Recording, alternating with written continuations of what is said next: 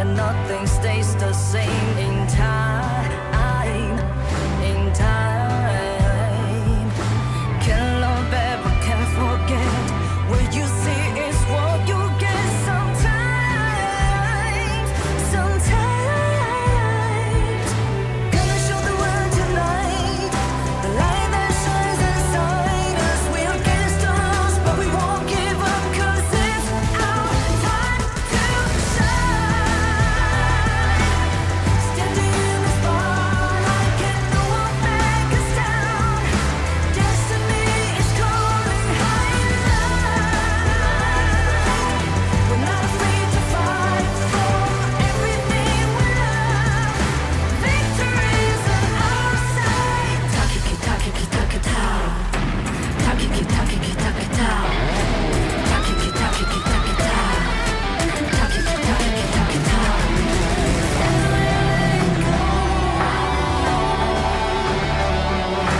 Everything is to hold tight. 'Cause it's our time to shine. Standing in the spotlight, can no one back us down. Destiny is calling high and light. We're not afraid to fight for everything we love. Victory is on our side. It's our time to shine high and light.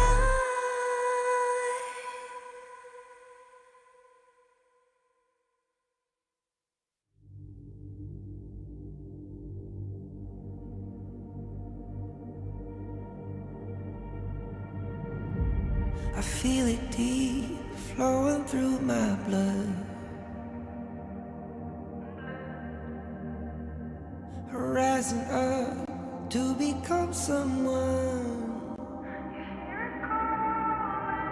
and taking it all on my own. What a sweet victory. And taking all of my control, awaken something deep in me. Like flames, feel it burning inside.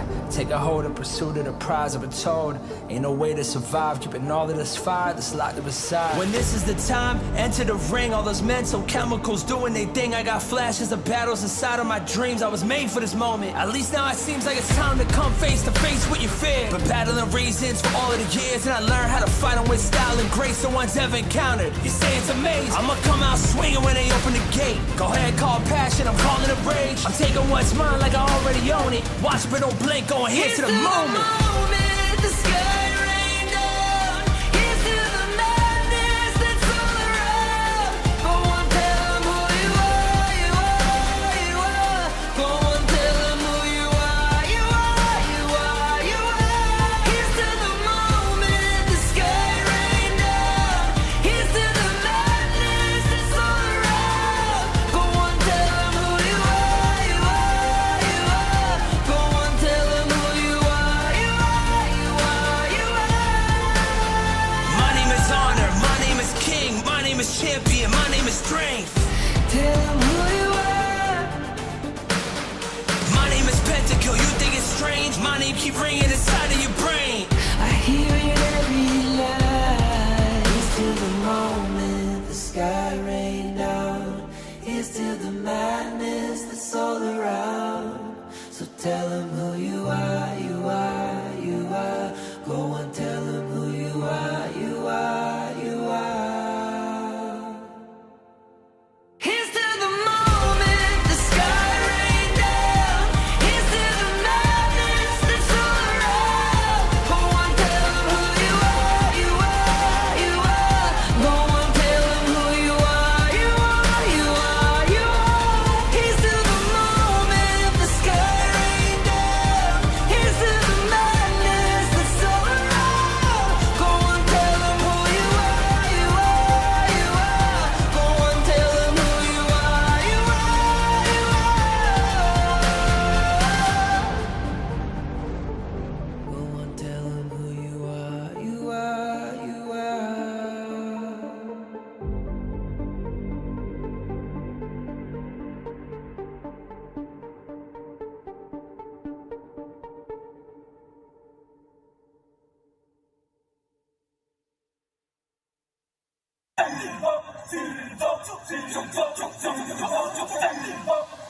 King's Invitational Series, let's go.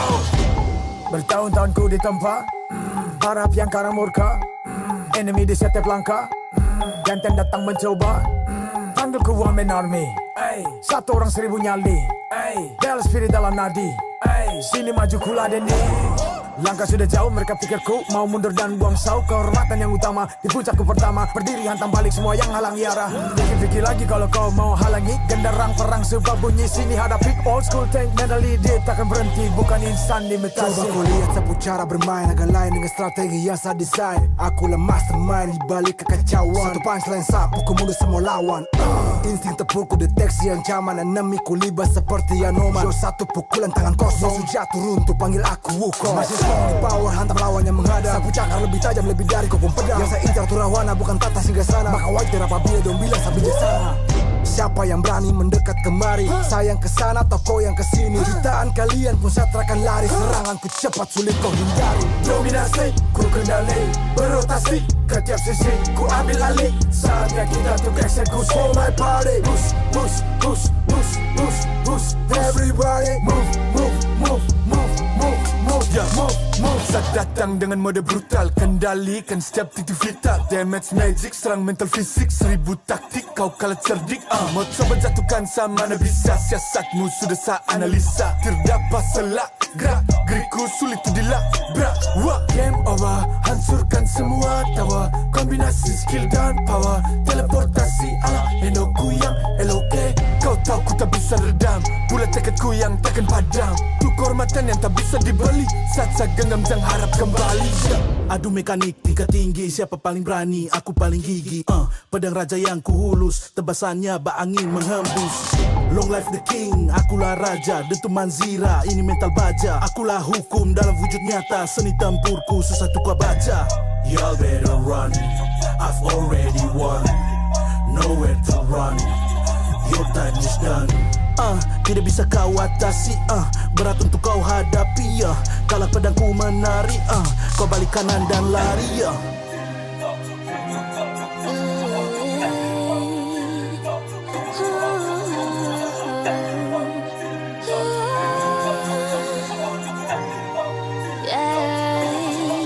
Come get me, kau di singgah sana. Aku cinta I'm the queen, feel the aura. Orang jajali terjalan dah. If you want me, profit me mas. Siapa tadi panggil, cause I'm ready. Siapa bilang aku tak punya nyali. Don't try me, ni aku sebut api. Yes my melody, you can touch me. You ready, you jajali. Lagi coba lagi, tegak berdiri dan kuatkan lagi. Bukan yang paling cepat, bukan yang paling tinggi. Ini menguji kepala, bukan sekadar jari. Di tangan kiri murka, kanan kehormatan. Aku datang sebagai bentuk perlawanan. Bujuk rayu nafsu ego aku kalahkan. Biarkanlah aku menjemput kemenangan. Di tangan kiri murka, kanan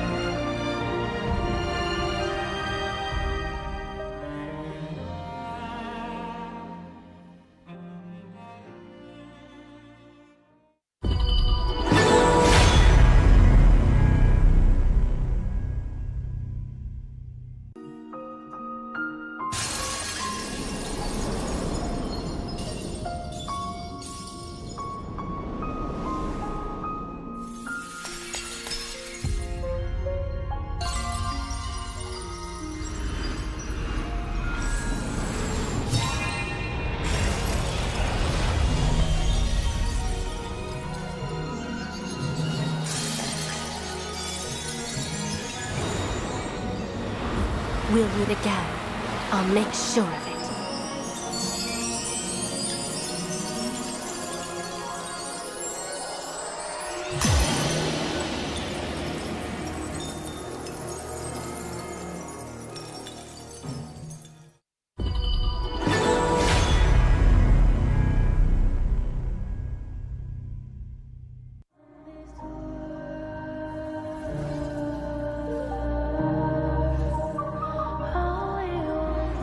Call out my name. Cut through the sound of the rain to break free from the night. You know we made it out, we found the light. I fly so high, light up the skyline. Let's do it this time, like it's a whole new vibrant world.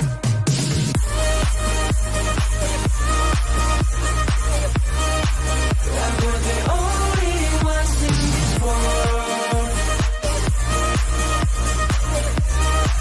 Like we're the only ones in this world. Never thought we'd get this far, burning like the stars. How we get this far? Like we're the only ones in this world.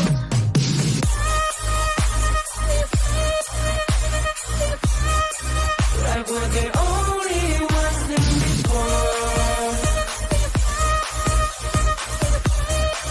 Like we're the only ones in this world.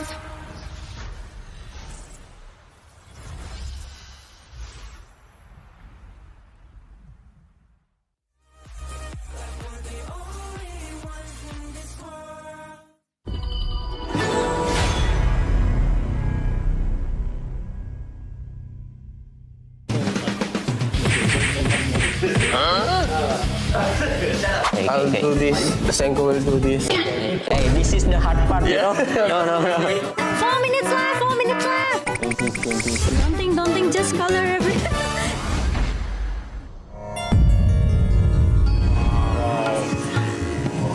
Wow. You guys hear it? Yeah. That is gamelan song, you know?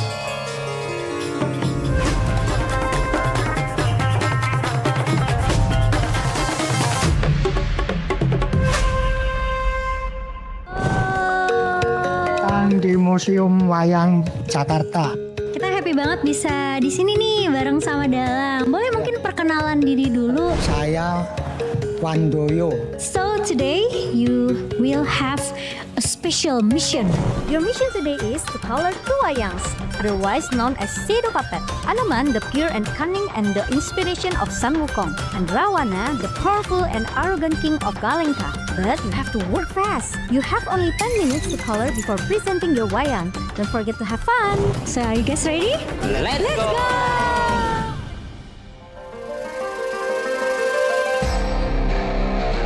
The first step is color the base in white color. I'll do this. Senko will do this. Hey, this is the hard part, you know? No. Pengen banget, kalau bisa pengen banget persis, cuma harusnya sih emang tetap masih beda ya, karena kita nggak bisa sedetail itu, cuma at least kita berusaha yang terbaik lah. Berusaha yang Nggak kayak terbaik. tim sebelah tuh.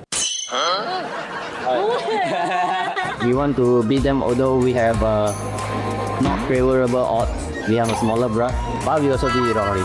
Our hair and our face, apparently all white. It's not supposed to be all white. Okay, now you can add another color to finish your wayang kulit.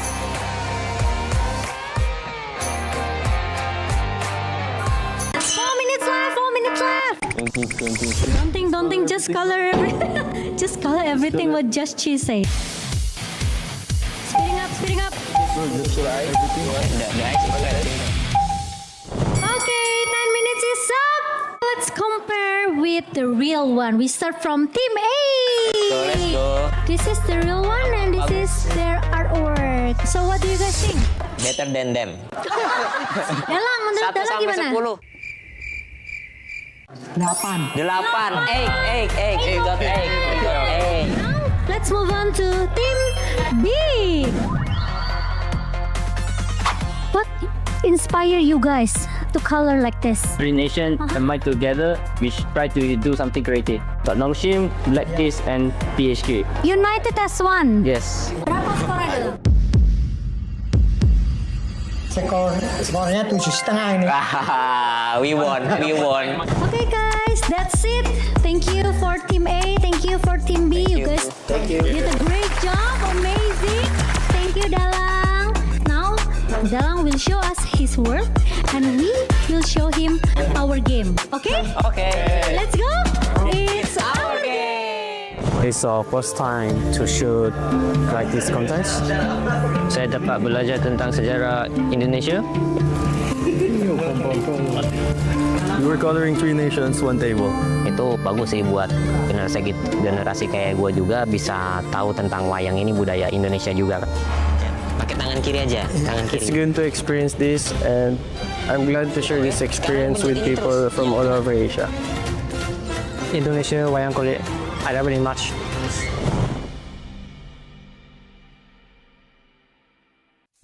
Grandpa, what happened in the monkey story? Anoman. Yes, he made a promise to bring Cinta home. Was he lucky? He got caught, and flames rose. A huge fire.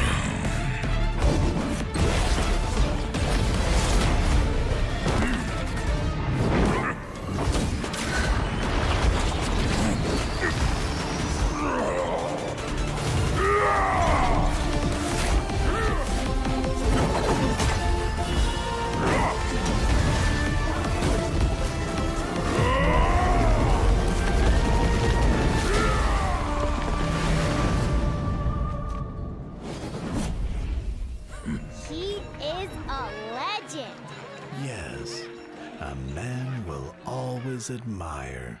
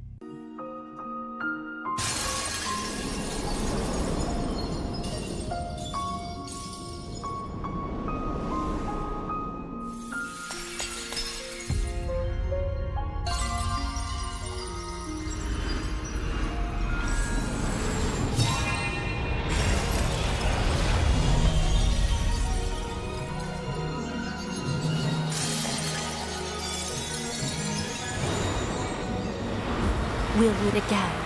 I'll make sure of it.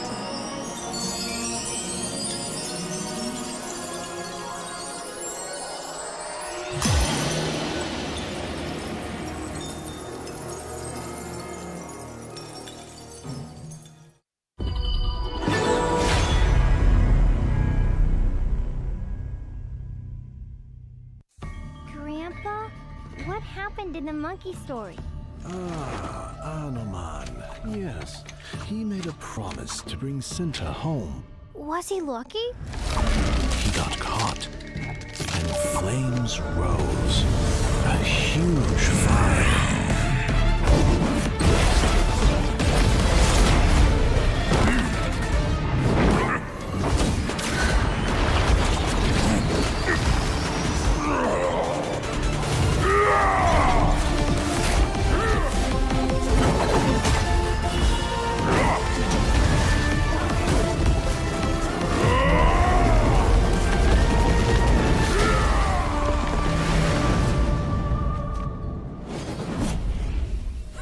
He is a legend. Yes, a man will always admire.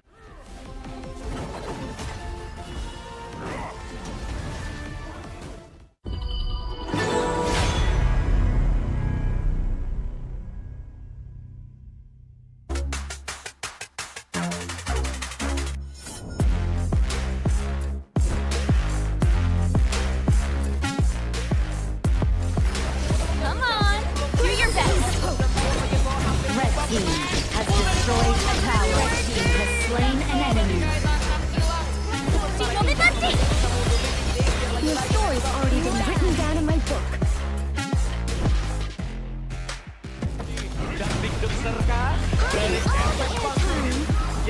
Red team has slain an enemy. Just champion onward to other people's misfortune.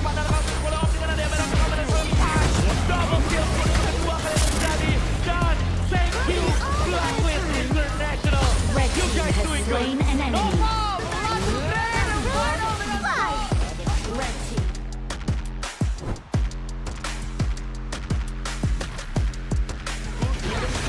If you want to fight, then fight! Draw the flame! Blue team has slain an enemy. Blue team has slain an enemy. Red team, killing spree. Red team, stubborn iron, bow your head! Pentakill!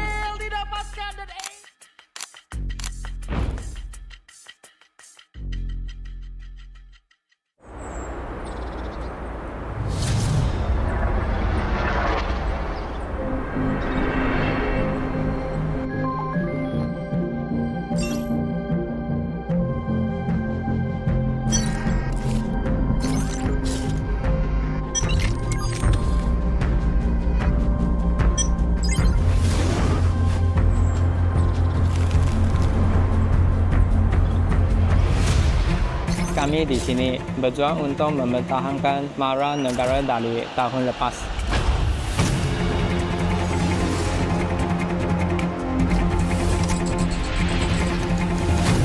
우리의 목표는 간단해. 쟤들을 끌어내리고 그 자리에 우리가 앉는 거야.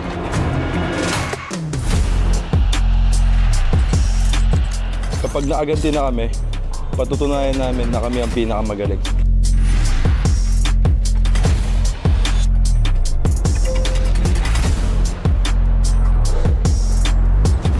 Tapos na kaming manood lang sa gilid. Kumandaan ako sa isang explosive na palabas.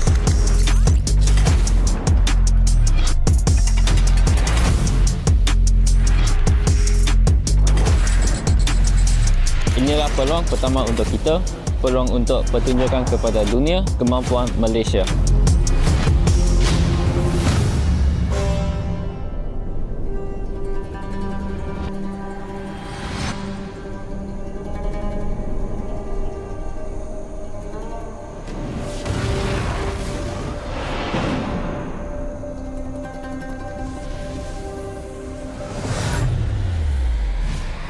Kami akan membuktikan nama kami dan menguasai permainan. Kebanggaan nasional kami dipertaruhkan.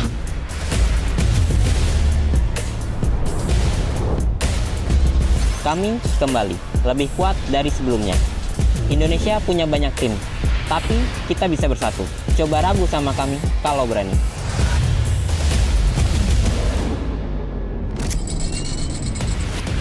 Tim kami telah kembali pulih. Kandang ini milik kita. Bhinneka Tunggal Ika, kami akan menunjukkan kemampuan terbaik yang dimiliki Indonesia.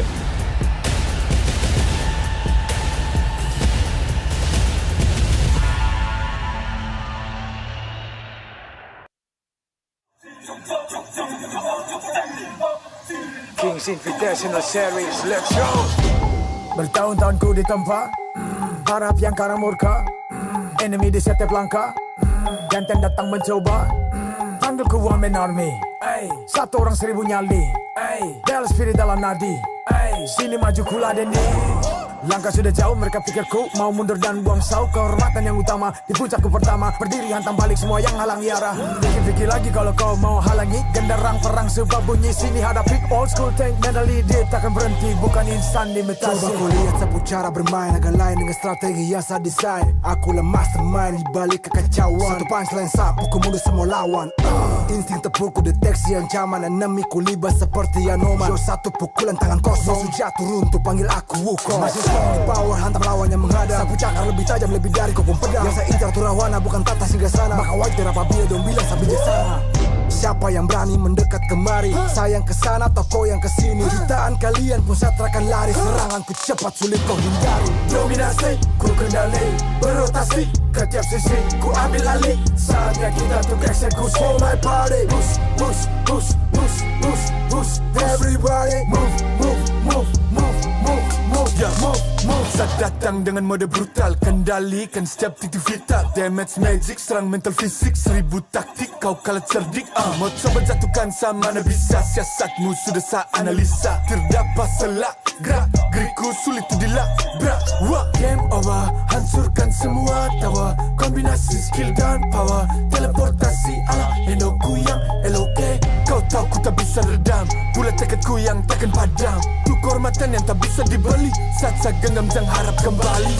Adu mekanik tingkat tinggi, siapa paling berani, aku paling gigi.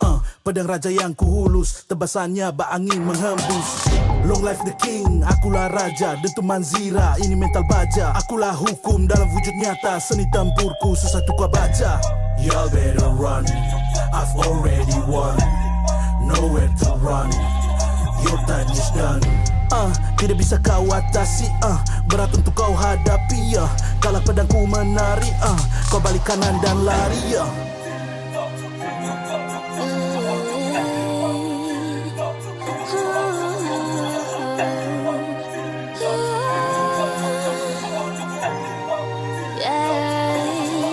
Come get me, go di sini sana. Aku cinta, I'm the queen, feel the aura. Orang jajali, tanya lain dah. If you want me, profit me way mas. Siapa tadi panggil, cause I'm ready. Siapa bilang aku tak punya nyali? Don't try me, ni aku sebut api. Yes, my melody, you can touch me. You ready, you jajali. Lagi coba lagi. Tegak berdiri dan kuatkan lagi. Bukan yang paling cepat, bukan yang paling tinggi. Dia mau di kepala, bukan sekadar jari. Di tangan kiri murka, kanan kehormatan. Aku datang sebagai bentuk perlawanan. Bujuk rayu nafsu ego aku kalahkan. Biarkanlah aku menjemput kemenangan. Di tangan kiri murka, kanan kehormatan. Aku datang sebagai bentuk perlawanan. Bujuk rayu nafsu ego aku kalahkan. Biarkanlah aku menjemput kemenangan.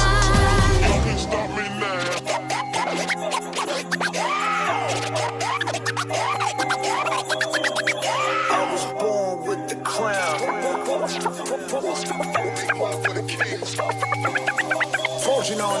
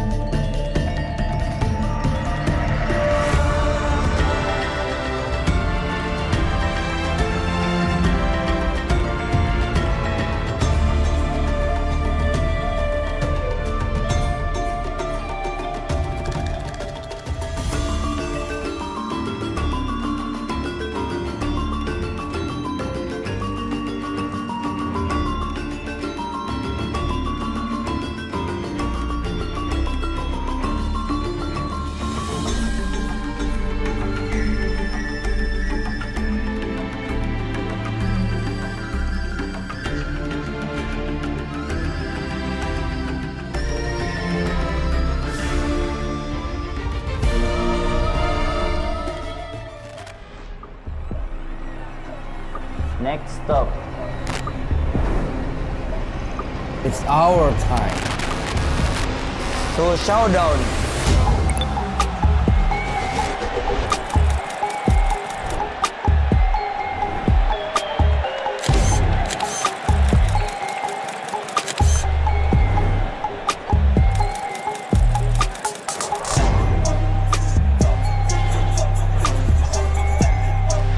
Malaysia boleh.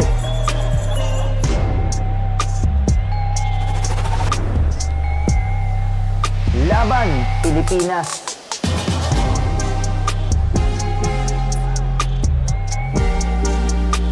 Indonesia bisa.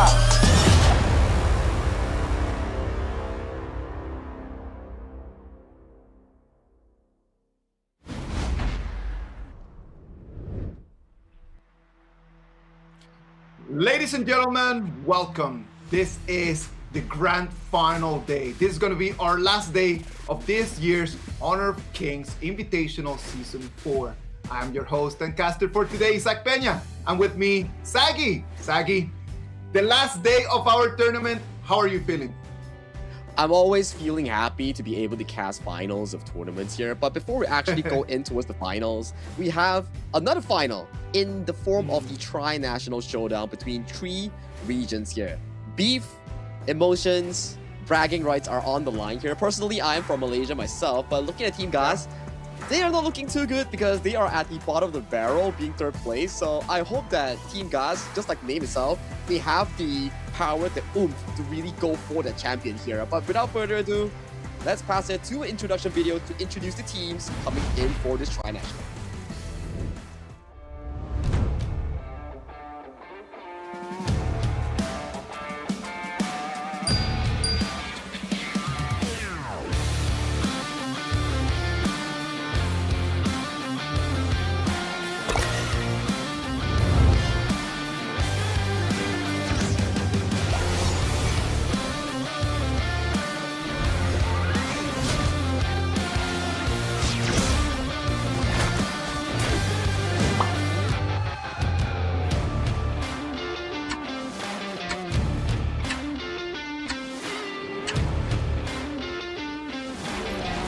Victory! Killing spree!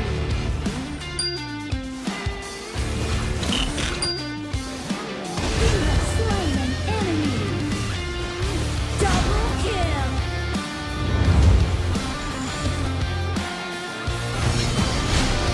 You have slain an enemy! Double kill!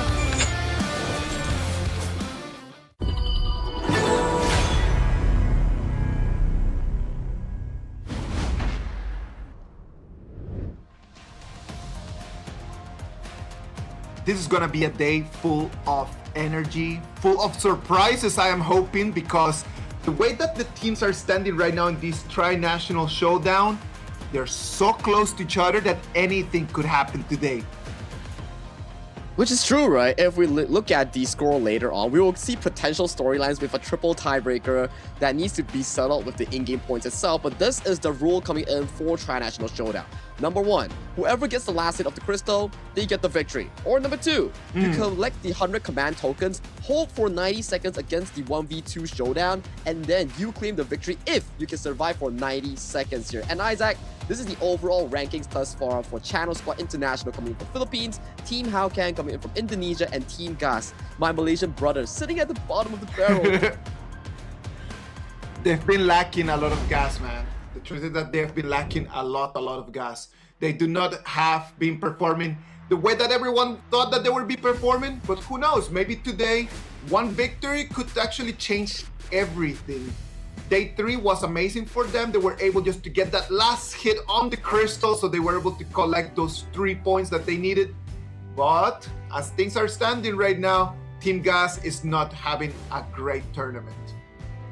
They are not having a great tournament, I would say here. So definitely best of luck to all 3 of our tri-national showdown teams here. They definitely need a lot of gas, like you say, to come into today's matchup here, Isaac. But without further ado, let's pass it to Mara.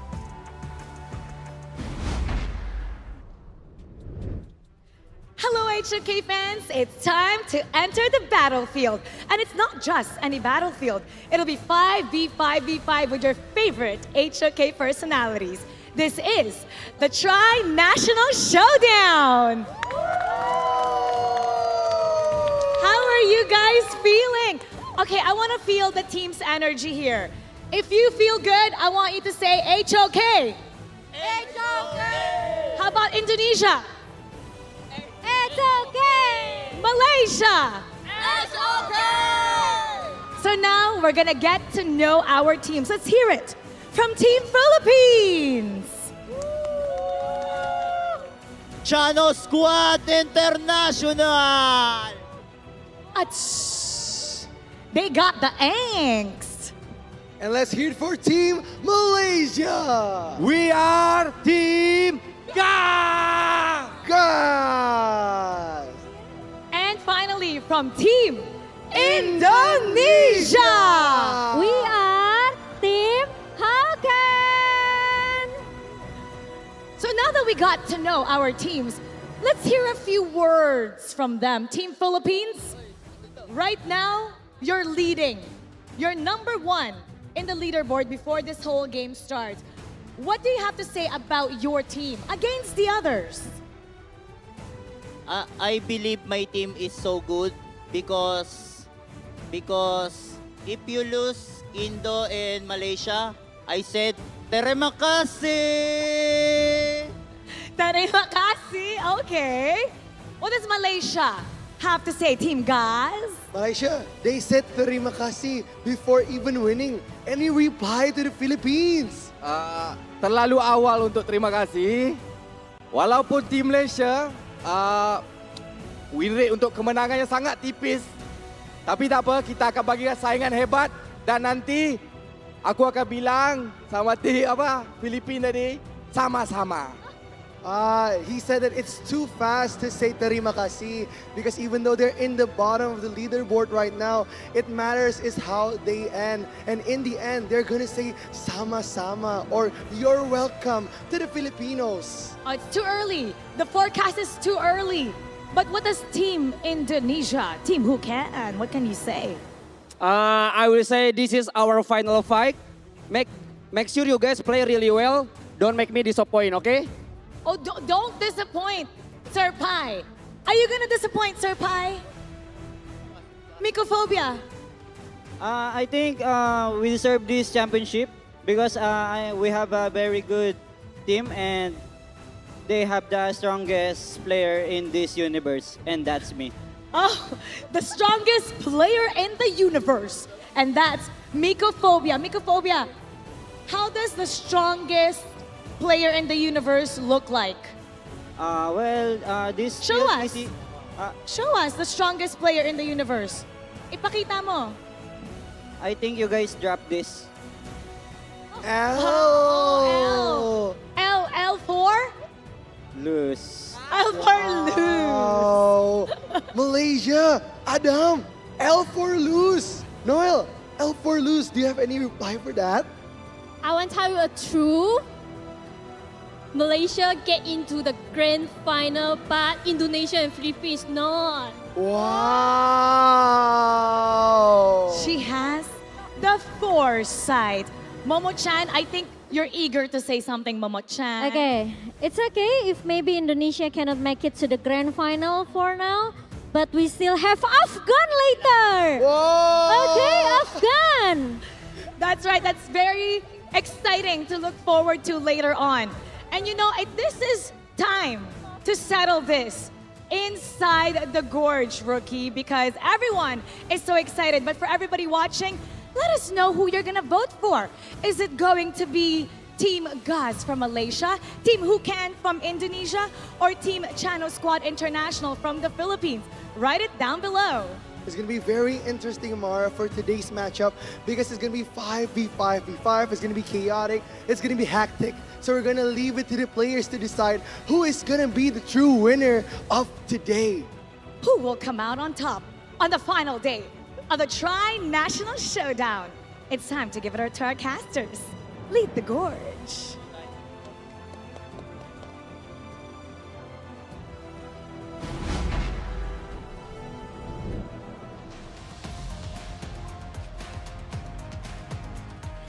Well, you hear it right over there from them. They are set and they are ready. The stage is set for this last day, day 4 of this amazing tri-national showdown.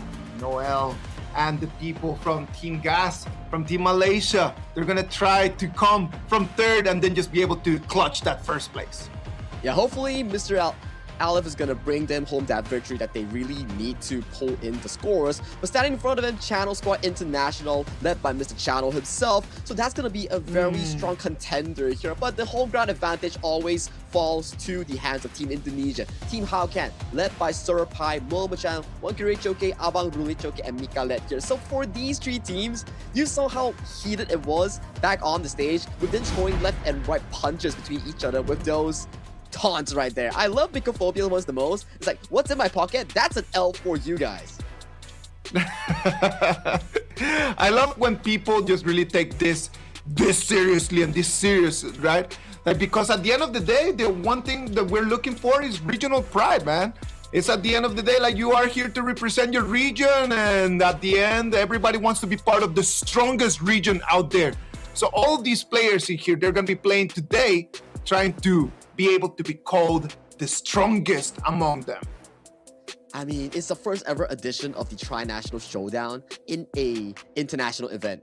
Even if you are an influencer yourself, you still have the competitive spirit to win it for your regional pride. Regional pride is not only for yourself, it's also for your region's pride. Imagine, next time I log into the game, it's like, hey, my region won yours in Tri-National Showdown, so I'm logically better than you. That's not gonna feel good for me.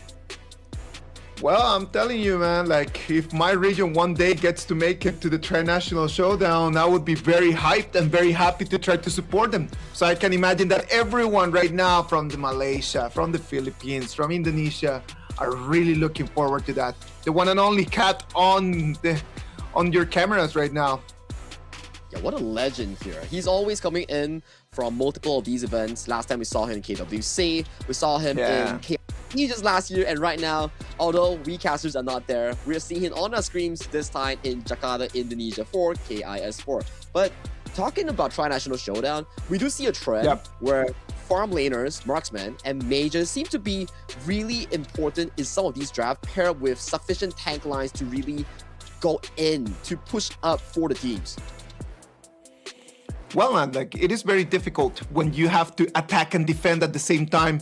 And not only that, when you need to have your reaction as a team needs to be on point. From what I have seen in these last 3 days, like, not talking even about compositions or anything, just talking about strat. The opening is very easy. Just try to balance both side lanes and then just control that. But then after that, it gets really, really tough when you want to really push and defend. And talking about push and defend, there is a perfect hero for that purpose. Both Philippines and Indonesia got their hands on Hano. That is an insanely strong hero in this mode, capable of soloing out the entire lane. But ladies and gentlemen, let's go into the final match of our Tri-National Showdown here. Malaysia, Philippines, and Indonesia will duke it out. 2 ways to win. First, get the last hit on the enemy's crystal, whichever one on the map. Second, earn those command tokens. Get unto 100, hold for 90 seconds against the 2 teams, and then you may claim victory here. So let's get to it. Let's get to it. You can already see Malaysia is going to be on the bottom left side of your screens.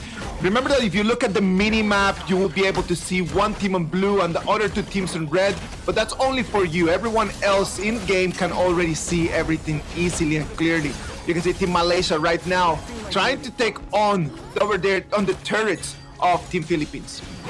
I mean, more of the teams coming in, especially Malaysia and also Indonesia, they're forming that 4v4, both against Philippines at the same time. It's more like an alliance that we see in this early game. And on towards the top side, it's just Zia and Garuda just like trading blows left and right. And First Blood already going over to the side of Indonesia in towards the top side.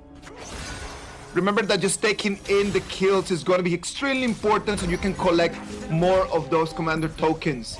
If you collect those commander tokens, then that's going to be very, very good for you. Mostly because in case of a draw, we're going to come down to in-game points. So the in-game points today are going to be really important. Especially, you're right. You gotta get that first place. You gotta get more of these in-game tokens, and then you can pull away your opponents and get that Tri-National Showdown first place here. We see Mikaphobia landing a beautiful hook on towards the enemy here, getting that first kill again for the side of Team Philippines. And you can see the action so far is focusing a lot between the PH and also Indonesia rivalry here in that specific lane. When you analyze the hero picks in here, like, and you start thinking about, like, okay, such a narrow space, what kind of hero do we want to have? I'm telling you that the Quay is gotta be one of the top options, right? It's gotta be really tough just to miss the hook in this very narrow area. Yeah, perfectly agreed, right? And you can see how much pressure Mikaphobia is actually putting. He just made a hook just now, so not the easiest one considering for the fact that Team Indonesia, they are pretty good at dodging, I would say. But that's it, like, put some pressure onto your opponents, right? Like, at the end of the day, it's a matter of pace. If they're faster than the other opponents, then you're gonna have priority. And if they need to be thinking about like, not getting hooked, then that's gonna be hard. Look at that, the Tremor Smash coming in.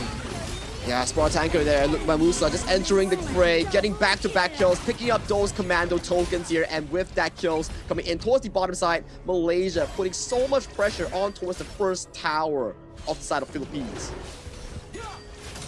Malaysia with a very good start right now, but what we have seen in these 3 days as well, it's not about the way how you start, but it's actually the way how you finish the game. So we've seen a lot of teams just start very strong, but then after that just kind of dilute with the time.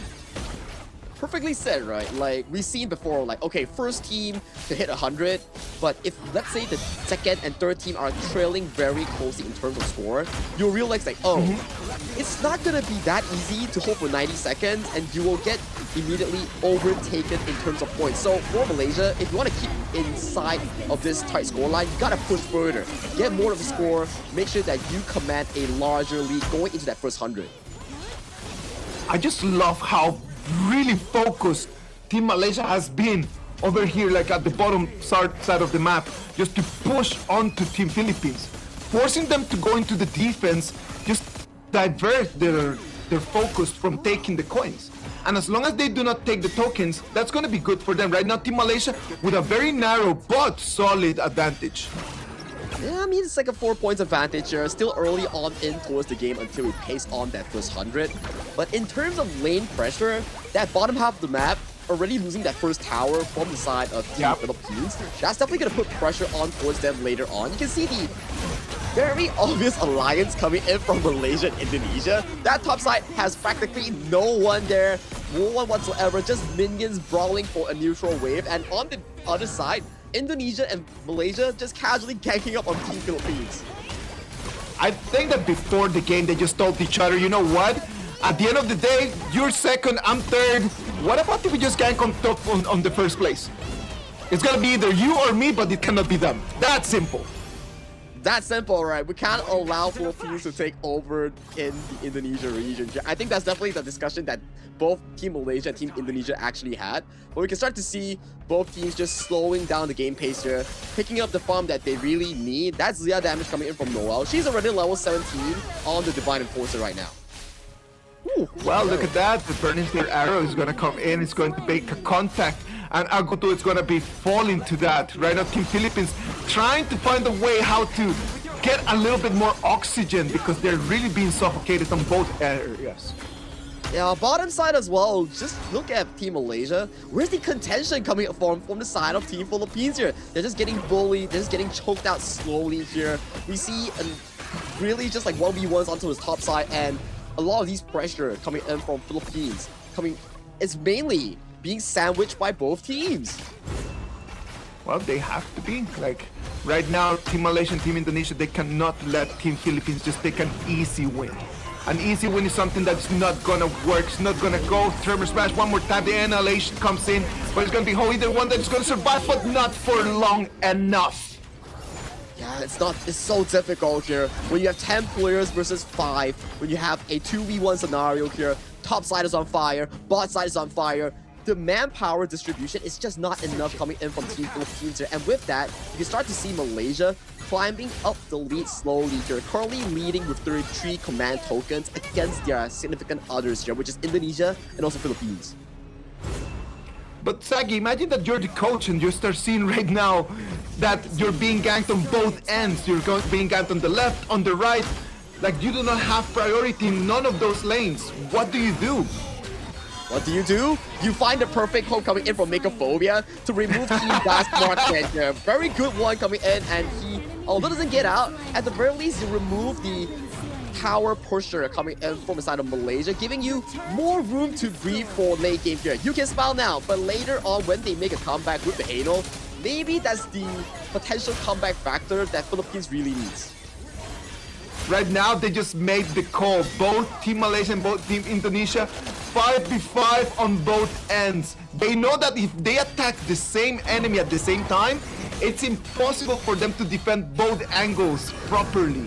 So in some moment, there's going to be a very, very big advantage coming in for one of them. Yep, that's true here. You can see the strong wave clear coming in from the Garuda, Majestic Guardian. Those Wings of Judgment are starting to hurt pretty hard against the side of Malaysia here, just casually pushing them back. In terms of the overall scoreline, Philippines is slowly but surely trying to catch up with Malaysia and Indonesia, slowly inching to that halfway mark that we talk about. But look at that, it's just not enough damage right now. It's gonna be the Hou Yi. As Hou Yi scales up, it is just such a dangerous hero in these narrow spaces. Oh, talking about Hou Yi as well, for the side of Indonesia, they also have a strong Garo here. Surpai from Team Afgan, just casually lunging those spears into the faces of Philippines here. Bottom side turret once again falls. This is not looking good for Philippines at all. We might just see a full-on tower push coming in for the side of Malaysia and Indonesia, all the way to the crystal of the side of Philippines. You can see, what's Ziya doing here? She's just casually split pushing here. Noel is just like, hey, no one's taking this. It's a free buffet for me. And I was been wanting to find a moment just to talk about that, because Noel's rotations have been really on point. Like every single time that everyone is just kind of like fighting, she's just cleaning wave and then just damaging the turret easily and on her own. Nobody's actually contesting her at any moment. Look at the mini-map and you can see her one more time just making easy turret right over there for free. She's playing like a Hansen, you know? It's like, although she's playing a Ziya, the playstyle that I'm looking at is like a Hansen. But although she gets the turret, but the command tokens fall back into the hands of Team Indonesia's Garuda. So it's like you're doing work, but for your opponents here.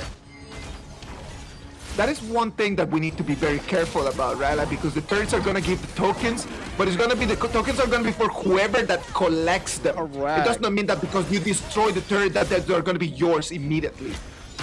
That's true, that's true. So when you make a kill, when you take a turret, please remember in Tri-National Clash or Showdown, you need to pick them up, then the points will be yours. Because Noelle, although she got 2 turrets, she didn't really get the points in towards the pockets here. We do see it engage coming in for the side of Team Malaysia here. They do make it a 1-4-1 onto the top side here. Momo-chan with the Mecha Brat already slamming down those turrets here. This 2v1, this is not looking fair. This is a 2v1. What can Team Philippines do? I'm sorry, man. I'm gonna say it out loud. Team Philippines in these last 3 days, they've been having such great performances that they started just acting like they've already won this. And Team Indonesia and Team Malaysia took that personally. I think it's definitely when Makeophobia dropped that L from his pocket and it enraged both Malaysia and Indonesia to put down their grudge. And then they're now ganging up on them. You can see even towards this mid-game itself, both Indonesia and Malaysia, 56 and 61 in command tokens. They are already beyond that halfway mark. But check out Philippines, 46, still struggling. This is a difficult one. But I'm telling you, for Team Malaysia, if they want to win this whole thing, the gap in match points that they need to have compared to the Philippines, it is gigantic. It is very, very big. Even if they were to be to draw in terms of total points, the match point gap needs to be there for them. At least 40 match points difference. 40 match point difference is a lot right now. And we do see a complete ace going into the favor for Team Philippines against Malaysia. And with that ace, all the command tokens going into the pockets of Philippines, overtaking every single one in the standings. If they can combat this push coming in from Indonesia, they can potentially hold this important lead. They need to support in here, right? They need to be able just to push in here. They have to wait. It's going to be really difficult. Team Indonesia is just going to gank onto them, so they are not able to actually take advantage of Team Malaysia not being here. Woo, those scepters are hitting hard from the Indonesia Pi and also the Lars Haino here. This is the thing about Haino in Tri-National Showdown. Number one, scepter stacks with more units. Number two, you have the ability to rewind tower HP. So when enemies like, oh, I'm doing so well, I'm doing the best of I can to chunk out the turret, it's like, snap a finger, turns back to full health. That is so annoying, man. I'm really sorry. I need to say it. It's so annoying. Just like when you actually think that you've got the objective, you got the target, and then it just respawns in front of your eyes. It's painful. Very, very painful. It is really, really painful here. And we are inching slowly but surely into that closing point here. 71, 70, 71. So it comes down to whichever team can get the better team fight. If you can ace the other region, for example, just now we saw Channel Squad International acing Team Malaysia. Yep. They were like, what, a 20, 15 point gap between the two teams. But because you ace them and everyone costs like about 3 tokens, 3 command tokens, gives you like 15 back immediately to your pockets if you pick them up. Well, sadly, mathematically, Team Malaysia is out of the race for top dog, but it's gonna come down to Team Indonesia and Team Philippines. Whoever that takes the victory in here is going to be the champion of our Tri-National Showdown. So, Team Indonesia, Team Philippines, you need to go for it. Right now, Team Indonesia, they have the opportunity to really just take that dub. Yeah, they have all it takes right now. We're slowly but surely inching here. Both teams playing very carefully. None of them are giving the other team an edge. No big team fights for the side of Team Channel Squad International. They have the competitive edge on that scraping. So they can keep fishing until they force one person out of Indonesia or Malaysia to be out of position. Then they force the fight. That's a pretty good pick coming in for the Team Philippines. Oh, look at them. They're just ganking and they're waiting in the brush. They want to just lure them out, letting the wave go out of there just to see if they can flank them quickly in there. 74, 74, 73 points, man. Look at that. In this moment, we're fully equal. Yeah, fully equal. And it comes down to the point where if no one dies and if no turret drops, there wouldn't be any form of command token increase for all 3 teams. So we need to see what kind of strategy that both teams have, because we're not in a stalemate.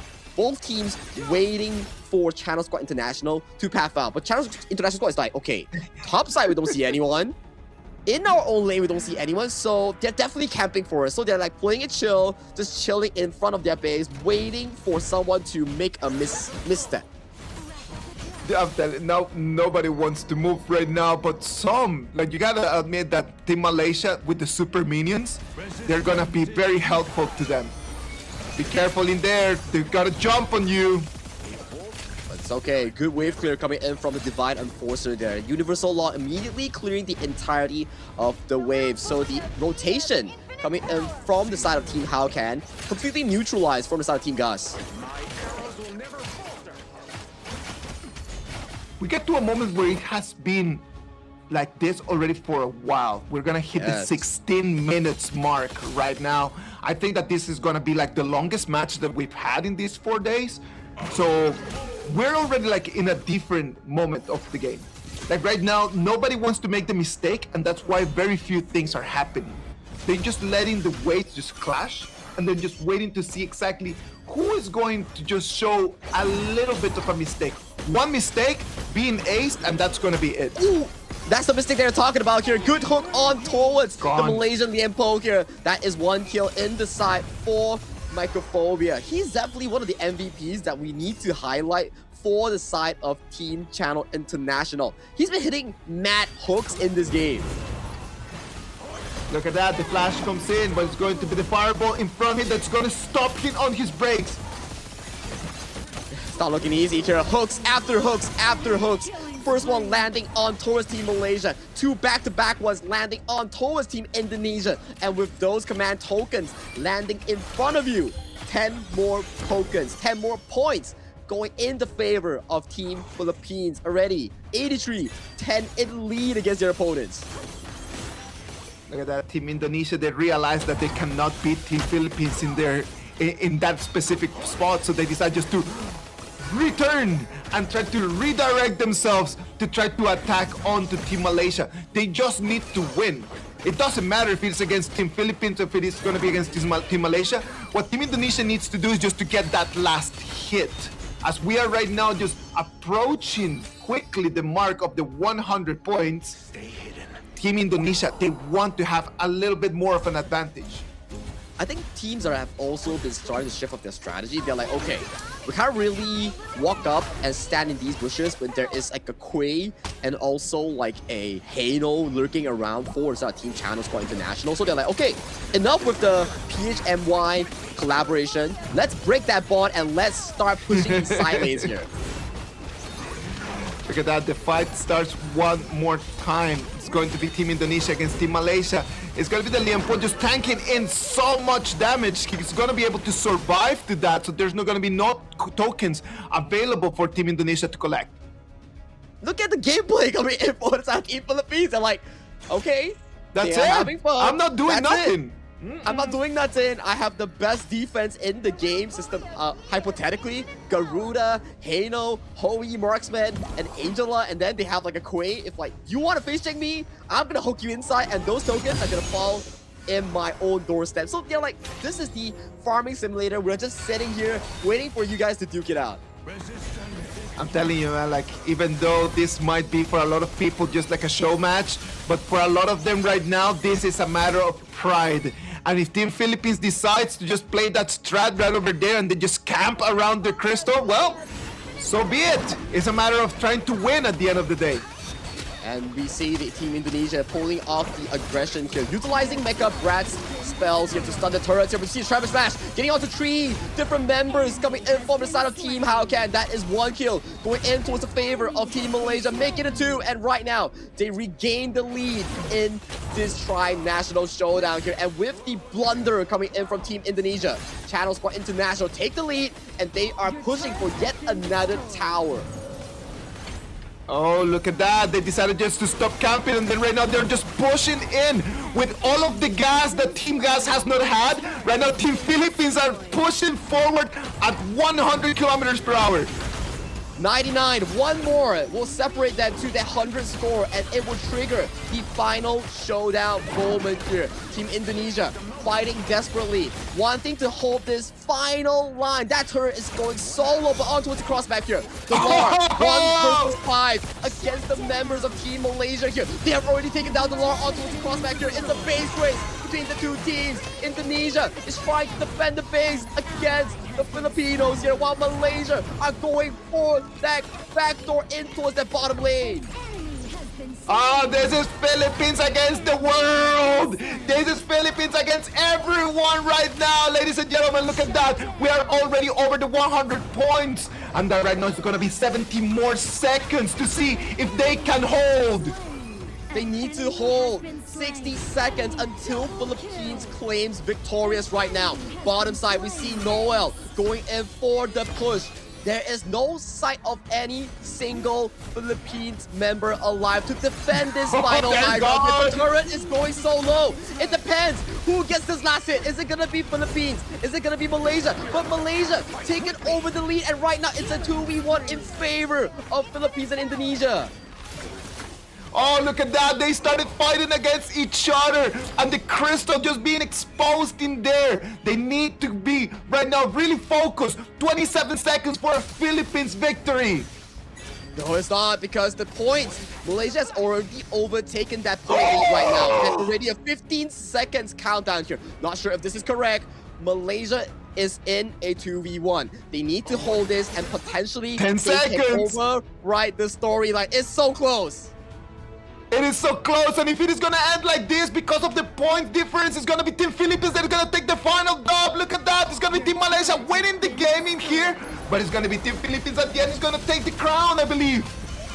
2 points, 2 points. Philippines needs 2 more points to regain the crown. The timer for Malaysia. Potentially still there is a solid 30 seconds. If they take the tower, then the points might be given over to the side of Team Philippines. So right now we see more of the tokens being picked up by the side of Malaysia here. They are 1 point in favor right now, 2v1. This is a 22-minute tri-national showdown game. None of the teams are giving an inch back to the enemy team. Beautiful triangle smash coming in from the Lianpo here. Getting an answering kill here is looking so close, but Team Philippines regaining the momentum, regaining the kills. They are looking to close it off with a 10-point score lead. All they need to do is hold for the next 15 to 30 seconds. Now we're going to Philippines against the world one more time.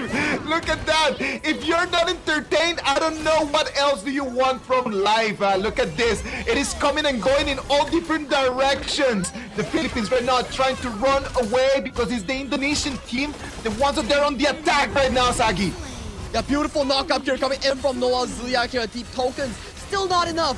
4 more. Team Philippines, they just need to hold it. Delar with a double kill here, silencing everyone, and Team Philippines claim the crown of the HOK Tri-National Showdown. Game number 4.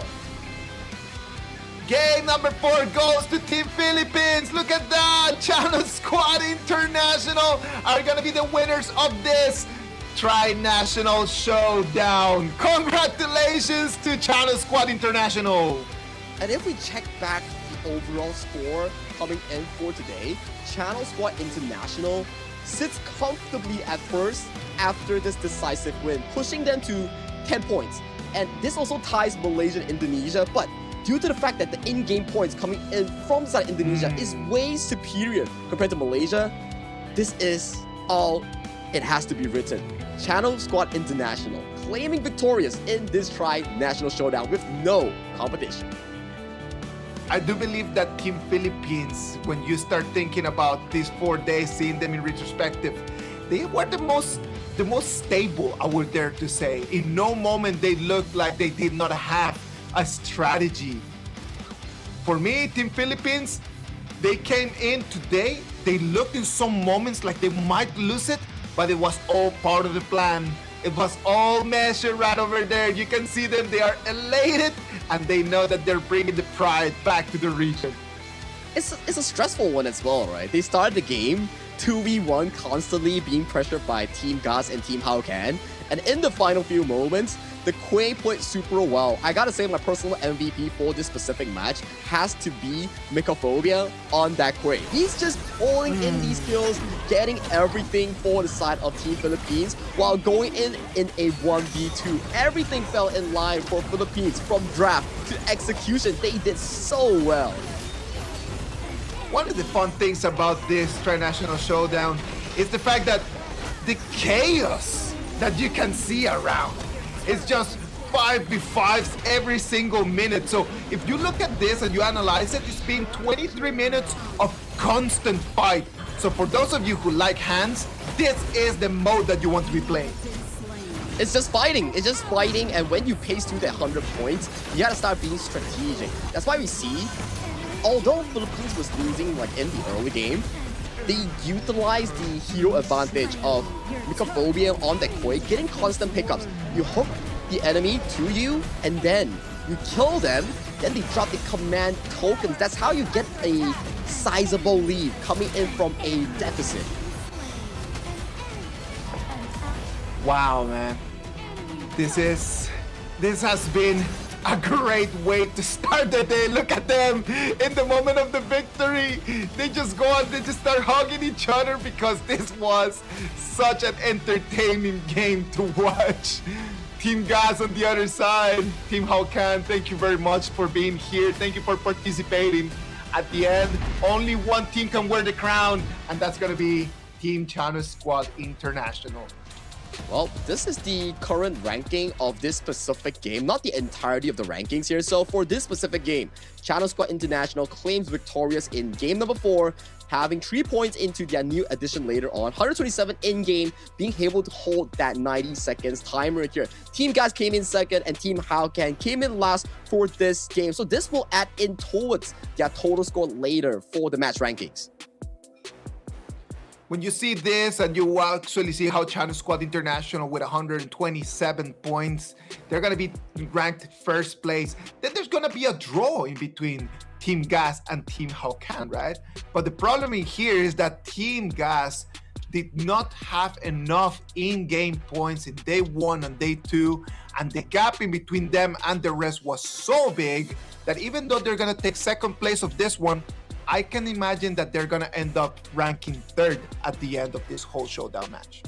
Yeah, we just need to wait for the graphic to pop up to really understand how the rankings are actually finalized between the China Squad International from Philippines, Team Afgan coming from Indonesia, and finally Team Gas coming in from Malaysia. All three led by their respective captains here, Serpai, Alif, and also Channel themselves. So this entire tournament has showcased us how competitive this game can actually be, and that's the situation to talk about. China Squad International leading in total match points, being 10 in the first play, and for Team Afgan and Team Gas, they are tied 7-7 each. So we come into the tiebreaker rule. Total in-game points, Team Afgan from Indonesia leads against Malaysia for this final ranking. I am just a mathematics machine. Look at me just making all this out of, just from the dome, just from the top of my head, man. I'm telling you. Well, we are ready to go back there with Mara. What about if Mara just gets us a little bit of the impressions coming in directly from Jakarta, Indonesia. Mara, take it from here.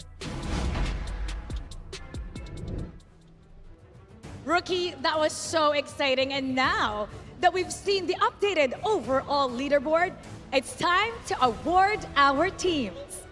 Let's call on the 3rd placer for our tri-national showdown. Team Gas from Malaysia.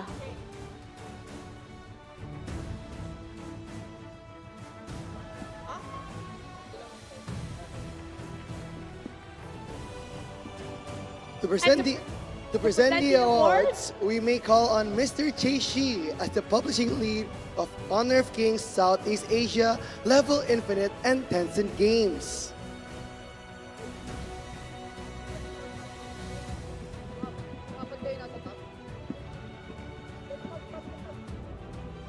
And it's now time to award Team Gas of Malaysia.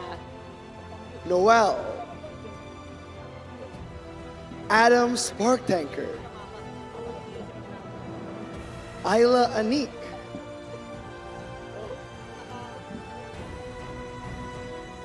Lukman Musa, and the team captain of Malaysia, Alif Irfan. Malaysia, that must have been the most exciting 5v5v5 ever in the entire, how many days that we've had this competition? How was the experience so far for the entire tri-national clash? Alif? Okay, thank you for the question. Saya rasa sangat happy, sangat excited and bangga sebab dapat melangkah dekat stage ni dan bermain tri-nation clash bersama tim-tim daripada negara lain, and I'm so excited about that. He's very happy and very excited to play with the other nations, with all the teammates and even the opponents, because it's very exciting to be in this stage, the international stage, with other nations. And you guys look like you really had fun.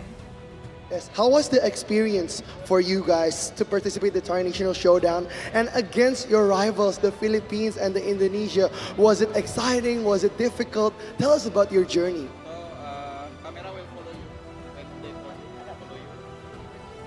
Tell us about your journey on how you faced Indonesia and Philippines. Was it exciting? Was it difficult? Walk through us.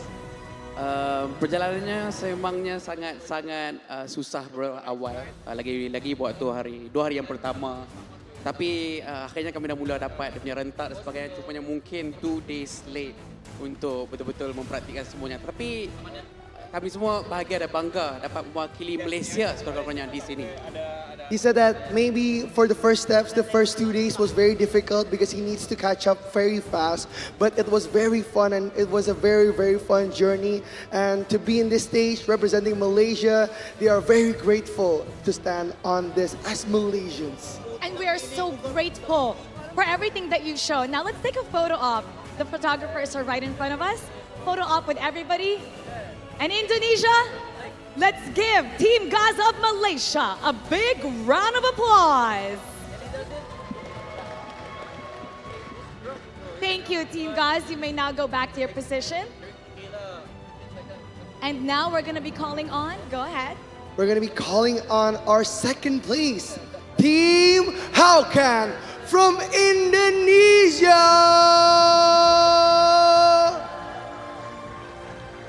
They're walking in style. Hi, Sir Pai. And now, to award Indonesia. Let's give the medals. Sir Pai from Indonesia as the team captain. Mikolet HOK. Momo-chan. OneCore.gg.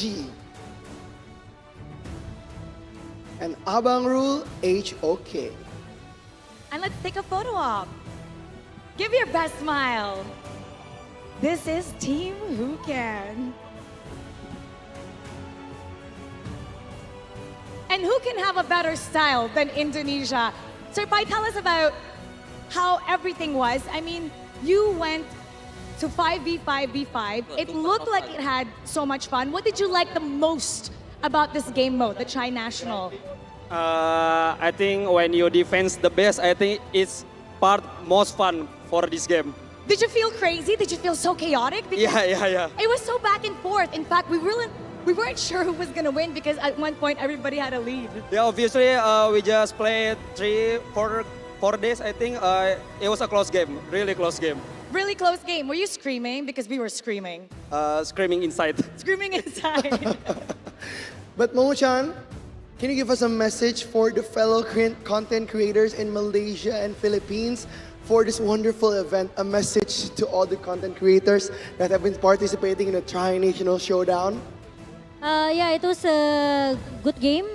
Thank you. And I'm so happy. It was an honor for me to meet the other content creator from Philippines and also Malaysia, and especially my friends, my best friend, Adam Spartanker, and also Casey Bedlar. You guys are amazing, and hopefully to see you guys soon. And let's grow up with HOK. Of course, you know, there's a lot of Indonesians watching here. How about you invite them to try this game mode? Oke, buat teman-teman yang lagi di GBK Basketball Hall Arena, jangan lupa buat nyobain mode Tri-National Clash karena seru banget ya, dan kalian bisa dapetin experience yang berbeda. Kalian bisa seru-seruan bareng juga sama teman-teman kalian, jadi jangan lupa untuk dicobain. Wow. Thank you so much, everybody. Let's give Team Who Can of Indonesia a big round of applause. Thank you so much. Thank you. You may now go back to your position. Watch for your head, Sir Pai. And now, the champion for the Tri-National Showdown. Give it up for Team Chano Squad International from the Philippines.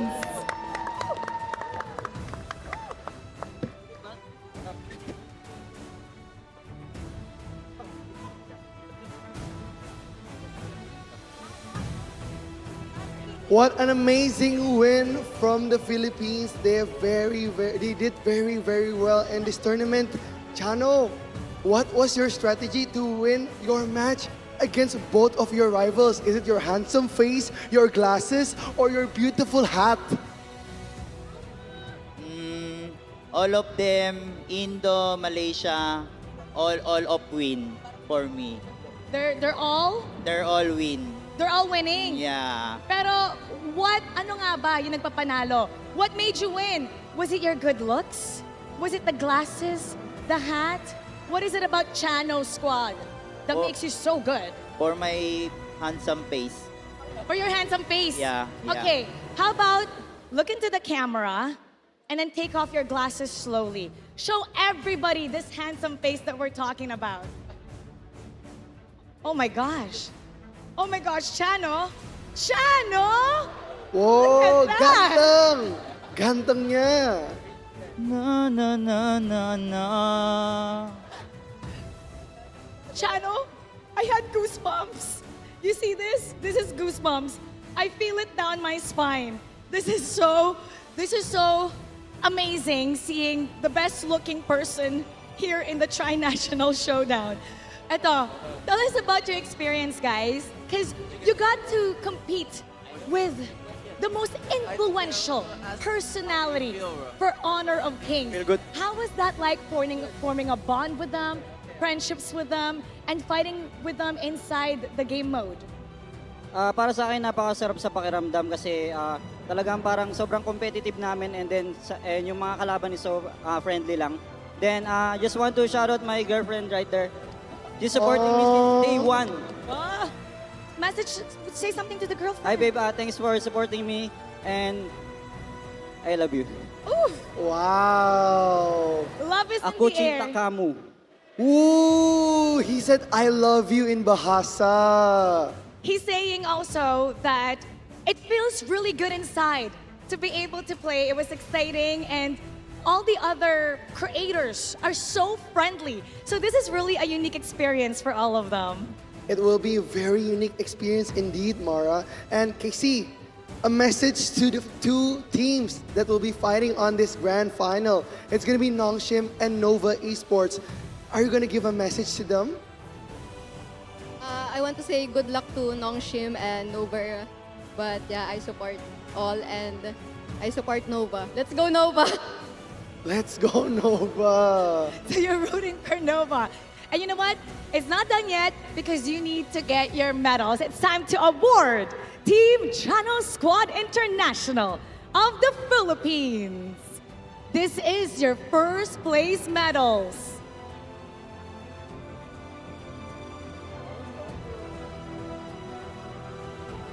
Sheyi,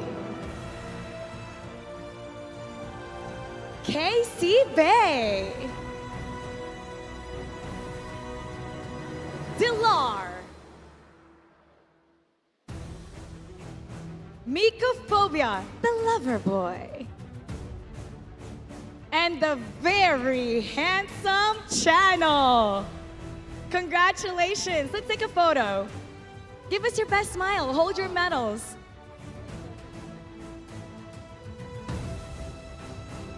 Everybody give it up for Team Channel Squad International of the Philippines. And thank you so much, Mr. Chase. You may now take your spot. And we're gonna call on the other nations. Come on back, Team Gaz from Malaysia, Team Hukan from Indonesia, and let's take a photo op with everybody.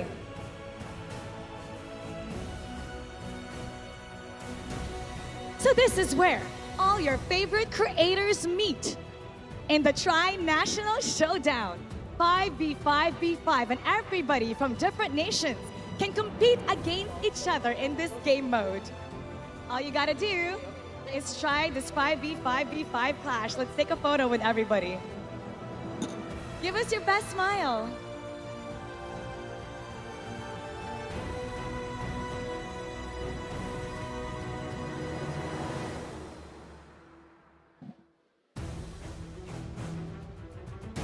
Thank you, everybody. Let's wave to everyone. Thank you so much. Let's give them a big round of applause. And that concludes the Honor of Kings Tri-National Showdown. Up next, we have another round of awards to give for the contribution of individuals of Honor of Kings in Indonesia. Stay tuned. And before that, let's watch a video.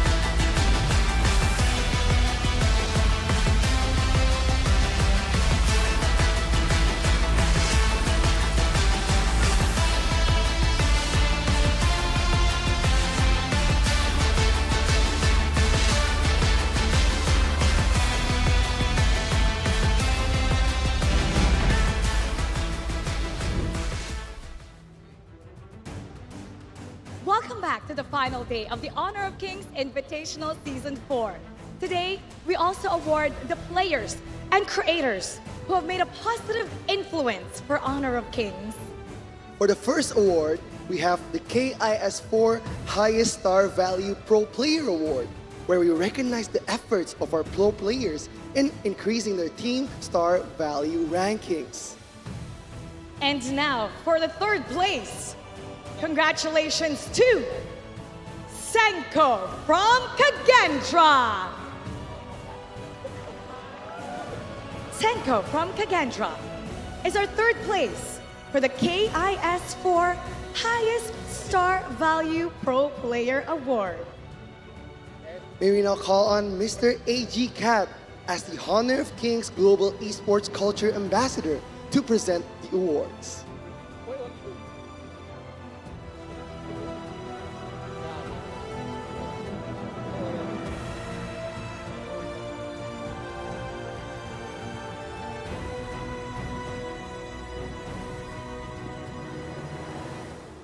And now Senko from Kagendra will receive his award. But before that, let's take a picture for the memories.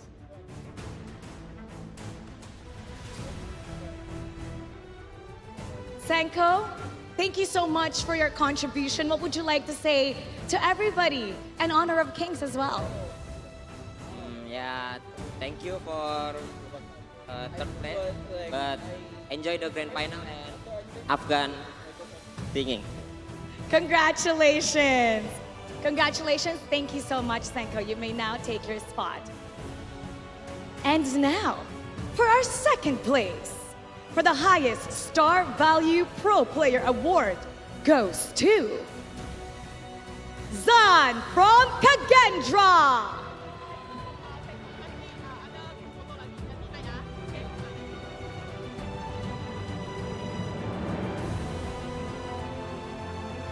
Hello, Zan. Congratulations. Hello. And it's now time to receive your medal.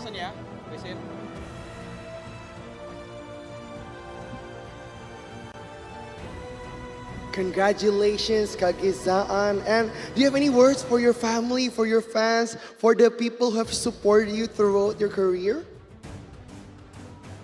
Thank you very much guys for always supporting us, and puji Tuhan bisa dapat award ini, and thank you to Honor of Kings as well, and enjoy the finals guys.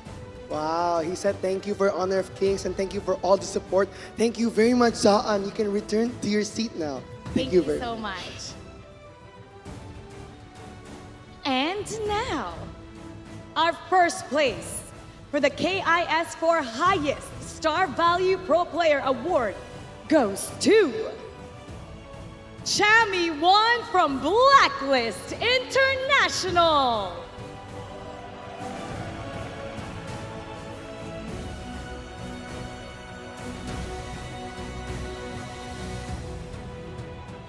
Congratulations, Chami. And it's now time to receive your first place medal. What would you like to say to everybody and invite them to keep supporting Honor of Kings? Thank you sa lahat ng sumusuporta sa Blacklist International, and sana pagpatuloy niyo po kami suportahan sa mga next tournament namin, and mag-grind pa kami. Thank you everybody for supporting Blacklist International, and he hopes to continue support the team and they will grind even more. Let's take a photo of Chami.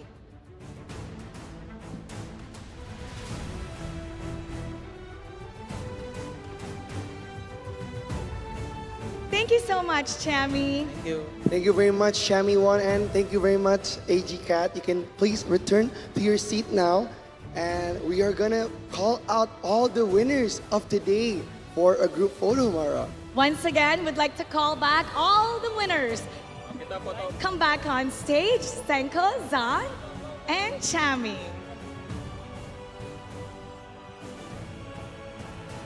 These are your KIS4 Highest Star Value Pro players.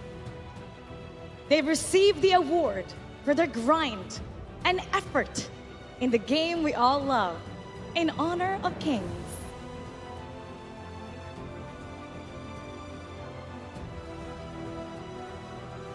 Thank you so much. And now you may exit. And again, congratulations for all the winners of the KIS4 Highest Star Value Pro Player Award, Mara. And now our next award is the Jakarta Assemble. Congratulations to Bigatron by Vitality. Bigatron by Vitality has won this in-game event with the support of the Indonesian fans. To present the award, here's Miss Feng, the executive producer of Honor of Kings Global Esports, Timmy Studio Group, and Tencent Games.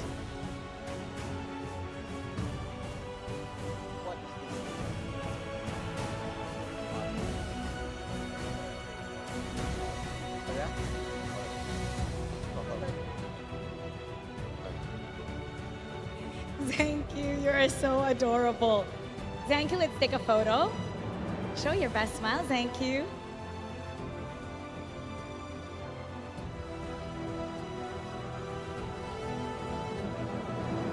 Thank you very much, Miss Feng, for the award. You may now take your seat. Thank you very much. And thank you. Thank you. Stay with me right here. A lot of fans voted for Bigatron by Vitality in game. What would you like to say to all the Indonesians, all the fans that keep supporting BTR? Thank you. He said thank you, Mara. Tapi kalian vote di mana? Oh, he said, where did they vote? They vote in the in-game event, Zonq, so they could choose from all the teams, and they choose BTR as their favorite team for Jakarta Assemble and KIS4.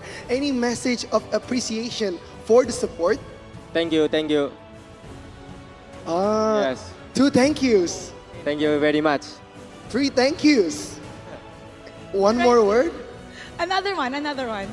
Terima kasih. Terima kasih. Terima kasih. Terima kasih, thank you. And terima kasih to everybody who voted for BTR. You may now go back to your spot and enjoy the trophy. Next is the HOK Indonesia Outstanding Creator Award. This award is given to the Indonesian influencers who have made great contributions to Honor of Kings.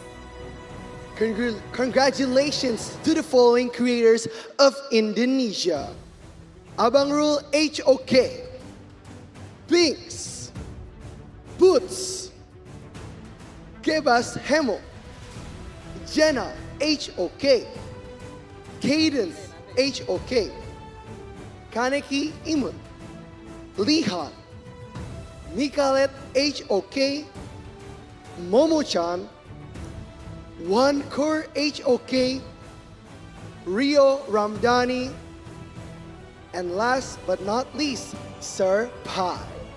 Now, some of our influencers could not make it for today, but we still celebrate their win as amazing contributors.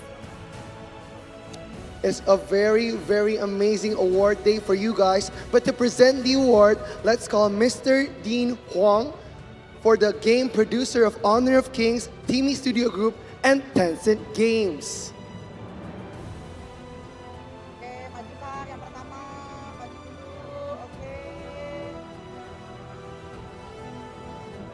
Mr. Dean Huang will present the awards to our influencers. These influencers have made positive impact to the community. They have made the community grow, and with their voice and their platform, they continue to spread the word of Honor of Kings, the game that we all love.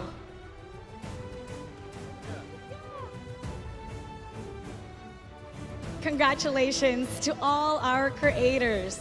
And let's take a photo of.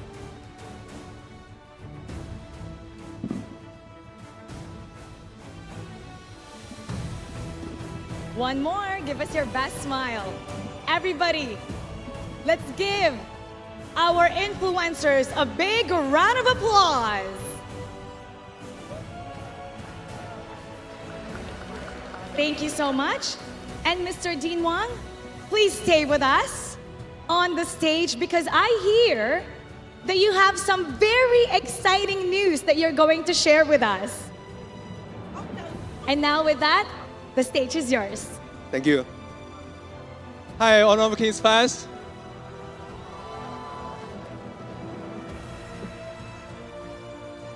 Hello everyone, I'm Dean, the game producer for Honor of Kings. I'm glad to be here in Jakarta with players from over the world, and I can't wait to share what's more for Honor of Kings in 2026. Let's kick things off with esports. 2025 was an exciting new chapter for Honor of Kings esports. We built a complete esports ecosystem and over 220,000 players step onto the stage. In 2026, our theme is diversity. We are creating more stages, more opportunities, and more events for players to join Honor of Kings esports journey. Let's start with regional pro leagues. We have refreshed our roadmap for Indonesia, Malaysia, Philippines, Brazil, and Major League. With a mix of direct invites and open series qualifiers, the regional actions kicks off February 20. Get ready.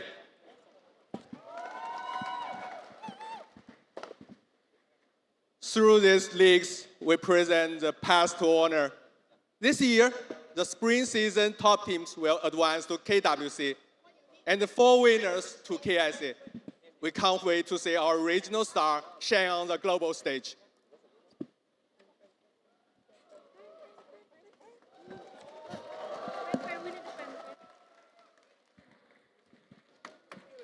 Next up, Riyadh. This July, the Honor of Kings World Cup at EWC 2026 is making a great comeback. With $3 million prize pool waiting for the best team in the world. But that's not all. Honor of Kings confirmed title of Esports National Cup this November. 24 teams will battle for trophy. 2 major moments, 1 destination. Riyadh, we'll see you there. Next up, the Asian Games.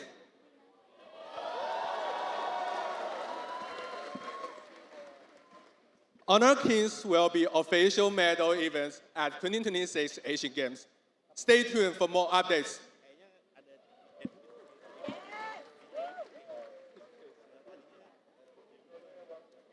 You will probably notice our growing women events.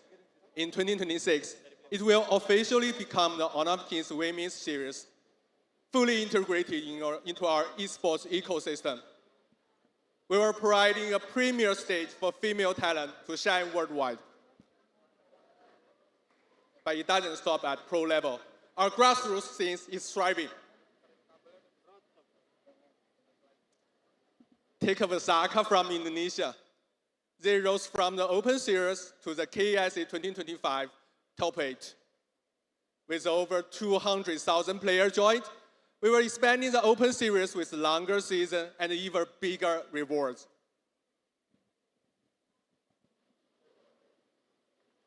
The next generation is making its mark. After 1,000 teams joined us last year, the Honor of Kings Campus Series returned to 2026 with a fresh look. This time, we will bring the action offline, straight to your campus.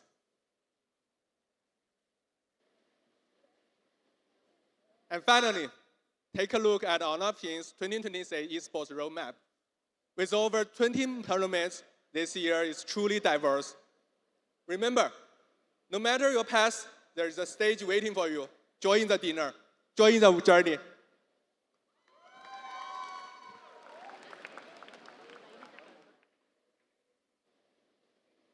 Besides esports, there's a group of content creators who are also building the story of Honor of Kings.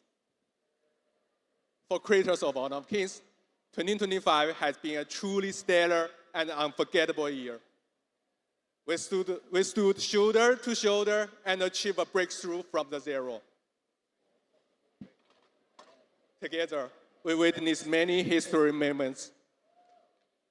Some creators hit over 100 million views on only one single video for the first time. Some saw their follower counts grow by over 10 times in just 6 months, and some even earned their first pot of gold through Honor of Kings. Beyond content creation, we also explore a much bigger world together. We traveled to KWC in Riyadh and the KPO Grand Final in Beijing. Witness unforgettable highlights and moments with Honor of Kings players around the world. Building a strong foundation of 2025, Honor of Kings investment in creator will fully upgrade in 2026.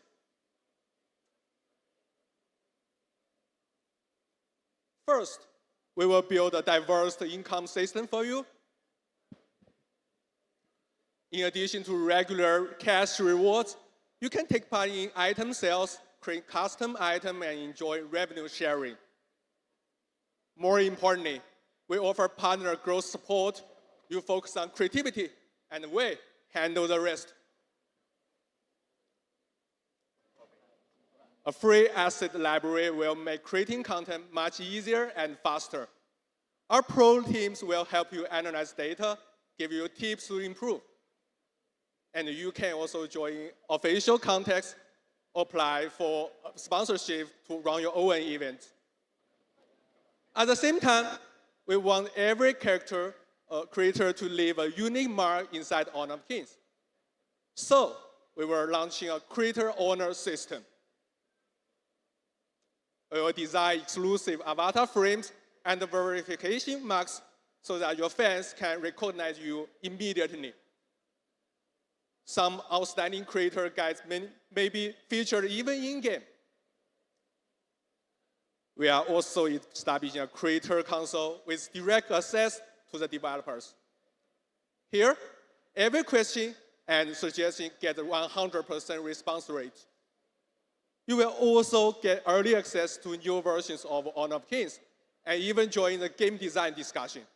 Your ideas will change the future of Honor of Kings.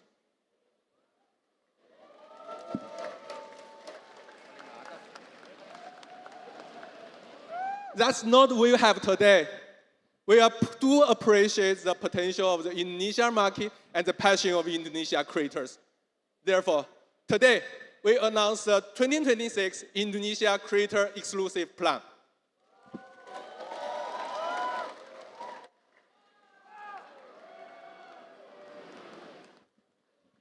First up will be bigger cash rewards. Throughout 2026, we will invest 100 billion rupiah to support creators.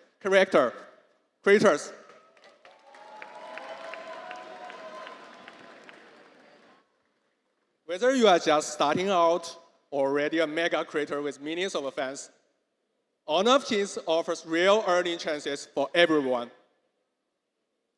We're also preparing another 100 billion rupiah worth of in-game tokens and items. We will deliver the rewards to creators and fans through many ways. And one more thing, in 2026, we will invite 100 outstanding creators on the global journey. You will visit the top international tournaments, tour Honor of Kings studios, and exchange ideas with world's best creators. Of course, all travel expenses will be covered by Honor of Kings.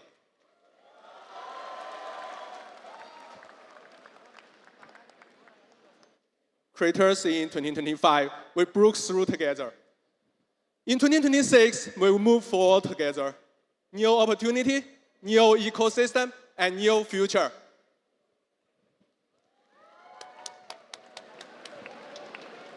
This is Weixin Honor of Kings building for all creators. You are welcome here. Ready to join Honor of Kings Creator Alliance?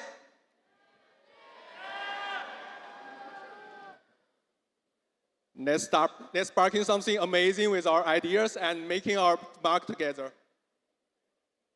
more big moves for the global content creator ecosystem are on the way. And we can't wait to share the updates with you. Stay tuned.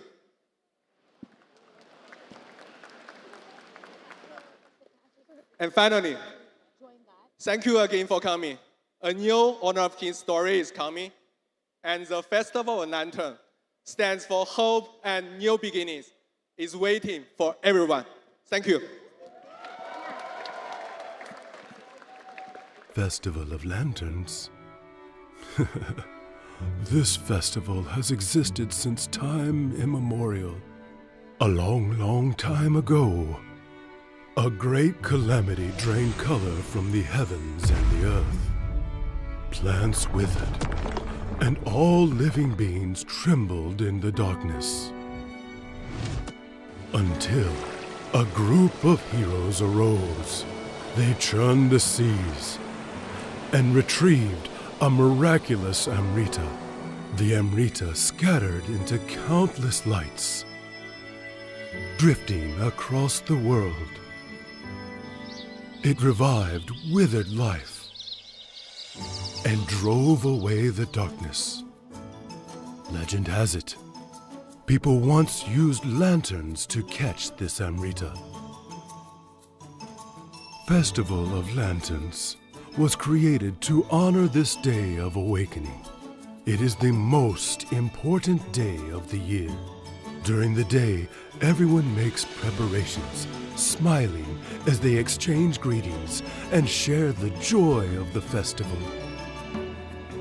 When night falls, every household awakens and lights handmade lanterns, gathering with family in warm reunion. Once you awaken a lantern that drives away evil and brings new life, good fortune is sure to follow. But don't forget to pass on your blessings. You can place awakened lanterns upon the water or release them into the sky, letting their light carry wishes to all living beings. This year's Festival of Lanterns is almost here. Look, those spritlings who always bring us joy have already set out on their journey, crossing mountains and rivers, traveling every corner of the world, all to collect auspicious lanterns from afar, so they can light them together with all beings, illuminating reunion and hope. Before long, all these lanterns will be lit together. And what about you? Will you prepare a lantern too? And join us to celebrate the Festival of Lanterns. Awaken your own colorful lantern and share this life and blessing across time.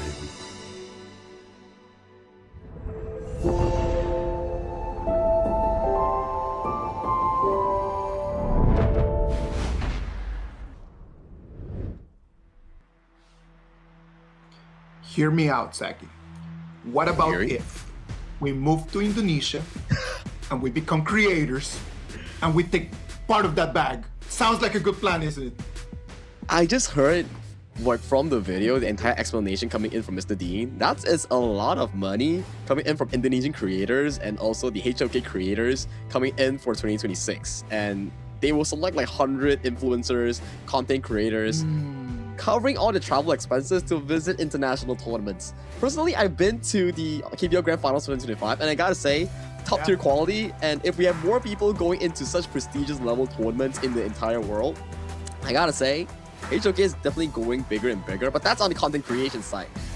They did announce like more interesting tournaments coming in 2026 with EWC, ENC, so these are important ones coming in for this entire 2026 year.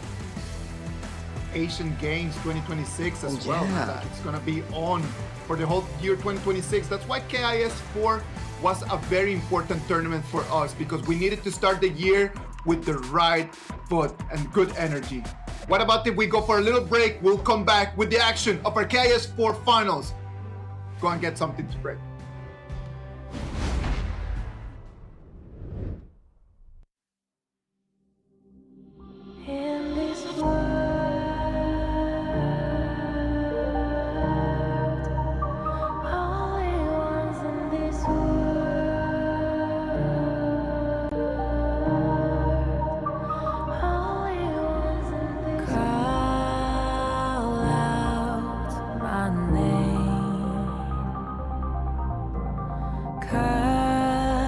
the sound of the rain. No matter how I feed the flame, you know I feel the darkness and the pain. All of the ways we tried to break free from the night, you know we made it out, we found the light. I fly so high, light up the skyline. Let's do it this time, like it's a whole new vibrant world.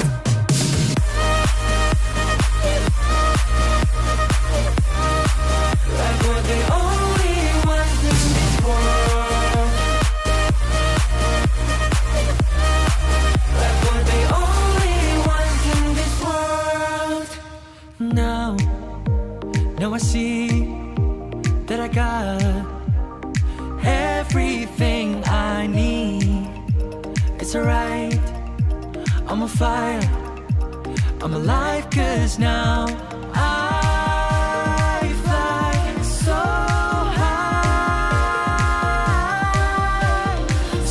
high, light up the skyline. Let's do it this time, like it's a whole new colorful world.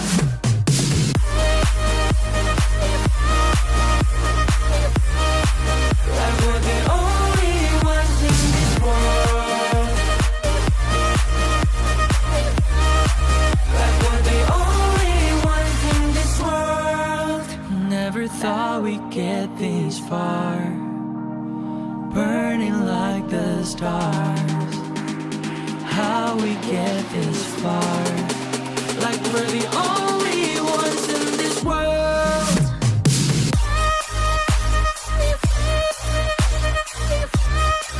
Like we're the only ones in this world.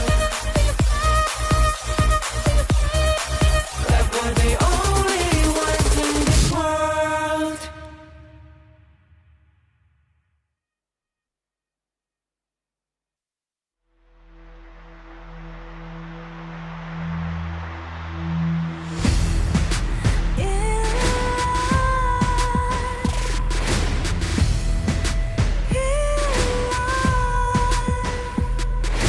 What's a life without its worth?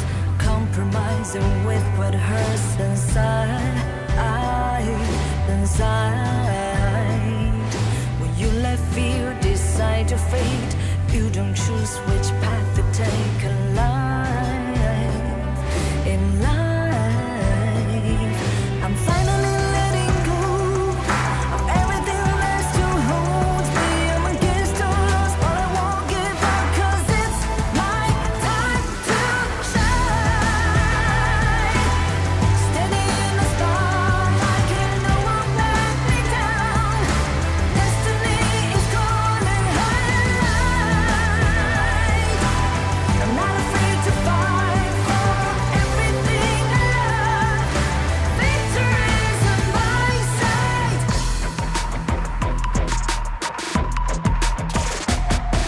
The more we lose, the more we gain. The more that nothing stays the same in time. Can love ever, can forget. What you see is what you get sometimes. Gonna show the world tonight the light that shines inside us. We're against all odds, but we won't give up, 'cause it's our time to shine. Standing in the spotlight, can no one back us down. Destiny is calling high.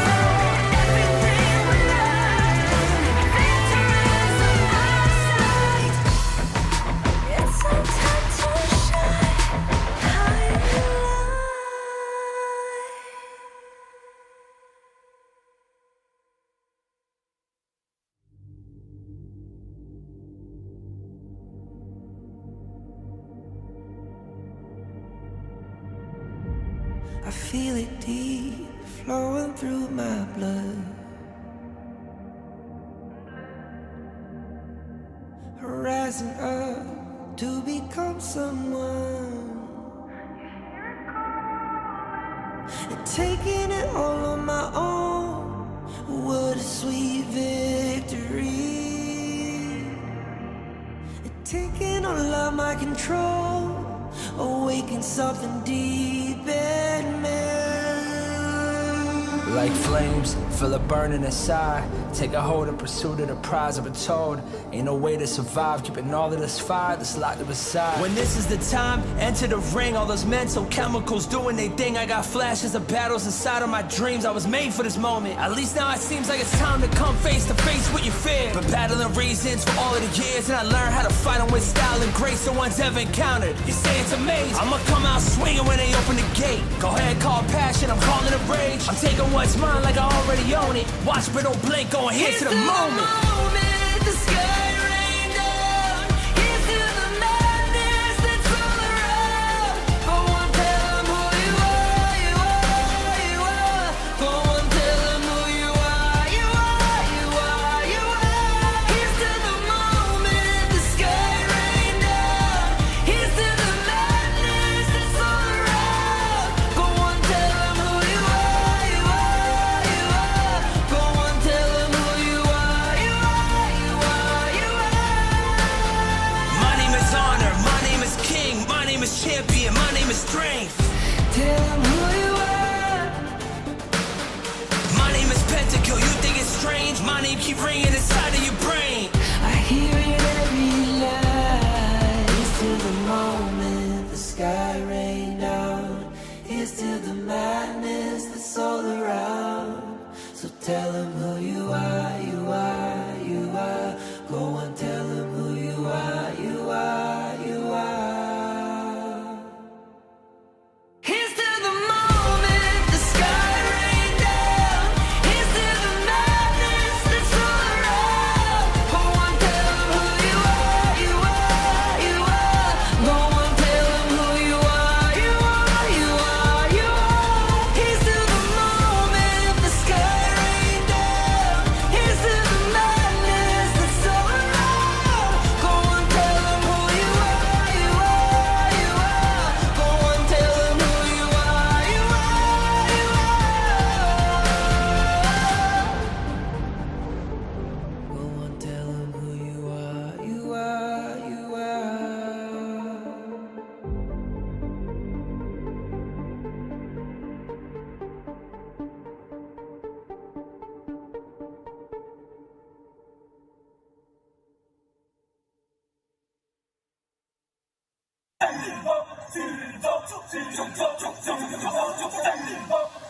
Kings Invitational Series, let's go.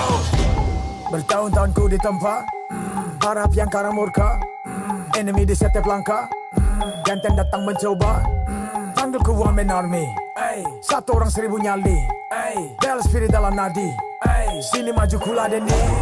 Langkah sudah jauh, mereka pikirku mau mundur dan buang sau. Kehormatan yang utama di puncakku pertama, berdiri hantam balik semua yang halangi arah. Pikir-pikir lagi kalau kau mau halangi, genderang perang sebab bunyi sini hadapi. Old school tank mentally dia takkan berhenti, bukan instan imitasi. Coba ku lihat sapu cara bermain agak lain dengan strategi yang saya desain. Aku lah mastermind di balik kekacauan. Satu punchline sapu ku mundur semua lawan. Insting tepuku deteksi ancaman, enemy ku libas seperti Anoman. Show satu pukulan tangan kosong, musuh jatuh runtuh panggil aku Wukong. Masih strong di power hantam lawan yang menghadap. Sapu cakar lebih tajam lebih dari kopong pedang. Yang saya incar turawana bukan tata singgah sana. Maka wajar apabila dong bilang saya bijaksana. Siapa yang berani mendekat kemari? Saya yang kesana atau kau yang kesini? Jutaan kalian pun saya terakan lari. Seranganku cepat sulit kau hindari. Dominasi ku kendali, berotasi ke tiap sisi ku ambil alih. Saatnya kita untuk eksekusi. For my party, push, push, push, push, push, push. Everybody move, move, move, move, move, move, yeah, move, move. Saat datang dengan mode brutal, kendalikan setiap titik vital. Damage magic, serang mental fisik, 1000 taktik, kau kalah cerdik. Mau coba jatuhkan sama mana bisa, siasatmu sudah saya analisa. Terdapat selak, gerak, geriku sulit tu dilabrak. Wah, game over, hancurkan semua tawa. Kombinasi skill dan power, teleportasi ala Enoku yang LOK. Kau tahu ku tak bisa redam. Bulat tekadku yang takkan padam. Tuh kehormatan yang tak bisa dibeli. Saat saya genggam jangan harap kembali. Adu mekanik tingkat tinggi. Siapa paling berani? Aku paling gigi. Pedang raja yang kuhulus. Tebasannya bak angin menghembus. Long life the king. Akulah raja. Dentu manzira. Ini mental baja. Akulah hukum dalam wujud nyata. Seni tempurku susah tuh kau baca. Y'all better run. I've already won. Nowhere to run. Your time is done. Tidak bisa kau atasi. Berat untuk kau hadapi. Kalah pedangku menari. Kau balik kanan dan lari.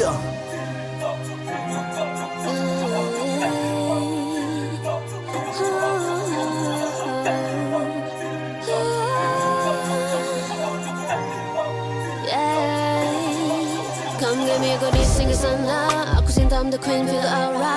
Raja jali tanya lain dah. If you want me, profit me way mas. Siapa tadi panggil, cause I'm ready. Siapa bilang aku tak punya nyali. Don't try me, ni aku sebut api. Yes my milady, you can touch me. You ready, udah jali. Lagi coba lagi.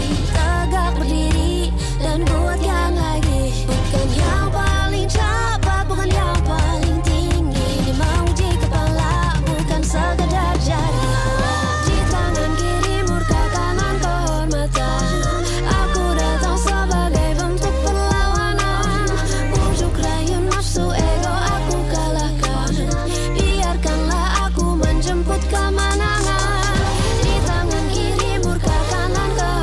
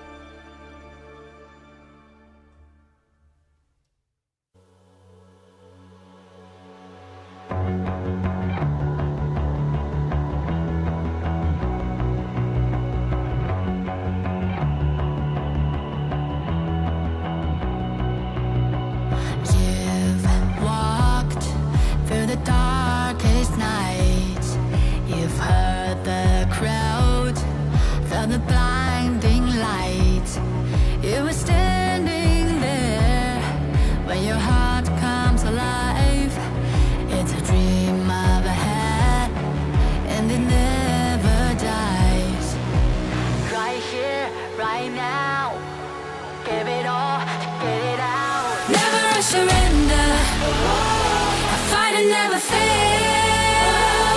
I am a contender, a challenge I can feel. The smallest lies become the brightest enemies, relentlessly. And even if you fall, you gave it everything to be a king.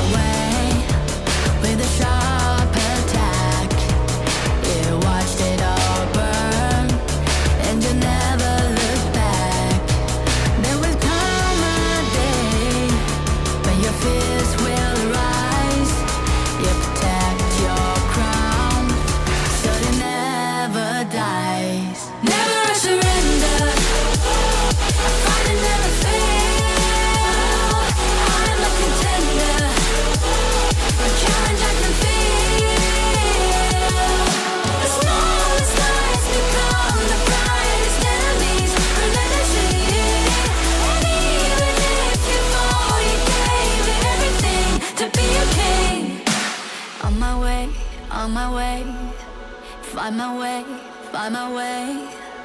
On my way, on my way. Dream my way, dream my way. Never a surrender. I fight and never fail. I'm a contender. And challenge I can feel. The smallest lies become the brightest enemies. Relentlessly. And even if you fall, you gave it everything to be a king.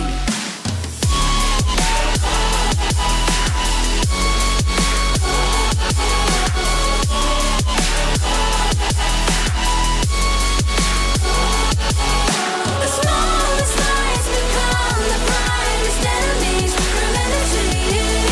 And even if you fall, you gave it everything to be a king.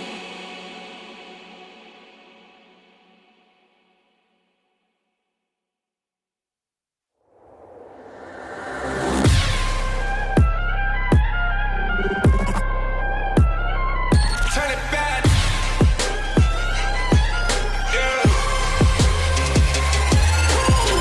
Gear out a weapon, getting ready, counting down. Pay attention to the challenge, tell me where you from. Gotta be tough, gotta be strong, gotta be savage like animal. Every time you tryna push me down. Look at me, I'll Put be the line lying down when I run around, you don't make a sound, I will catch you. Watch out, it's better feel, got no mercy. Look at me, I'll be rising. Carry the season, you got a damn, gonna webble. You never hesitate for another moment, but my bone is golden. I'm invincible, just let him know. I can show you all the glory I own. Through the jungle, find a way to the palace. I'm waiting here. Go, live from how can we go? It ain't a river, turn it back. Storm is coming, tired of your cold. It's my kingdom, fire blowing up. We the kings, it's our honor showtime.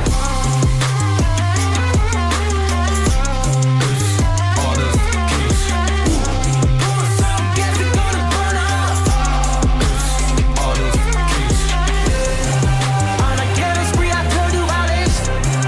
All my enemies, they go on silence. Word of mouth, only since I'm seconds. We got honor. You wanna get me juice, kind of the one who made the rules. You have night to choose, only one way, got night to lose. I can see it, I'm gonna shut down. We don't got no cry. We barely five as one, crash in pieces, you can cheat. First blood, double trouble, then I take a pen, I kill. All you do is sweat it, look at me stay victory. Say. I've triggered my soul down. For my pace.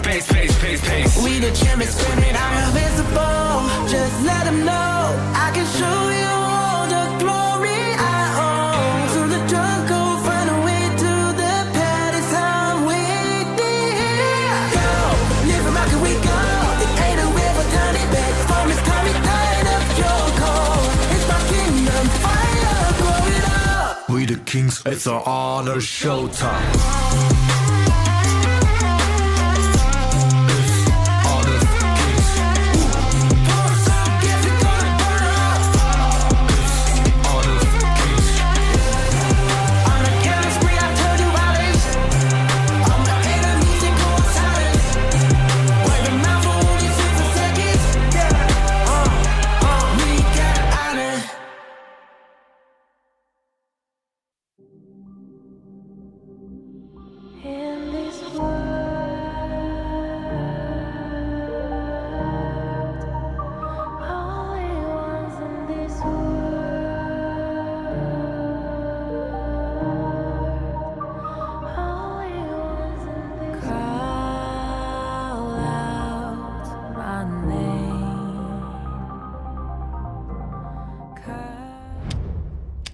fortress is open. Fans continue to stream in, imbuing the air with infectious energy as the tides start to shift on the final day. The clash of regions began as Malaysia faced the Philippines, and in a surprising turn, they take down Asia and they become the first ever champions of the Honor of Kings Women's Series in 2026. it was Hive All-Stars that came on top. Your champions, Hive All-Star! Here, Filipino, we won, guys. We're the champions. So, what do you guys think? And in the Tri-Nation Showdown, Indonesia and Malaysia sought to knock down the Philippines, but it was Team Malaysia that broke Team Indonesia's crystal. Thanks Indonesia team and Philippine team that didn't notice me, and then I just like beside the crystal and then choo. I think I'll still have a chance to revenge tomorrow. Just wait for me, okay? The pressure builds for the final day of knockouts.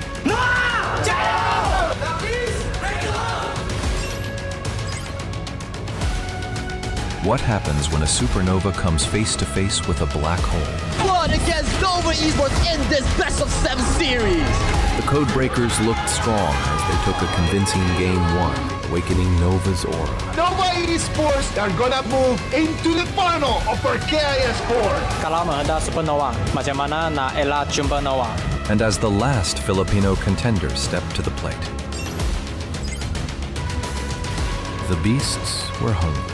Danny comes in and takes a pentakill. It's gonna be our second pentakill of the KIS. Seeking to eliminate the PH gatekeepers, aiming for victory at any costs. Nongshim Red Force, take it, so your grand finalist number 2. But the Red Greatness refused to back down, beating back the beasts and ensuring a repeat of KIS history. The fortress lies bare, the conflicts of the past echoing to the future. The grand finals awaits.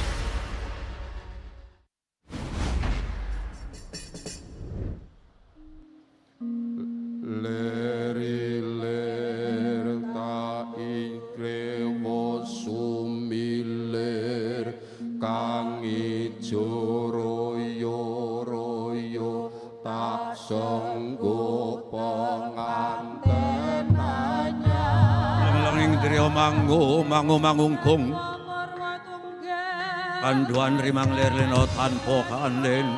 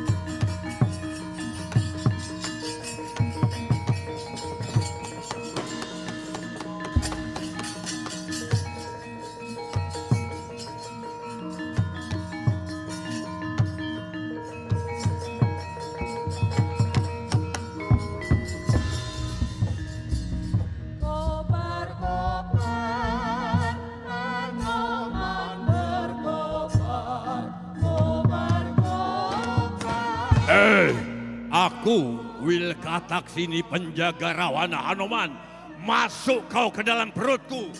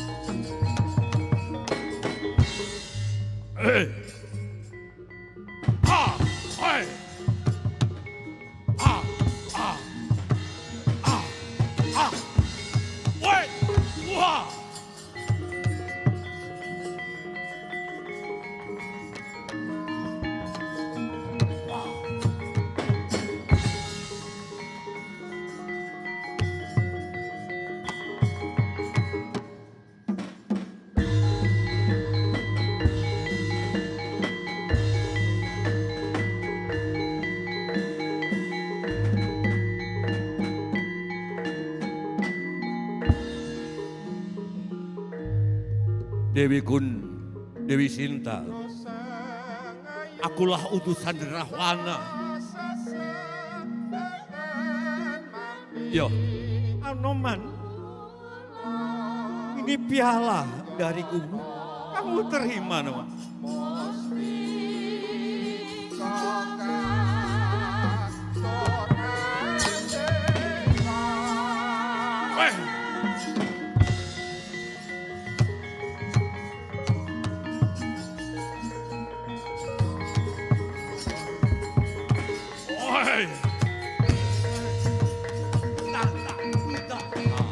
Wah, wait.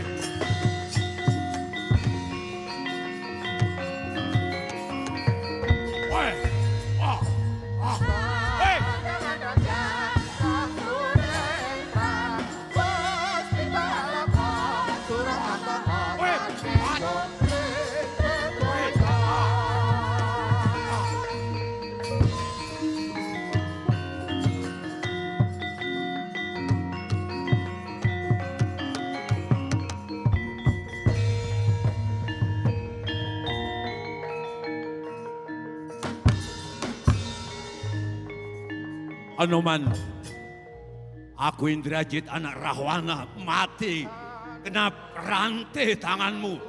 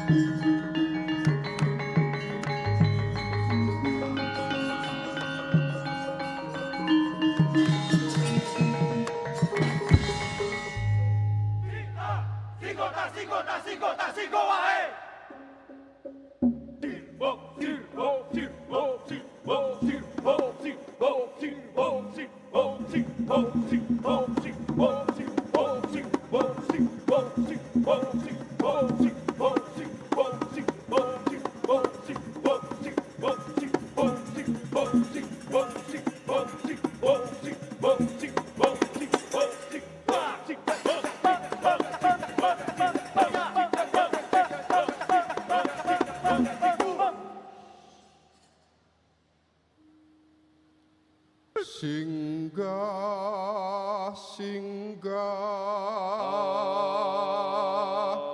kalau singgah.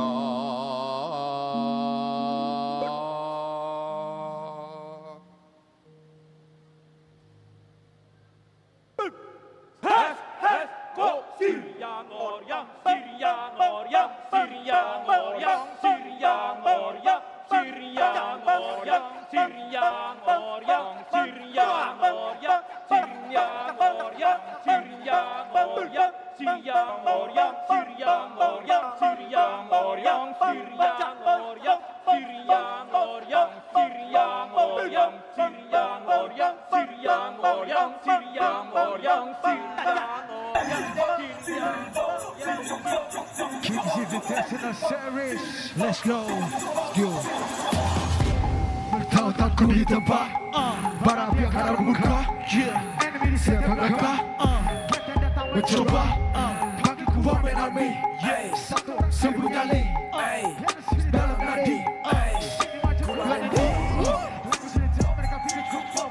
dua sound, di utama, pertama.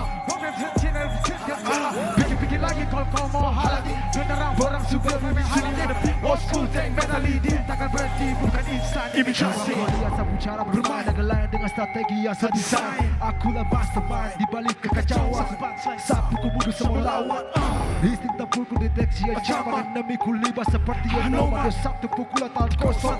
Untuk panggil aku Song di power hantam lawannya membalas. Puncak lebih tajam lebih dari kau pedang yang saya ijab terawana. Bukan tanpa singgah sana maka wajar apabila dominan satu di sana.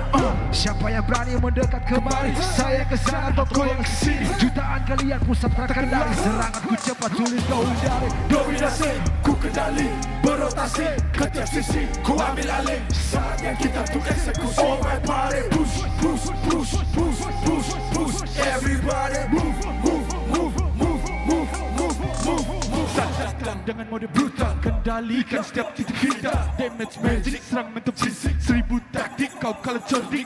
Oh coba satukan sama mana bisa. Siasatmu sudah saya analisa. Terdapat selak gerak riku gelabrak.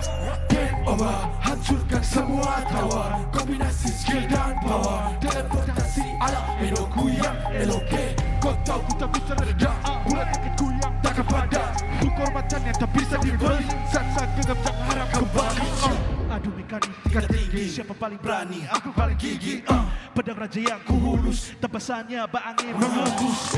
Long live the king, akulah raja. Tentu manzira, ini metal baja. Akulah hukum dalam wujud nyata. Seni tempurku susah untuk kau baca.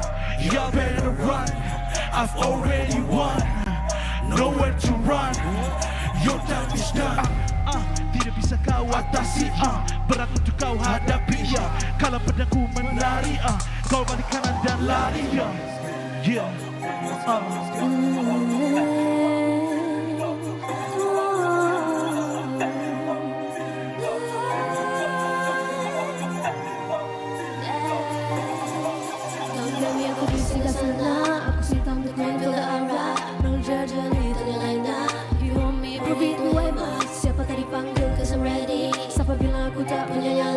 Don't try me to sembur api, cause my melody you can touch me. If you're ready with that lari, like coba lagi, tegak berdiri dan kuat yang lagi.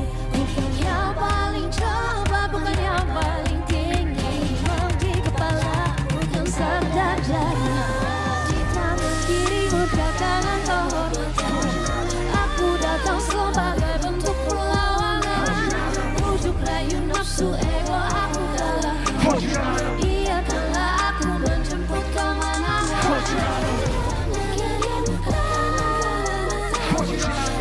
datang sebagai bentuk perlawanan. Bujuk rayu nafsu ego aku kalah. Biarkanlah aku menjemput kemana-mana.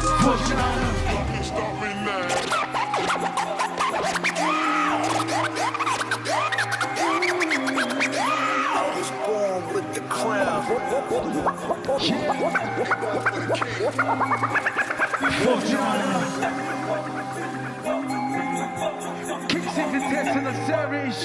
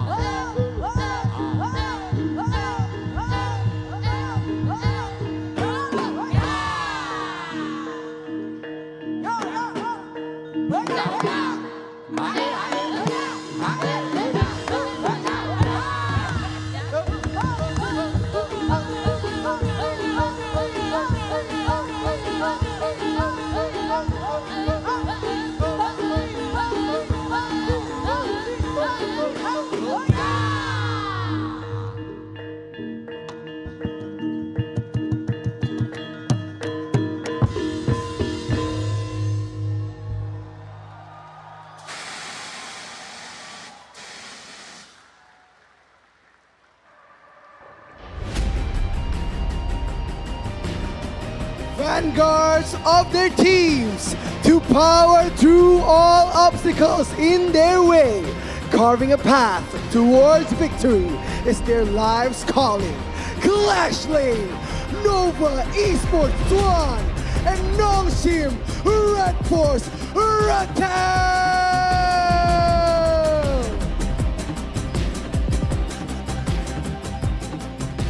The playmakers, the pacemakers, everything is set in their tempo. Their objective is not to gain fame, but to be the center of the game. Jungling, Nova Esports Gongling, and Nongshim Red Force Haku.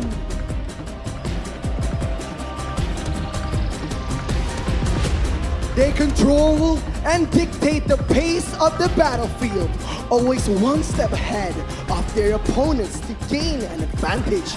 Mid lane, Nova Esports Wendy and Nongshim Red Force Illusion.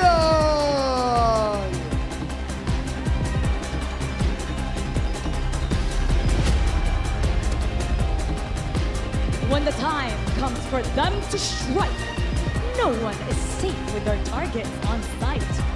Farm Lane, Nova Esports Muchi, and Nongshim Red Force Siri.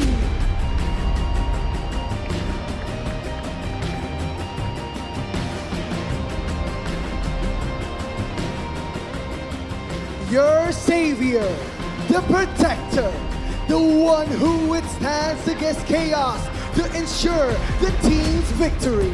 Roaming, Nova Esports Waypin, and Nongshim Red Force Namu.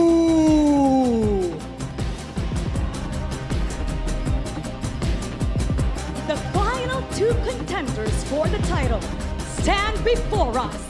A game of repeat or redemption. This is the Honor of Kings Invitational Season 4 Finals. It's our game!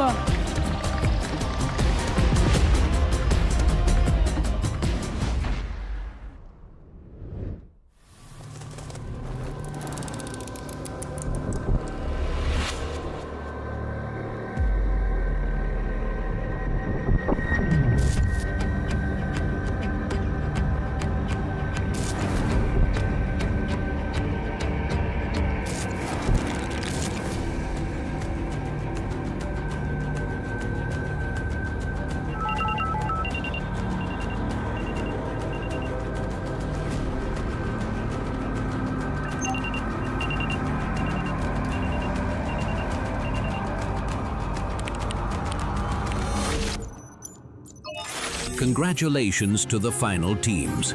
You have completed every mission. And now, for your final mission, should you choose to accept, conquer the grand finals. The final push. Minions marching in. Final hit coming in from Nova Esports. Nova Esports looking to close this game out. Tahun lepas kita juara KS, tiada apa yang akan berubah. Nongshim Red Force, the greatest red. They defied the odds. Nongshim Red Force, your grand finalist number 2. 우리는 여기까지 올라왔습니다. 이번에도 같은 엔딩일까요?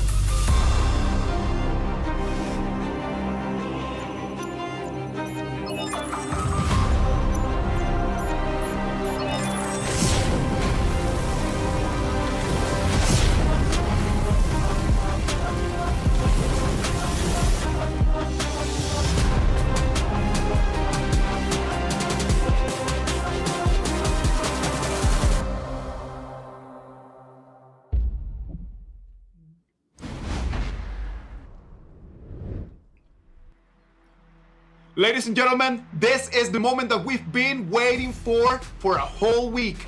The grand final of our KIS4, it's right over here. Nova Esports is going to be playing against Nongshim Red Force to see who's going to take the crown in this first international tournament of 2026. It's definitely beautiful to see that two teams with distinct storylines that actually progress themselves in very two separate ways. From Nova, it's about domination. For Nongshim, it's about redemption. both teams definitely gained their rights and honor in forging their path to this grand finals here. And we definitely see this is a revenge story arc for Nongshim. They are like, okay, group stage doesn't matter. We're pacing ourselves slowly. So we gain that right to face Nova again. So for Nova, it's like rewriting dominance. From 2025, although they close off the year with a second place, it's still a fantastic year for them. And coming to 2026, this is their first tournament of the year. Oh man, like, come on.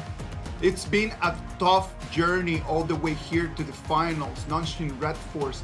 And for Nova, it's just been hard for them, man. It's been really, really tough. I do believe that a lot of questions were asked in 2025 about their performances. Nongshim Red Force did not have an amazing year. Nova did not finish in the strongest ways. And then jumping into 2026, a lot of the hesitation that was in the air, it needed time just to clearly and slowly just being brushed away. Right now, these two, they sit in front of the opportunity to take the $35,000 US bag. So let's wait and see what's gonna happen. You can start seeing in there, we've had an amazing 3 days of performances here since February 5th all the way until today. Yeah, we talk about Nova's path 4-0 against their brother-ins, which is Team Hawk, and then coming to the semifinals, defeating one of the two Filipino PKL teams, Blacklist International, in a 4-1 fashion. And for Nongshim Red Force, coming from a difficult group stage, they first defeat Dominator Esports in a 4-2 fashion, defying all expectations. Going to the semifinals, once again, coming back with the identity of the PKL gatekeepers, defying and denying all odds against Boom Esports, denying them a grand finals ticket. And for the side of PKL, they're once again denied from another finals tournament. And for Nongshim, it's just another Cinderella story for them. And if they can win Nova, this is gonna be a beautiful storyline painted in red by Nongshim.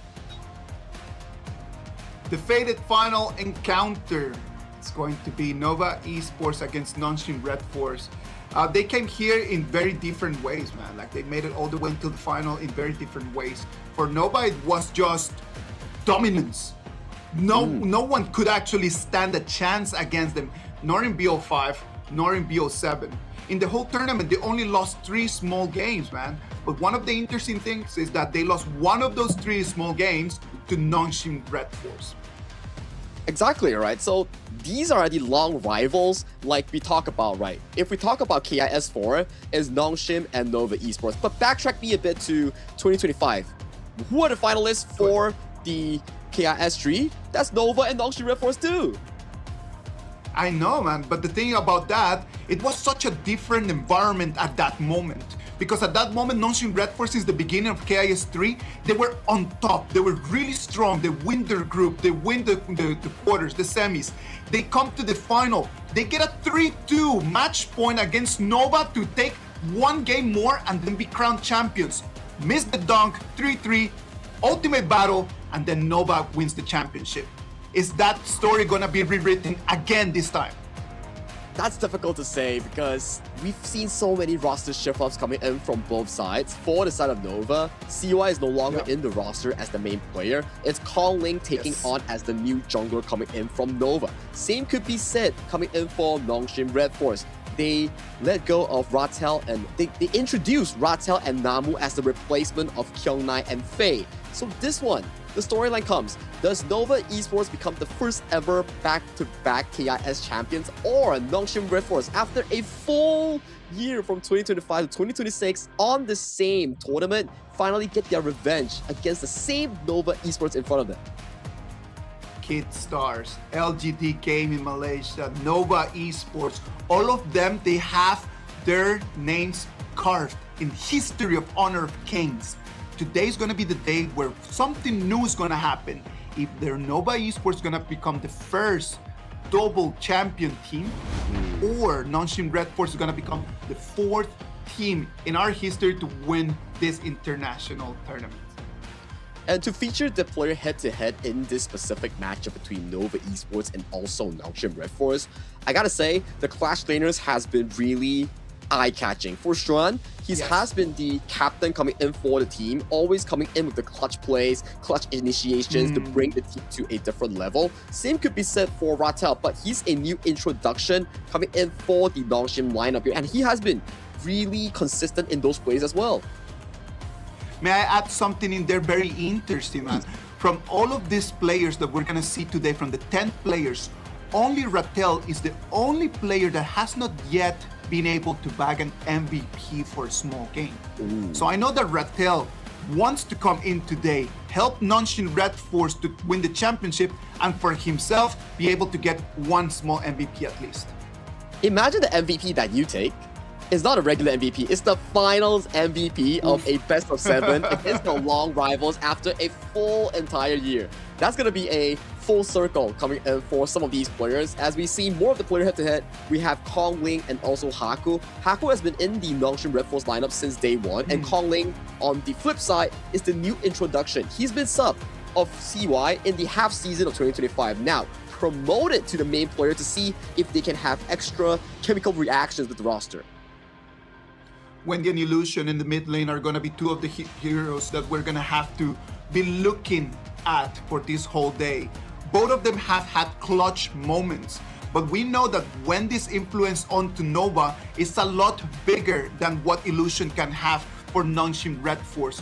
So for Illusion right now to have someone so important, if he's able to lock down Wendy today, that would be the opening that Nongshim Red Force might need. And to be really realistic on that statement is perfectly true. We've seen these two players and how they are capable of playing the Haya, the Maestro Nui, and the Control Mages. And I remember yesterday during semifinals, it was coming down to the fact that Illusion had his hands on the Ganem Mo, and it set so much pressure on towards the shoulders coming in for the side of Boom Esports. And one more specific matchup that we need to be highlighting, the Roamers, Waypit and Namu. The perfect setups always comes from the Roamer masterminds. I think that that's the one area that both teams have had a lot of highlights in the whole tournament. Both of them have roamers who can make the difference. Waypit and Namu, both of them have been able just to, in the moment that their teams need them to tank damage, they can tank damage. In the moment that their teams need them to give vision, they can give vision. The communication has been on top, the initiation has been on top. So trying to ban a little bit of their pool is going to be very important for these two teams. And to start off the tournament, the grand finals of KIS4, we start with the side selections first. In 7 games, you get to pick your sides, and for Nova Esports, they won the coin flip against for the side of Nongshim Red Force. They select the red, the reactive one, and so far I think red side has had a lot of priorities coming in for some of these teams. The red side up until right now has a win rate of 55%, and the blue side has a win rate of 45%. Even though in terms of the statistics, it's not that big of gap, but at the same time, a little difference could be the difference between making it to first place or going home as the runner-up. Yeah, this matters a lot. For Nongshim, it's about taking revenge, being the nightmare. You know, Nova has been in their minds for the entire full year, and coming in towards this tournament in the group stage, they lost 3-1. And in the playoffs right now, they get a second round of opportunity to finally settle the score after a full entire year against their opponents. For Nova Esports, this is their expected outcome. They need to best their opponents, reclaim their spot, and look for a double finish with KIS3 and KIS4. But that's all storylines to really talk about when they actually go into that finalizing game. Let's talk about this current game with Nongshim Red Force on towards the blue side and Nova Esports on towards their selected red side. The coaches, as you can see over there, already on your screens, their importance into the game needs to be highlighted as well. A lot of the time we focus a lot on the players, what they can do, but the decisions that the coaches can make are equally important, I would dare to say. Like, that's a very good point, right? Yesterday we saw drafts coming in from Nongshim Red Force being very special. We saw the Luara debut in the global tournament. We saw a Ying Fire Spear, not a usual jungle that we'll actually see in the meta being drafted from the side of Nongshim. So I'm interested to see what kind of surprise pick that Nongshim Red Force still has in store to fight against such a strong opponent like Nova. But in that mind, we do see the band Luna and also the Tunecaster, Dharma, and also the Chicha. So a lot of the different focuses explains this first draft. Well, Luna has been one of the most banned heroes in this whole tournament, right? Luna, the most banned hero with 60% of the time just being on the bans. You can already understand the respect that to the junglers that all of the teams have had, right? If you analyze one of the lanes that most of the teams have someone very strong, I would say that jungle is the exact lane that everyone needs to focus. And Nongshim Red Force starting off the draft with a rather expensive one here. We do see the Lone, Ganemo, and also the Guan Yu being Harvard and Lock-in coming in for the side of Nongshim. And for the side of Nova Esports, it's about the early that Muchi really loves to pilot, especially in the early BO7, because we know picks like the early, the longer the game goes in a BO7, the more value it actually has coming into a long series. Talking about data and talking about numbers, because I love data and I love numbers. Numbers never lie, man. Lapu Lapu has been the most picked hero in the whole KIS 4, man. 40% of the time, 40% of the games that we have had in this whole tournament, 66 games, 40% of the time, Lapu Lapu has been there. And the win rate has been all the way up to 60%, putting him on the top 5, man. So Lapu Lapu, if we analyze the meta, it's been almost an insta win. I think it comes down to the tank roamer selections that we actually have that's rather scarce in this current meta right now. Yes. We have the Holy Trinity, Zhang Fei, Lapu Lapu, and also Earthshaker Limpo. And once these trees are burnt out in a BO7, you start to dwindle down into the roamer supports, which is the utility ones, the tank, the squishy ones like Yu Huan, Diadea, and then you need to force out those jungle tanks that are not so comfortable for some of these players here, right? So as we can see for Nova Esports, their lineup is simple. It's like, hey, you drafted that Guan Yu on 3rd, and you didn't ban the Ata, which is a fantastic counter on the hands of Xuan. We will make you pay for it with this double CC lineup coming in for the side of Nova. I agree with you, man, and not all the players can play that Ata the same way that Xuan can do it. If it would be any other team, I wouldn't be that worried about that. But Xuan and that Ata, we know that that is going to be really difficult. What we have not yet seen before is just that final Dolia Yantian pick being the 4th and the 5th pick. Normally, that's always a prior pick, but Nongshim Red Force have been just hiding it until the end and seeing that they have it available. Why not? It's very expensive coming in for the Nongshim Red Force, but definitely understandable. You want to start the series strong against your opponents, and if you can get this first win and burn some of these strong picks, like the Maestro Nui, the Lapu Lapu that you talked about, and also the early, so be it. As long as you get the win, burning heroes doesn't really matter until the later stages of the BO7. But with both Drax locked in so far, do you have an estimated prediction on whose draft is better? Well, if you analyze both sides, right, like me personally, I would dare to say, from my experience casting finals, game 1 of the final, if you are to win game 1 in the final, there is a higher probability that you're going to end up winning the whole thing. And why is that, man? Because in the finals, usually in game 1, everybody goes with everything that they have. In previous tournaments, we've always seen in the knockout stages, either quarterfinals, semifinals, round of 16, you always see and you always be talking about you need to pace yourself. But when you're talking about a final and the momentum is so important, winning game 1 can really dictate the whole direction of where the game is going to go. I think that's a perfectly good point, right? But let me pull you back to KIS3. The person, the team who won the first game was Nongshim Red Force, but they ended up losing the series in the finals against Nova Esports. So that's definitely going to be something to look on about. You can say that, okay, it's just like a one-time thing. It might not happen again in this KIS4, but who knows? It's just an interesting point to point out. Well, let me up you one on that one. Nongshim Red Force wins the first game, they lose 2 in a row, then they win 2 in a row, and they get the match point. So, sincerely speaking, the momentum was there for them. The problem was they were unable to close the deal at that moment.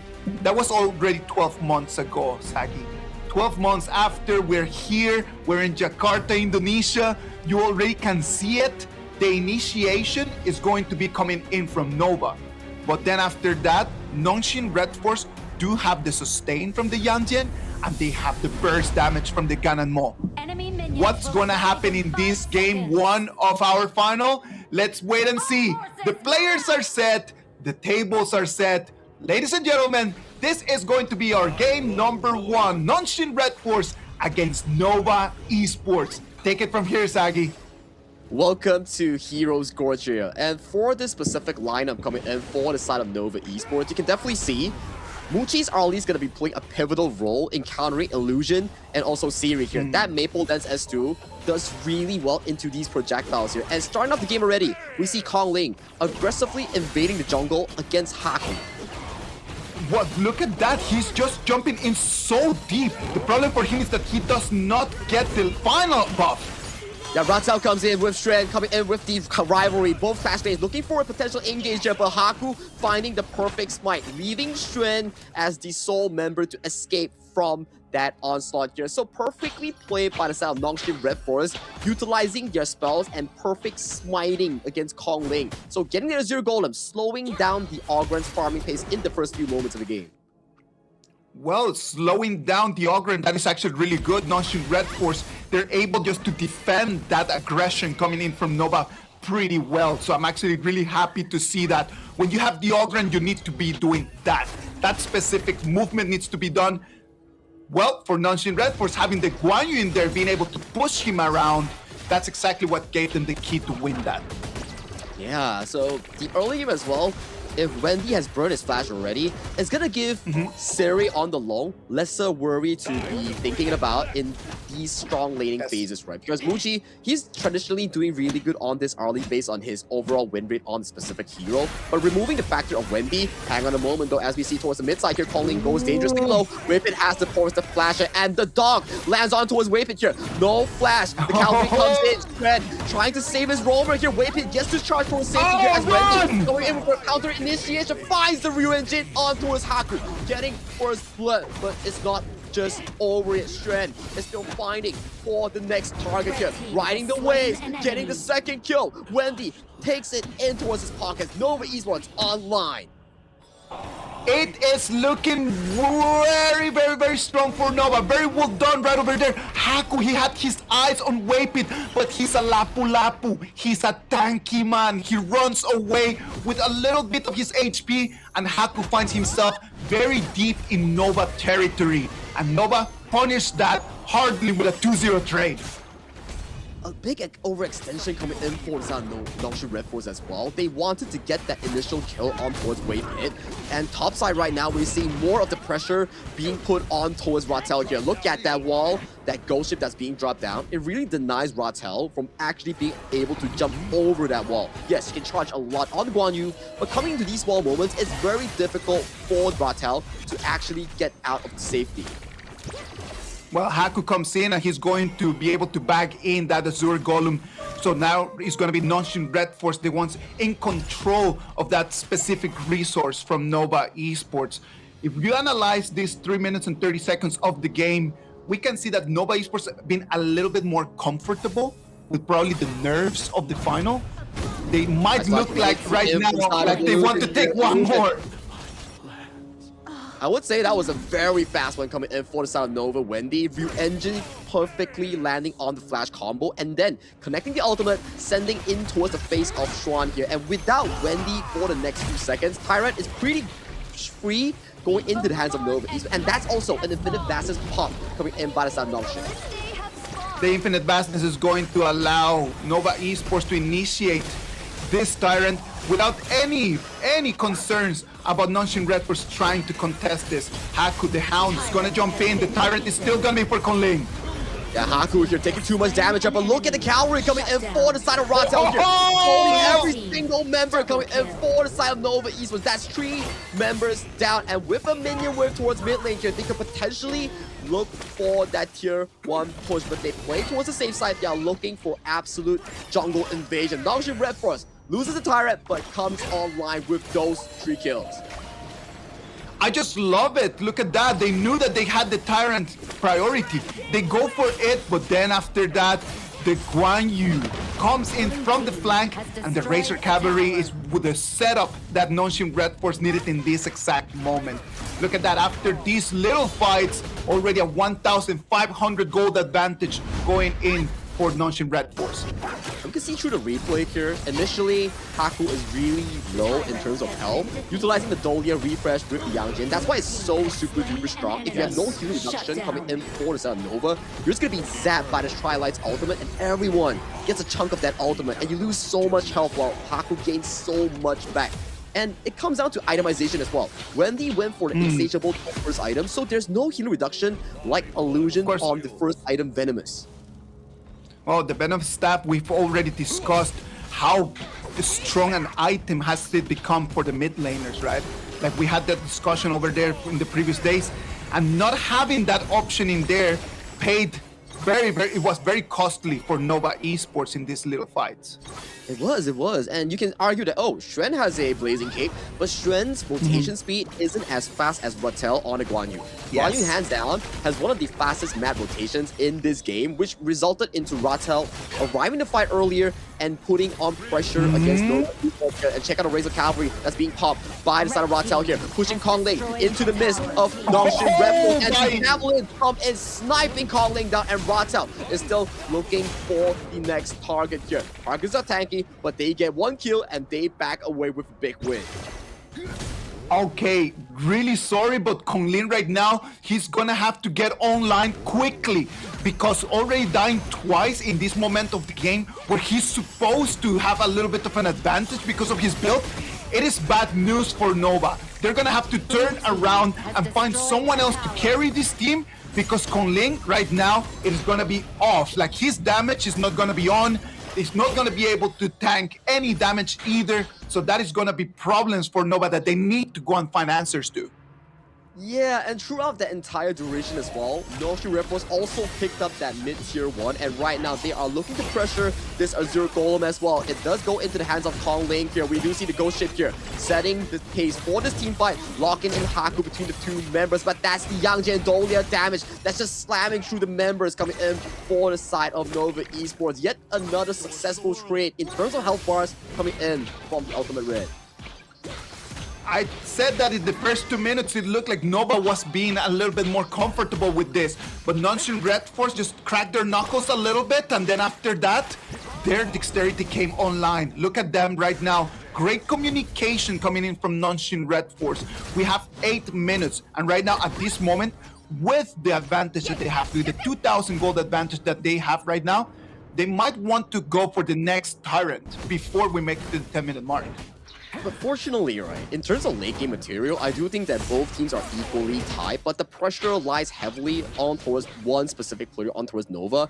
It has to be Muji on that early. If he falters in the future fights, there will be no consistent damage coming in from the Nova roster. As Siri went for the tank long build, he's not going to be an easy target to be taken down by the likes of Wendy or Kong Ling. Yes. No, and the problem right now is that only one Mutsu is not going to be enough for this whole thing. And the problem is that Mutsu cannot fall. And as time passes, and after his power spike is off, who's supposed to be able to deal damage from Nova? I do believe that they wanted to finish this game early, as they have been doing in the whole KIS4, but as things look right now, unless that Nongshim Red Force allows a mistake, I don't see that happening.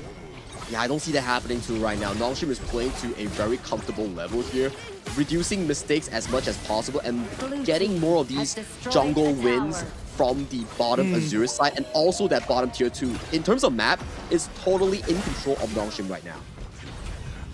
Well, we need to analyze one more thing in here. The average time that Nongshim Red Force has had every single time that they win, it's a lot longer. It's a lot higher than what Nova has had. Can Nongshim Red Force really finish this before the 16-17 minute mark though?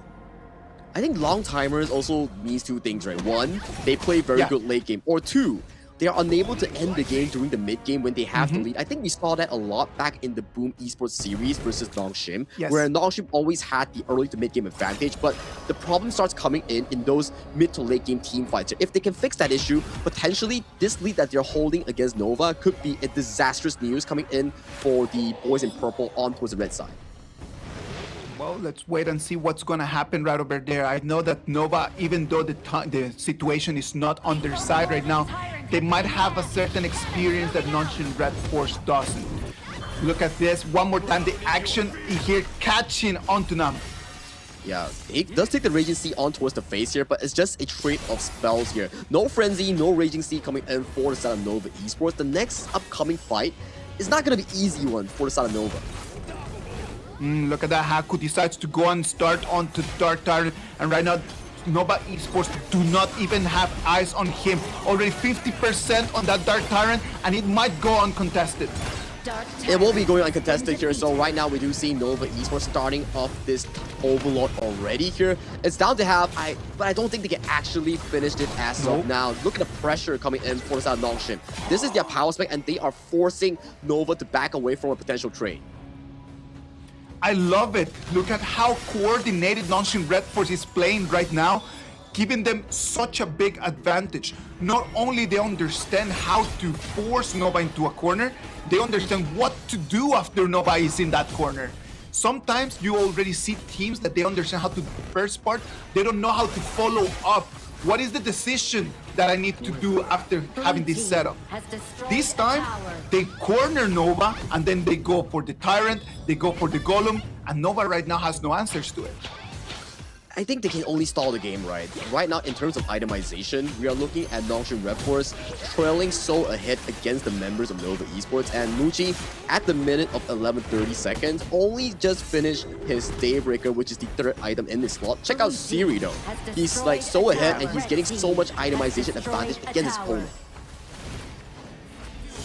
It is bad news for them because we already talked about the importance that Muchi is going to have right now. But hang on a moment here, we do see an engage coming in from the side of Nova Esports here. Trent getting a perfect engage onto his Illusion and Namu, and this does leave Haku into the hungry mouths of Nova Esports, getting 3 quick kills in succession for the side of Nova here. That was a fantastic and on-point engage coming in from the ghost ship of Nova Strand. We talked about mistakes, that unless that Nongshim Red Force made the mistake, they could actually just take this all the way to the moment that they wanted. And that mistake right over there, 3-0 trade for Nova, is going to allow them to take that Overlord that they really need.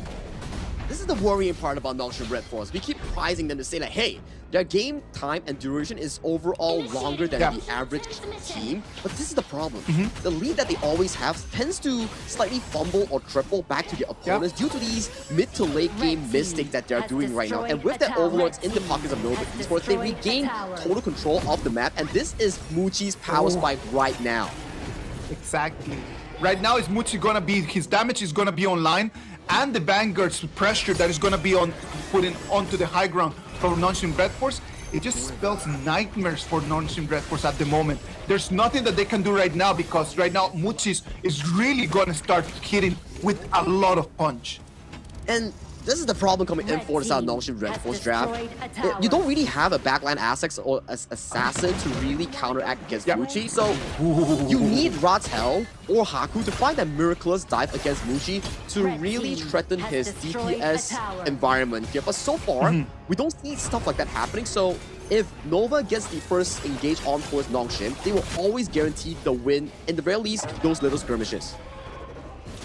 Right now, it's going to be Nova Esports, the one that turned the goal difference around, and right now it's going to be them having at least a little 1,000 gold. They're not trailing no more, so that is already good for them. That is already good enough.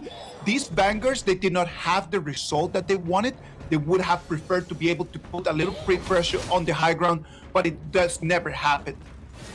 I think it's still good, right? They were trailing from a goal deficit against their opponents, and with that Vanguard play, it gave them back so much gold into their pockets. They are now looking at a stalemate between two teams. And towards the mid lane, we see Ratel going dangerously low, being the first target for the side of Nova Esports to be taken down. And right now is a 5v4. Smite goes over to the side of Nova's Kong Ling. Jungler for jungler. It's the fight of a lifetime here. And Kong Ling silencing the first few players. Haku has already been taken down, but in the trade, in the exchange of Muchi in that farm lane here, Wayfin finding a beautiful Raging Sea, capturing Illusion. This only leaves Siri being the sole member alive, coming in for the South Nongshin Red Force. 30 seconds on towards the timers here. Nova has a shot of ending this game 1.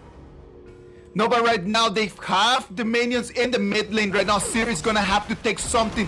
Try to pull a rabbit out of a hat because this situation is spelling horribly for him. Look at him, Zagi. Let's see if he can defend. I think he's potentially being able to, but Wendy going into the flash through engine here. Raging Sea catches on Siri here, in towards the mid side here. Ratel being isolated by the multiple members here, and Siri with no damage, with no help. The first crystal falls into the hands of Nova Esports in the best of 7 game 1.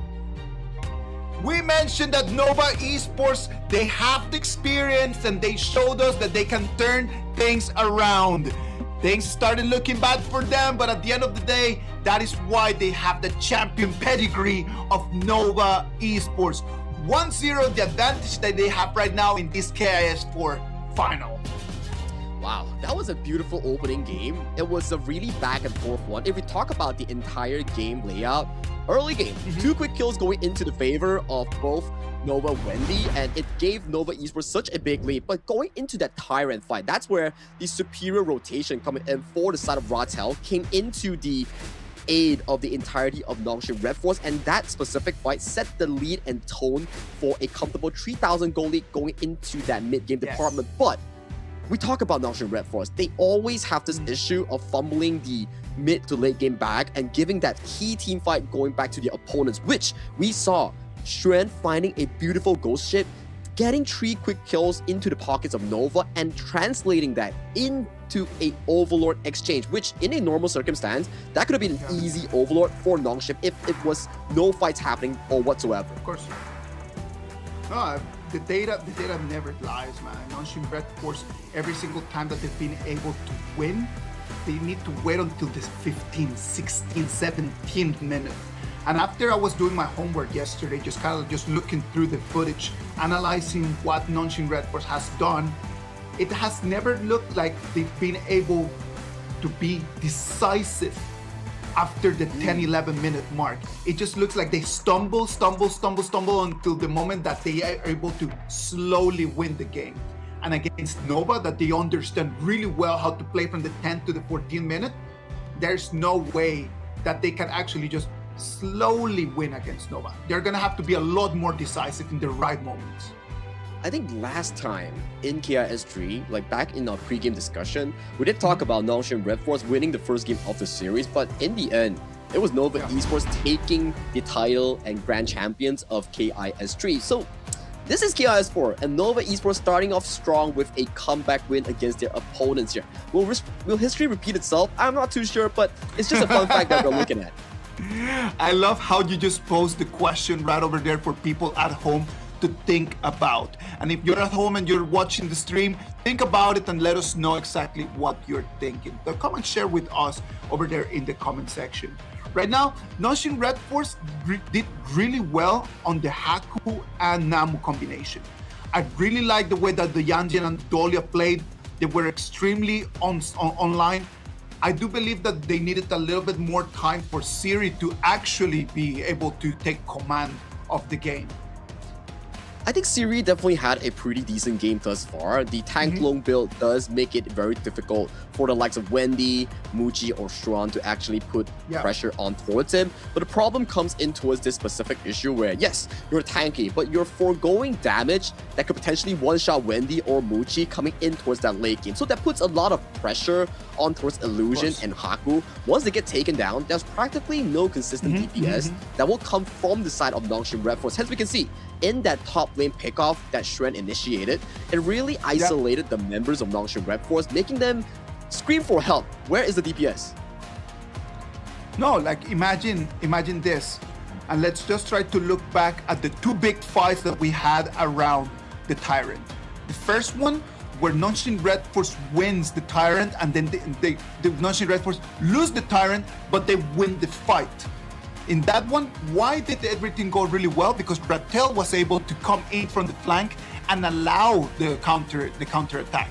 In this one, what happens differently? Rattel is being stopped in the mid lane. He cannot join. He loses the fight early, and then after that, they come into a 5 against 4 where they did not have enough tankiness nor enough damage. If there is a flavor pick coming in towards the tournament, like a tournament specific one for KIS4, I definitely have to give it over to the Ata Clash lane. We've seen Ata jungle before back in KIC 2025 last year in Philippines, Manila. But coming into KIS4 in Jakarta, Indonesia, I definitely gotta say, the Ata, especially piloted by Nova Strand, has been really eye-catching thus far, sacrificing his farm, but consistently opening up the visions for his team and being the sole factor coming in for South Nova Esports to constantly disrupt the charge coming in for the Guan Yu on the hands of Rattel.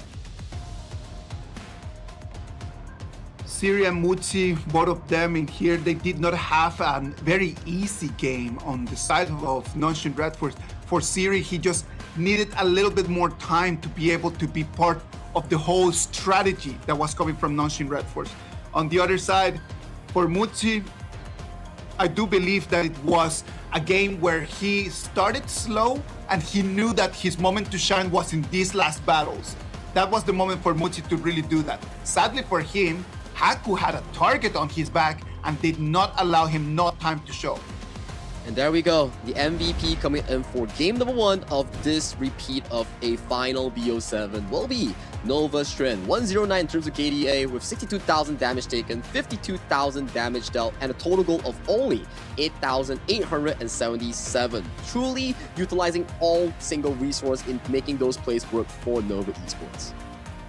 In the big moments, you need big men to stand up, right? And that's what Xuan did. In this moment that his team really needed to help him to help out, he did exactly that. In this one right over here, right, like it's Xuan in that first one that jumps in to help his teammates. But this is the one that we prize Nonshin Red Force, right? Look at the damage that's being laid down onto his members of Nova. Just getting that first comfortable Tyrant for the team. For Nova, yes, but later on, it's every single team fight. Rattel finding the perfect moment, Rattel finding the perfect moment, and the comeback play that gave Strand the MVP has to be this one. Yes, exactly, and I think that this was the moment that turned things around, right? Like it is that fight that turned things around and making it really hard. Yep, this is the problem, right? Where if you hold a lead for the side of Nonshin Red Force, you cannot let it go against such a top-tier team like Nova Esports. This is no longer group stage where you falter and you still get chances in the playoffs. The moment you lose in this BO7, it's over and you can only get that runner-up, the repeat of KIS3. Well, right now it is 1-0 advantage for Nova Esports. We're gonna jump into the next game very soon. It is really amazing just to see how this KIS4 started with a bang. This whole grand final just started really powerful. Loving it, exactly what they're showing us up until right now. Yeah, back and forth game, especially coming in from game 1 by Nonshin Red Force and also Nova Esports. Going into game 2, we'll start to see some of the hero shift ups in terms of the pick and bans because we are playing in the global ban pick rule. For those who don't know, global ban pick is implemented in HOK Esports since day 1 of 2025. So to make it easy, once you pick a hero, let's say Isaac, he picked Zhang Fei in game 1. So game 2 Isaac can no longer play Zhang Fei, and this will start piling up on towards Isaac's roamer pool. Game 1 Zhang Fei, game 2 Dong Huang, game 3 Lapu Lapu. So by game 4, Isaac has already been banned away 3 heroes, so that is the pressure of global ban pick. It will start slowly but surely creeping up on towards the players and coaches starting now. That's not gonna be a problem since game 1, Tranfei Isaac won that game and they get to game 4 for a 4-0 victory, take the trophy, go home. That's what game 1 Isaac does. Game 1 Isaac has the game plan. I'm telling you, man, that's just the way it is. That's just the way it is. Clearly, me in the room, and then we can have Sag over there in the jungle. That's gonna make an easy dub.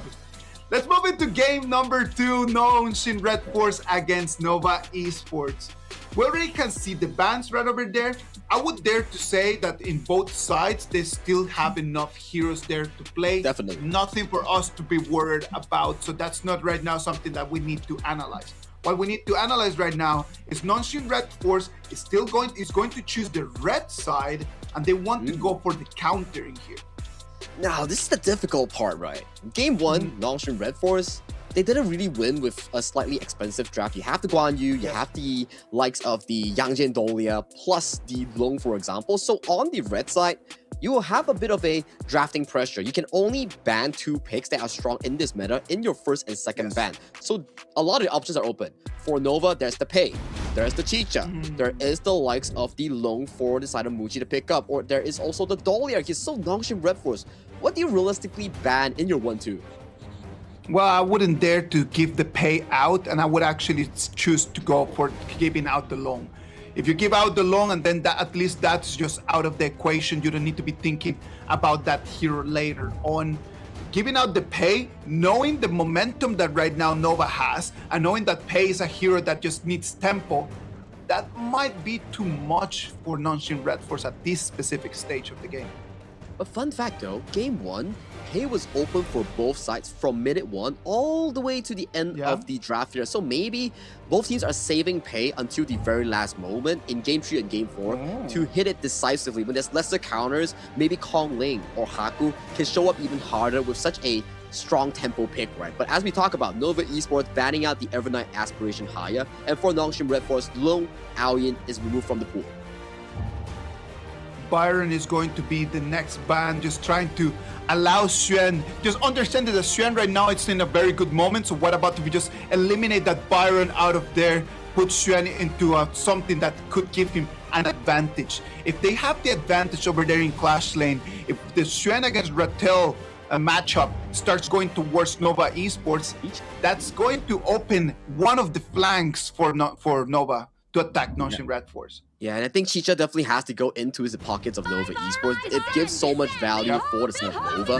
Shren plays it well, Muchi plays it well, and it's a really good flex pick against Nongshim Red Force here. And the ban on towards the Dharma, the Byron is actually really smart. It forbids the side of Nongshim Red Force for getting something that's overly aggressive against their composition. Making sure that, hey, you can get the Pei for yourself, but you don't have the Byron to pair it up for that ultra early game.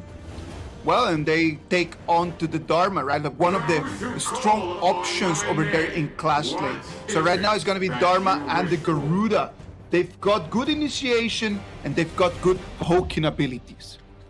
Yep. For this early game especially, the idea is simple, right? You want to outrange the opponent with the Majestic Guardian in the hands of Illusion, and you want to set up the play coming in with Rattel on that Dharma. But the problem is, can you survive the laning phase against Shren? Because yes, the Martial Monk does really well in those team fights, but the Chicha is such a lane bully against weak laners like the Dharma in Clash Lane. Yes. No, and that's gonna be a problem, right? The problem in here that they need to be thinking about is, if I am already losing that lane, what do I do? Do I balance it and just try to ask people to come in and help? Or do I just full on go and take on the other and take a big advantage on farm? If they want to take a big advantage on farm, they're going to be facing against a channel. And that channel and that idea has been very, very successful for Nova Esports in this KIS4. Yeah, it's a very strong lane matchup here, but for Nova Esports right now, they are in a desperate situation where they need a tank jungler. You have very good, fantastic DPS, Shren on the Forge Maiden, Muchi on the pack leader, but you don't have a solid enough frontline in this game too to really walk up and get vision for your core 2 carries here. So I'm imagining Nova Esports, they need to see what they can actually select coming down to the small tank jungle pool. They use Ogren, and Nongshim Red Force is like, bet, let's ban away the Monkey, let's ban away the floorborn tank, and force potentially Kong Ling into something like a Dun. I would like to see the Dun. The Dun is the only option right now that I can see that would work in there, unless that they want to go for something different and play the Chicha jungle, but I cannot see at the moment how would that actually work. So I would dare to say the Duan is an option that is opening there. I know that Nova Esports can play it. It has dropped down the meta. It is not that big a T0 pickup as it was in the past. So that's gonna be really hard for them. We can see that they might go for the easy. They're just gonna full on damage, man. Who needs a tank when you're just a machine of dealing damage? Yeah, true on the topic that we actually had just now on like Nova Esports needing a tank. They are like, screw it, scrap it. We don't need a tank. We are gonna be like locking in Kongling's Luna that he has a almost, I think 100% win rate throughout the entire tournament with, and we will make sure that he can perform on this specific pick. So let's go with it. Luna locked in and Nongshim Red Force striking back on the hands of Haku with a jungle assassin fate matchup as well. Well, that Consort U pick over there as the 4th pick for Nongshim Red Force might have been a little bit too early, because then you can start seeing that Nova Esports replies back with magical damage. And they said, okay, you've got the Consort U, I'm gonna give you magical damage, so it is not going to play to your advantage.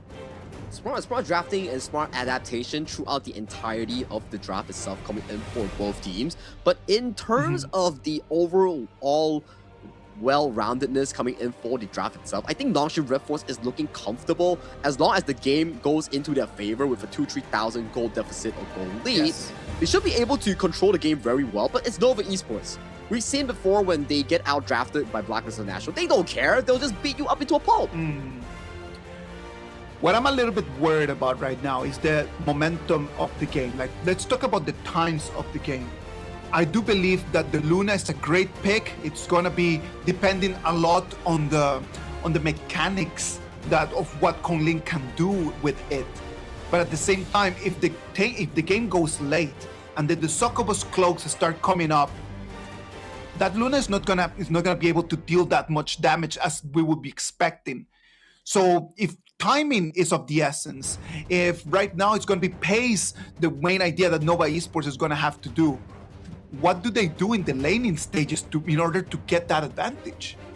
I think we need to see how Nova Esports plays. Like you mentioned, laning phase is definitely really in favor for South Nova. We see Chicha being a bully against the likes of the Dharma in the early stage. And although, yes, you can say that Consort U negates physical damage, so in theory, it does pretty well into the channel, but channel in the early phase with those spirit walls is not going to be an easy life coming in for the Consort U to play that laning matchup. And in towards the mid lane, we're looking at a Garuda versus the Yixing. So mid lane control is really, really important coming in for both teams to put that pressure elsewhere. So mid lane cleared, immediately move to side lane, get that pressure elevated from the side laner's shoulder. I can already start seeing the mid laners just being very quick at cleaning the wave and then starting to move. So that might be a trigger, that might be a clue for the junglers just to start understanding the pathing lanes, right? Like the way that they're gonna make those rotations from mid lane and then just trying to guess exactly what's gonna be their path. That might be the right moment just for having a jungler assassin just waiting for you in the bush. Yeah, and like that's the thing. If you have no front line, specifically for the side of Nova Esports, if you lose that early game, you have no one to protect the jungle, you have no one to clear out bush vision, it's gonna be really difficult for Nova if they lose the early game. So on the flip side, if Nongshim wins the early game, it's super duper good for them. Whether or not they can actually capitalize on Kongling's jungle is a very important information that they need to grasp. If they can grasp onto it, it's gonna be a perfect scenario for the boys in red. I think that they do not even need to go and try to harass, right? As long as they can have eyes on where he is, that's gonna be enough. Just the communication coming in between among them, just being able just to understand where that Luna is going to be, in which moment, who needs to be careful about that. As long as they slow him down, that's gonna be more than enough. At 4 minutes when the Tyrant battles comes in, and then if Nongshim Red Force can come in with equal gold, they might have the advantage for this first fight. Yeah, perfectly agreed there. As we are slowly but surely getting in towards the games here, we have already aligned our thoughts on towards the specific draft itself. It's coming down to the execution of these two teams. For Nova Esports, they are currently leading the series against Nongshim Red Force in the finals of KIS 4, 1-0 here. Whether or not Nongshim Red Force can equalize this series, it's gonna be an important game 2 for them. The pressure is on, man, because if we go into a 2-0, That's already like a little bit too much. I would dare to say that 1-1 that would be normal behavior into final. A 2-0, that might just fall in straight into what a lot of people have talked about, that this might be a 4-0, 4-1 kind of game. Well, if it does fall into a 3-0 before the halftime show, they do have Afgan that's going to be coming up to give them the morale, to give them the voice of melody that they need to come back in towards this series here. And with Nova on towards the blue side and Nongshim Red Force on towards the red side in this game too, we will be starting our match here. Both mid lanes going in for a 1v1. Illusion already clearing that mid lane with that fast clear. That's the perks and benefits of playing a Garuda. No, the Garuda for me, like the best pick over there in mid lane in terms of team game, right? Like if you're able just to clean up the wave quickly and then just make your movement, that's the best that you can do for your team. Look at that, Illusion. Immediately the rotation comes in a lot faster than Wendy. Yeah, and we do see a level 2 being secured coming in for the side of Namu already here, but the fact that Illusion got the first clear due to the nature of the hero, it allowed Nongshim Red Force to pick up that fire beak here. A good stun on towards the side of Siri here, but no connection coming in for the side of Wendy here. So this is a neutralized play coming in for the side of Nongshim. But you can start already seeing, right? Like the focus is gonna be on the farm lane. The farm lane is gonna be the main focus of these first minutes, just trying to get an advantage in there. And they're gonna leave Bratel and Xuan just to throw hands in there on the clash lane. Yeah, beautiful engage on towards Wave Pit here. Has to pop the flash on towards the Diadea here. So that's going to be a 2-minute cooldown for the Nova Roamer. Konglin over here coming and just sharing the gold with Xuan. He's going to just TP and come in and take even more gold in the mid lane. Right now, Konglin is just onto that financial growth kind of business. I think it makes sense, right? Because you are utilizing Wendy as a utility mage and playing Assassin jungle, so whatever you can actually get off, you need to put it in towards the pockets of Konglin and make sure that he dominates this game. And we do see an aggressive play coming in towards the mid side here. Namu using the flash, spell 2, isn't able to get Konglin. Beautiful Numu reset coming in from the Nova Luna. All right, the city key for today. Thank you very much for being here on the grand finals. Walk on Fire is going to be the first city key, and the second one's going to be Sparkling. A 4 instead of an A there for the Sparkling. Those are going to be the 2 city keys for our last day of the KIS4. Ladies and gentlemen, thank you very much for being here with us. Yeah, enjoy the HOK Esports. Enjoy the competitiveness coming in for both of these two teams, because these two teams, they are not going down without a fight here. As we approach slowly to the 4th minute mark, I would have to say Nongshim Red Force is doing a pretty good job in limiting Muchi's lane prowess here, constantly sending Illusion down to put focus in that 3v2. Never a 2v2, always a 3v2 in favor of Nongshim. Being able just to get there a lot faster than what Wendy can do has been a very big advantage for Nongshim Red Force, and they've been able to capitalize out of that. 40 seconds away from the first Tyrant, so let's wait and see if they can force something out of Nova in these little exchanges before that. Haku Look at that. coming in with the Hardened J Seal, doesn't get the execution on towards Muchi here. That's 2 big ultimates that won't be available later on in that team fight, but at the cost of Muchi burning that flash. That was really close in almost getting Muchi in that play. It is exactly what Nongshim Red Force needed to do, right? Like right before the 4-minute mark, if I can get Muchi out of there and I can get the kill, that's gonna set up the table for them to do that. Look at that, one more time, they're gonna go in for the jump. Ooh, Waypit has a very good positioning there, making sure that Muchi stays near the walls and making sure that Haku doesn't get the jump on towards the Nova channel. Here we do see a beautiful board forcing the flash out of the hands of Siri here. This Tyrant goes in easily for the side of Nova Esports, and they back off cleanly in this first play. They can read that Nongshim Red Force wanted to make the jump. They hesitated, did not do that, and then Konglin made the decision to jump in directly in for that Tyrant. Comes in and he gets onto 2 over here in the mid lane. Oh, the execution. Wendy catches Haku on towards the wall with that spell 1 and forces him to dismount from the wall. And with that play, this Crimson Golem goes in easily to the hands of Nova Konglin. And if they want to, if they have information, that Azure Golem might be the next target here. Yeah, you can see that right over there. Waypit just told him Azure Golem is here, free for grabs. what do you want to do? And then he says, I bet, give me that, I'll take that one, and now we can share our own. And with that play alone, it's already a 1,000 goal lead in favor for the side of Kong Lane. And towards the top side here, we see a bit of a tip attack coming in for Shren. Popping the Grandmaster forward to zone out Rattel from that laning phase here. But jungle is such a big gap between Kong Lane and Haku right now. Yeah, exactly. Just giving the kill over there to Nova Esports is not as painful as the fact that the one falling was Haku.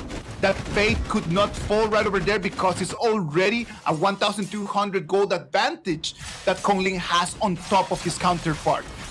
We do see a lane swap here coming in for the Nongshin Red Force, trading sides here. They do take that top tier 1, but at the expense of that bottom tier 2, going into the hands of Nova Esports and towards the mid lane here. Illusion has to take the recall, so this mid lane for this upcoming wave will be a dangerous one for the side of Nongshin. I'm telling you right now, Nova not only controlling the game, but controlling the waves, right? Like if they have over there already taken onto that tier 2 turret, that's going to be good things for them. But Haku overextending into that play here. He thought he could get the kill on towards Wave Pit, but the heals coming in from the Bond Weaver ultimate does put her back into a comfortable state. And with Haku once again falling during the spawn of the buffs, both of these buffs are going to be invaded by the side of Nova Kong Lane. Look at that, and then immediately the whole rotation coming in from Nongshin Red Force is just to go and just protect the blue buff, right? They want to go and protect the blue buff, but then to what cost? Right now it's going to be Haku, the one that does not have the blue. The blue is going to go to someone else. Yeah, Siri does have to forcefully take it because if it's left there, Nova's going to be like, oh, that's a freebie. Definitely going to come over to pick that up. Namu uses the Spotting Troop, has to back away, because look at the gold rank. Number 1, Nova carry. Number 2, Nova carry. Number 3, Nova carry. And towards the bottom side here, ultimates traded between both Clash laners here. Nice hit towards the wall here, Rattel. No towers to back off over to. One more shot coming from Muchi, but Muchi! From Nongshin Red Force here. What a key misplay coming in from the Nova Esports marksman. Oh, we gotta call them as we see them, man. And right over there, Muchi might have just turned things around in there because he wanted to go in for the kill. He was just being a little bit too greedy, and then he was faced with a 1v4. Now Haku's in trouble. He needs to run away, jumps onto the wall, but he still is going to fall. But I think this is an okay kill coming in for Nongshin Red Force. Yes, you do lose Haku, but you get the one of the late game carries coming in for Nova Esports, so that Daybreaker wouldn't be that fast here, but nice setup here coming in from Rattel to put Wendy in towards his face, but a counterboard to catch on towards Rattel. Rattel with no flash will be the victim of this exchange. Wendy tanked in so much in there, and he still had his passive available, so he could actually run away out of this engage. It is going to be right now 8 minutes of the game, and already a 4,000 gold advantage for Nova. Nongshin Red Force need to contest this Tyrant. I don't think they can here with a 4,000 goal lead for the hands of Nova Esports. Teamfights will be extremely difficult for the red side right now. You can see river control is totally in the favor of Nova. If they overextend, they will be going into a full board that's going to be casted by the board master coming in from Wendy. That's a beautiful thing about having Wendy's E-Seeing available, right? E-Seeing just casting over there the board. It's just in the moment that you have like a very big fight, it is a really, really important skill. Look at that board, just casually zoning every single member coming in from Nongshin from defending that mid-tier 1. Losing that mid-tier 1 opens up so much map pressure for some Nova Esports to consistently enter the enemy jungle here and towards the bottom side here. Difficult stuff coming in for Haku here, unable to defend against Shren, and Kong Ling playing hyper-aggressively, forcing the flash out of Namu. Beautiful set coming in for Rattel, putting Kong Ling on towards the wall. 1-4 range already here, and we see a fatal arrow to land the finalizing shot on towards Illusion. Haku forces the 2-for-2, but it is still in favor for the side of Nova Esports. With the Vanguards marching through bottom side, this might just be a bottom tier 3.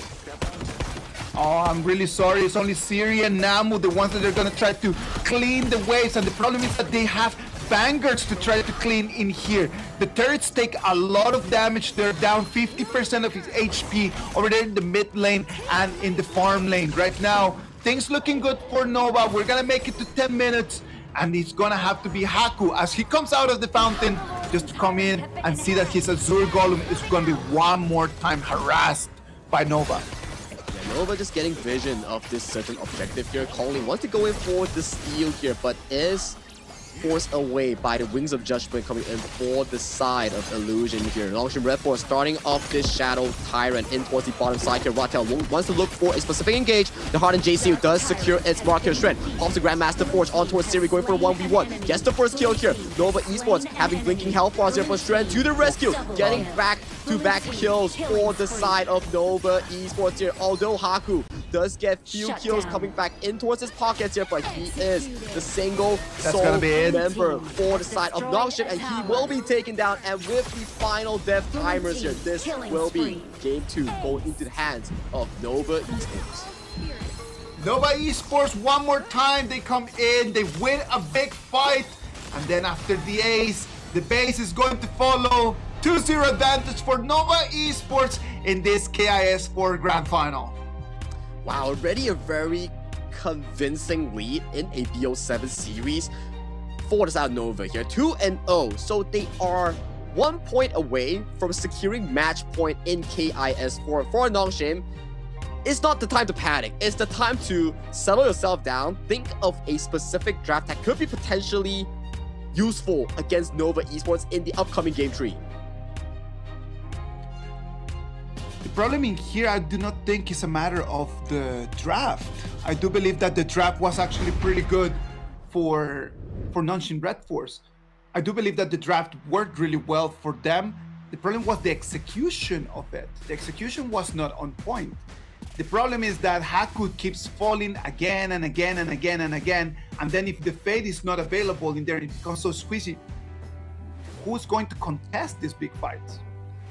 I think that's the problem, right? When we're talking about two jungle assassin matchups, the mid to late game revolves heavily around the two junglers, and when you pick out the Fade coming in for Nongshin Haku, in your mind you're thinking like, okay, I want to invade against the Luna with my ultimate to guarantee that steal on the Azure Golem. But what happened actually was, after the Tyrant, we see Haku's Fade, 50% health, but getting chunked out by the Taken's Liberty coming in from Wendy's Yixing, pulling him down from the wall, and if he died there, which he did, he loses all his buff in one certain rotation, immediately setting himself back 1,000 gold deficit against his jungle counterpart Kong Ling. So ever since then, it's already very difficult for the Fade coming in from Haku to command control against Kong Ling. I think that the problem in here was the gold difference. The gap started extremely early. And the gold gap just started going into the right people for Nova Esports, right? Oh, yeah. We came to a moment where it was Luna with more gold, it was Muchi in the channel with more gold. And on top of all that, you have a Diadea in there that can still help out. It was just too hard for Nongshin Red Force to try to turn things around. I hope that they will not let this loss just get into their heads and they can actually just wash it off, flip the page, and go in for game number 3. Or else what we're seeing is that we're gonna have a very quick final in this KIS 4, and nobody wants that. Yeah, nobody wants that here. They definitely need to fix what they have to fix, because game 1, Nongshin Red Force played super duper well against the side of Nova Esports, but it is the late game that they slightly fumbled in making sure that Nova Esports could make a comeback. Game 2, if we look into what Nongshin Red Force did not so well at, there's definitely the jungle control coming in for the side of Haku. Knowing when to farm and knowing when to jump against the enemy is a very key skill that he needs to master right now in the series. I think for Nongshin Red Force, coming in with such a strong roamer and such a strong jungler and still not being able to take the victory says a lot to how well Nova just set up the early game. Like we talked about that Tricha, right? Like we know how the Tricha on strength could completely take control of that lane in front of Ratel.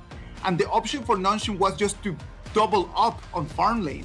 Just take the L over there in the clash lane and just double up on the farm lane trying their very best to try to get a little opening. They did have a couple opportunities. Do you remember that at the beginning of the game, the Lapu Lapu comes in with the ult, but then there's no damage coming in after that. If they could have actually taken that kill on Muchi, maybe things would have been different because their plan would have actually solidified. Oh my, if they could get that kill on towards Muchi in that bottom 2v1 gank, that could have sent Muchi so far behind that potentially what Haku lost in that 4th minute wouldn't have even mattered for the side of Nongshim Red Force in this game too. But Muchi got out alive utilizing the Spriteling Truth Shield, which gave Nova Esports much more room to breathe before that 4th minute tyrant. And that's the moment where the snowball starts rolling, right?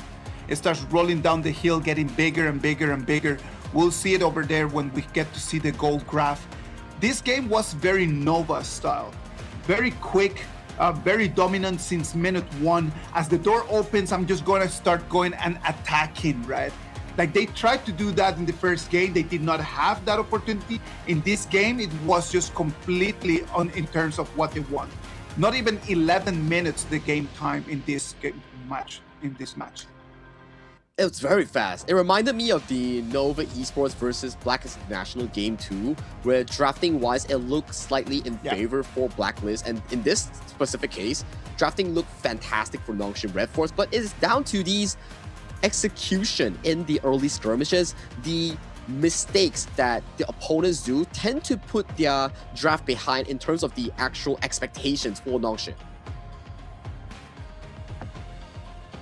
Damage taken in here from a lot of the Nova Esports team. Like everybody was shielding damage in the exact same way, right? Like all of them, they were taking a very equal amount of damage, and they were dealing equal amount of damages as well, right? Like you never saw one person from Nova Esports just kind of like taking lead in any specific stat, but it was actually a team effort. All of it was for them.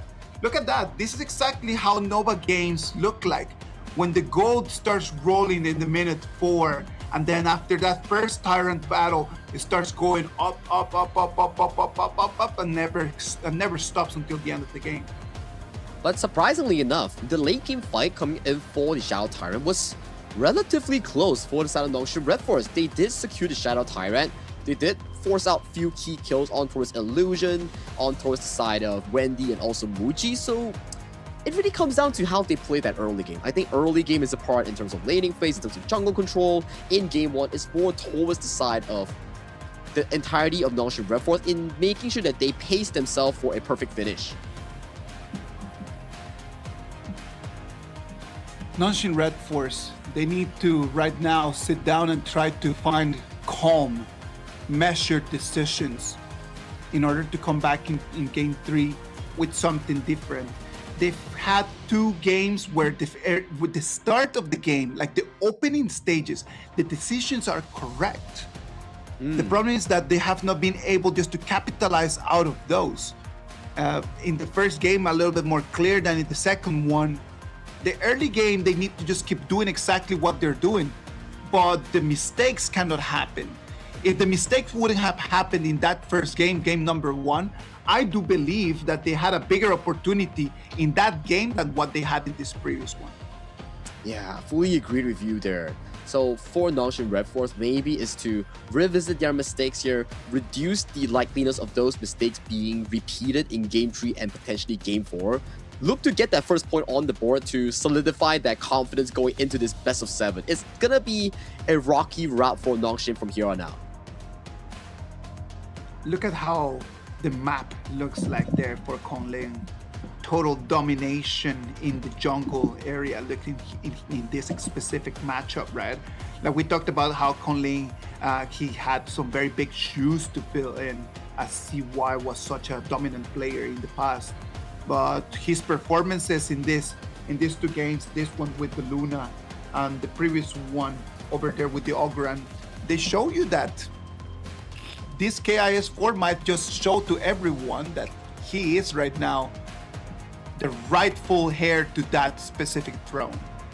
CY is going to be threatened and happy at the same time from the substitute spot, looking at how Konglin is performing pretty decent in this best of 7 thus far. So for this specific case, Calling so far has been playing pretty well, I would say.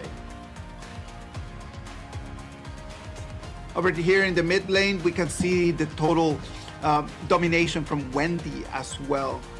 It was really difficult for Illusion. He had the advantage in the rotations, as we mentioned during the game. But the very big problem is that they were not able to turn those advantage in the rotation into kills. They were unable to take that into an early turret that could give them a little bit more vision. That was the problem in there. Because putting some more pressure over there onto Muchi might have just like leveled the game a little bit more. But look at Muchi over there compared to his counterpart, compared to Siri. This one was clear that Muchi was the bigger dog. And a lot of the assassins coming in for both of these teams, like the Luna, like the Fade, has been keeping their eyes on the backline carries, Muchi and also Seri here. So for these two marksmen to be compared, it's about survivability and reacting to key spells from the main engager for the opponents. Well, this was game number 2 of our KIS4, the grand final. This is going to be a best of 7. So for Nova Esports, they just need to take 2 more games and then they will be able to be back-to-back international series champions, right? For this invitational series champions.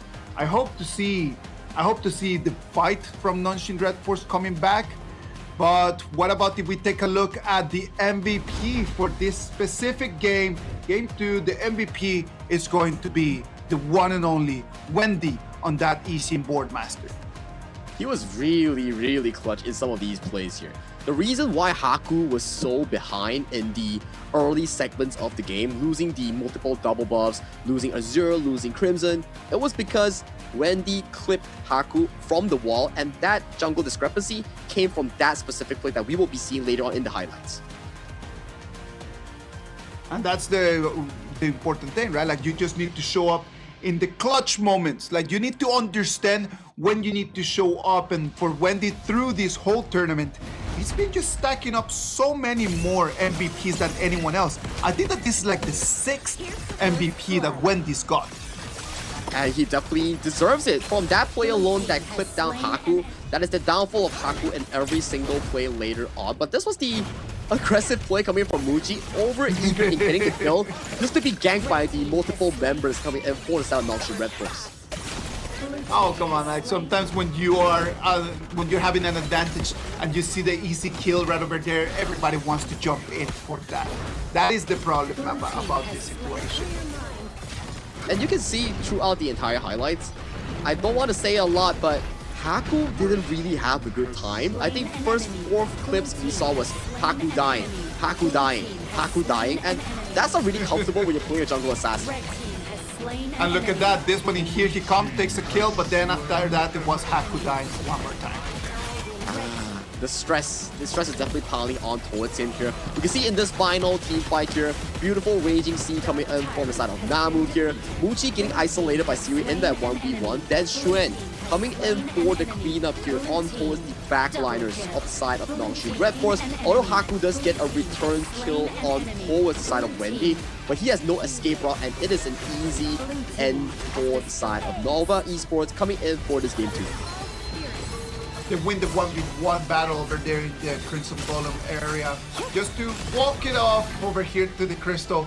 Just the minions came, they come, take the Crystal, 2-0 advantage. You can see how the fans over there in Jakarta are already very excited about not only the 2 games that we have watched, but one of the main parts of what we're going to be seeing today, that halftime performance coming in from Afgan.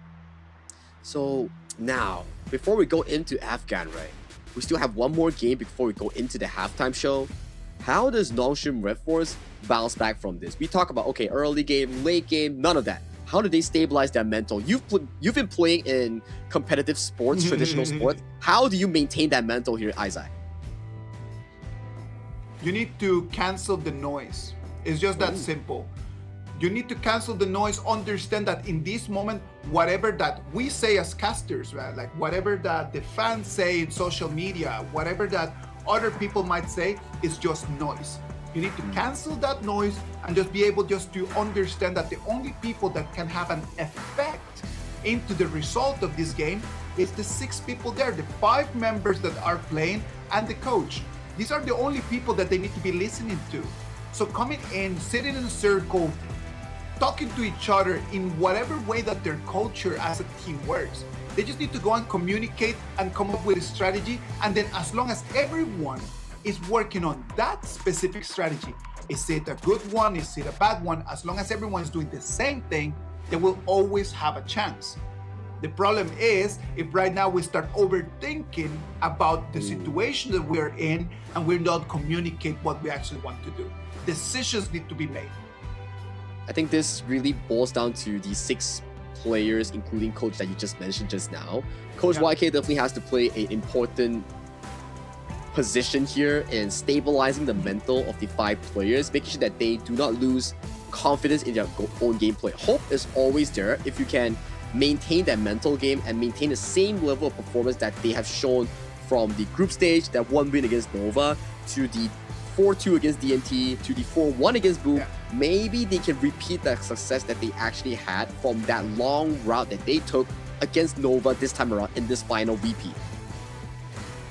It is very interesting that you mentioned that, because if you analyze this game, it could just become just the way that the whole tournament has been working for Namshin Red Force. The beginning of it has been not the best, and hopefully it's gonna be better as we move forward. What about if we go for a little break, and as we come back, we're gonna have more of this KIS Sport Final.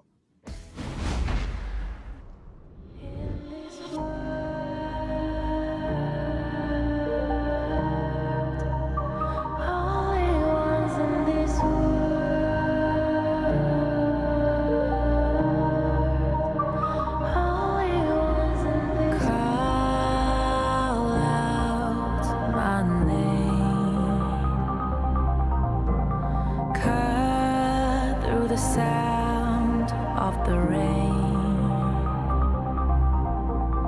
No matter how I feed the flame, you know I feel the darkness and the pain. All of the ways we try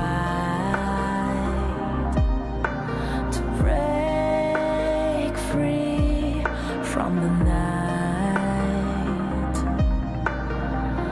you know we made it out, we found the light. I fly so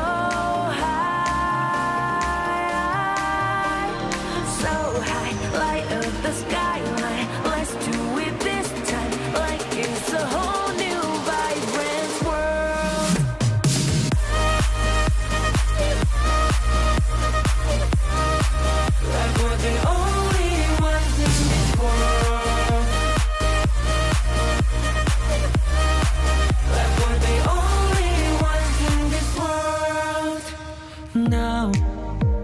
Now I see that I got everything I need. It's alright, I'm on fire, I'm alive, 'cause now I fly so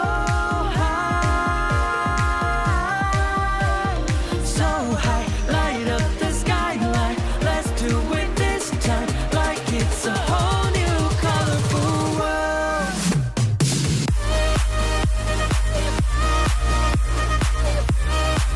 Like we're the only ones in this world. Like we're the only ones in this world. Never thought we'd get this far, burning like the stars. How we get this far, like we're the only ones in this world.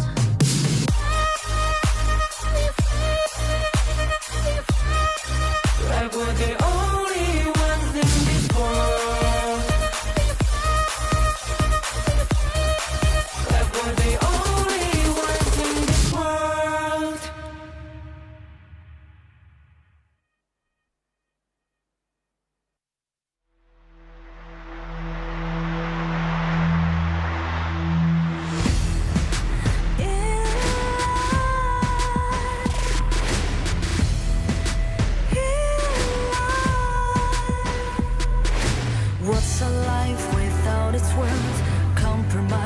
with what hurts inside. When you let fear decide your fate, you don't choose which path to take in life. I'm finally letting go of everything that still holds me. I'm against all odds, but I won't give up, 'cause it's my time to shine. Standing in the spotlight, can't no one let me down. Destiny is calling high. I'm not afraid to fight for everything I love.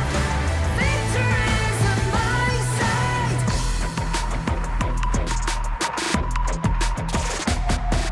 The more we lose, the more we gain. The more that nothing stays the same. In time, can't love ever, can't forget. What you see is what you get. Sometimes,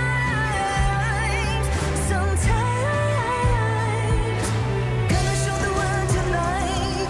The light that shines inside us. We're against the odds, but we won't give up, 'cause it's our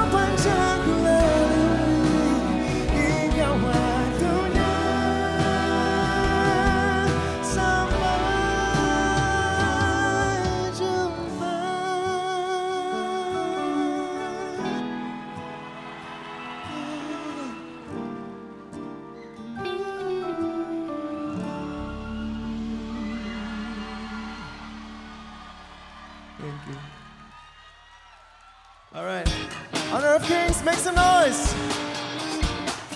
Boleh berdiri. If you wanna stand up, stand up.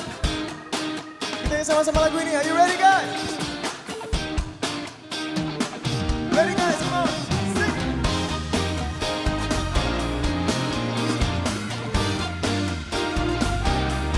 Let's go, sing.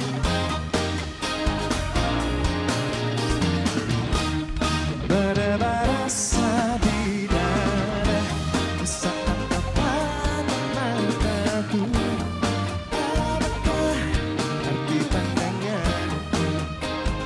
Tunjukkan hasratmu. Sungguh aku tak tergoda saat kau dekat denganku. Hanya kau membuatku berdiri. Oh, melepas mana kesempatan. Are you ready, guys? Sing it louder. Make some noise. Sing. Sudahkah cinta sudah ku bilang sayang, namun kau hanya diam tersenyum kepadaku. Tak buat bimbang, tak buat aku. Oh, gelisah ingin rasanya kau jadi milikku. Tuhan kisah yang menunggu. Oh, satu kata yang terucap dari isi hati sanubarimu yang membantu bahagia. Sungguh aku tak tergoda saat kau dekat denganku. Oh, hanya kau yang membuatku berdiri. Oh, melepas paras darah. Let's semua lebih keras. Sing it, guys. Sudah ku bilang sayang, namun kau hanya diam tersenyum kepadaku. Tak buat bimbang, tak buat oh, gelisah ingin rasanya kau jadi milikku. Jump, come on, jump. Jump, jump. Everybody jump, jump, jump, jump. Come on.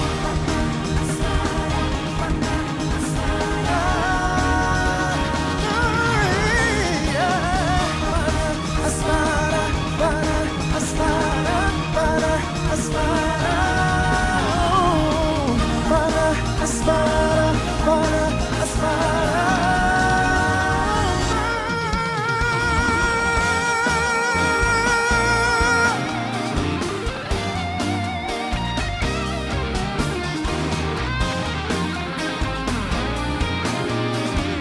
One, two, six. Come on.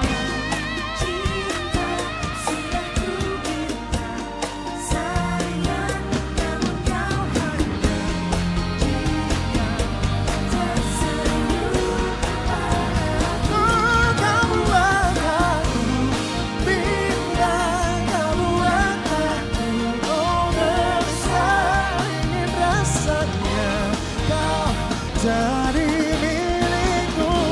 Iya. Oh, kau buat aku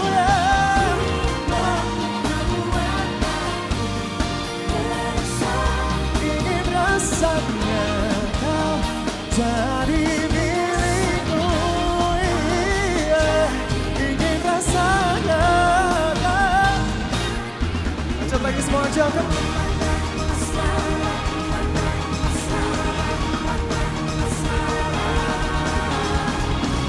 Para asmara, para asmara.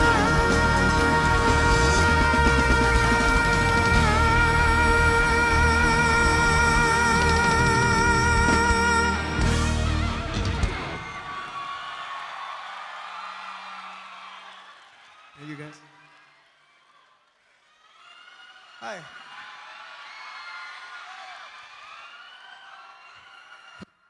Terima kasih untuk Honor of Kings. Boleh tepuk tangan untuk Honor of Kings. Acara ini luar biasa, seru banget. Kings, Invitational Season 4. And I'm so happy to be here. Terima kasih sudah mengajak saya berpartisipasi di acara ini. Hostednya di Jakarta dan di stream di seluruh dunia. Please give it up for everyone. Thank you for the team for having me. And this next song, lagu selanjutnya. Dari yang itu? Iya kan? Oke. Alright, let's go guys. Langsung aja nyanyi sama-sama lagu ini. Yang di atas seru banget. Makasih ya. Satu lagi. Alright, this one is for you guys. Untuk kalian semua yang ada di sini. I love you. Makasih.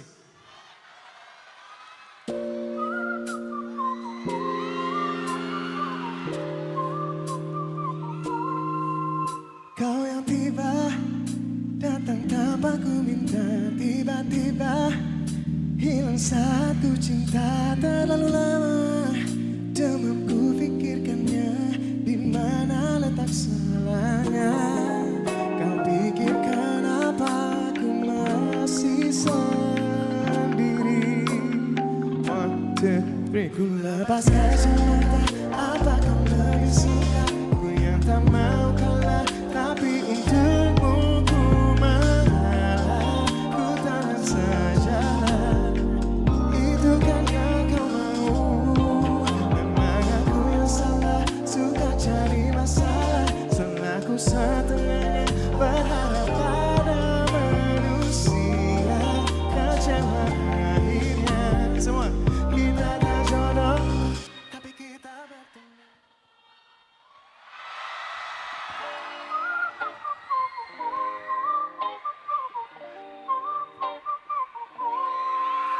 Kau yang tiba, datang tanpa ku minta. Tiba-tiba hilang saat ku cinta terlalu lama.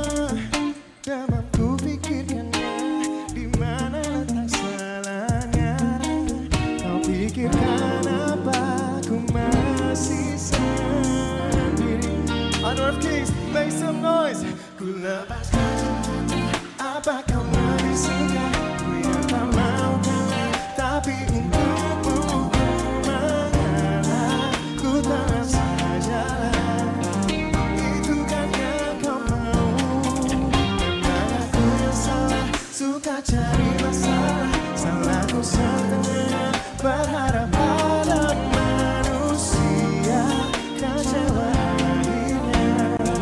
Kita tak jodoh, tapi kita bertemu di sana.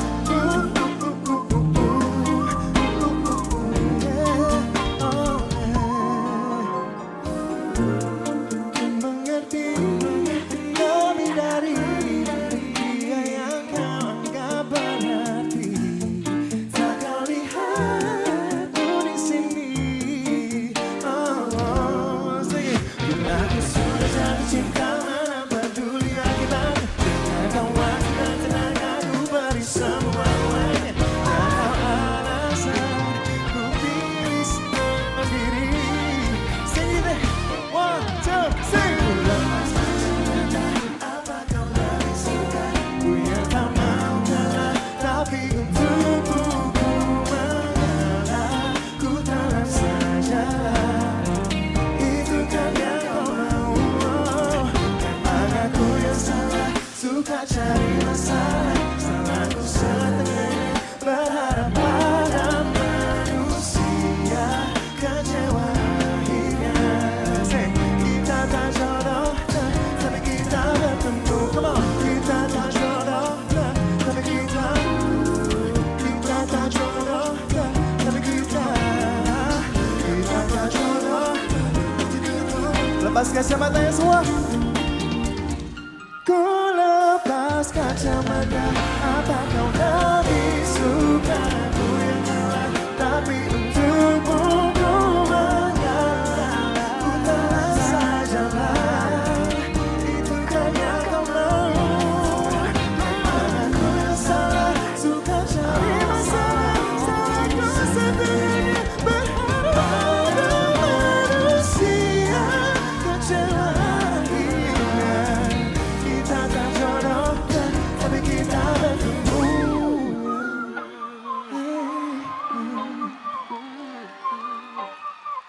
tapi kita bertemu. I love you.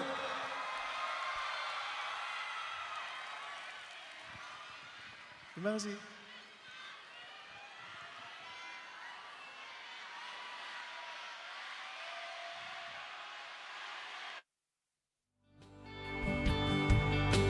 Just for you guys, harusnya 3 lagu jadi 4.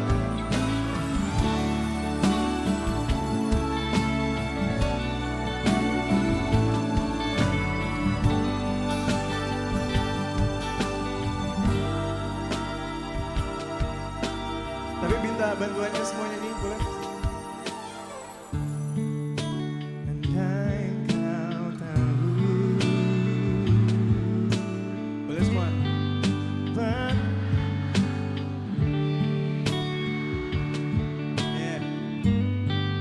Selalu menjadikanmu isian doaku.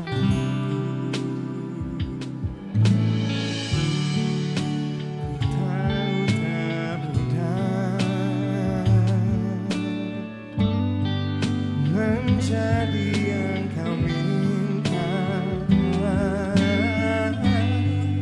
Ku pasrahkan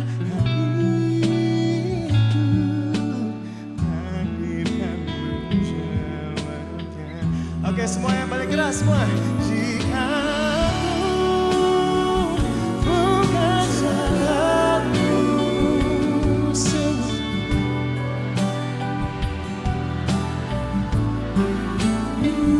jika aku memang tercipta untukmu, ku kan memilikimu. Guys, sing it. Tertulis dalam nadiku, kau yang tercipta untukku, ku kan memilikimu. Oh, jika aku bukan salahmu, ku berhenti mengharapkanmu. Jika aku memang tercipta untukmu, ya, ku kan memilikimu.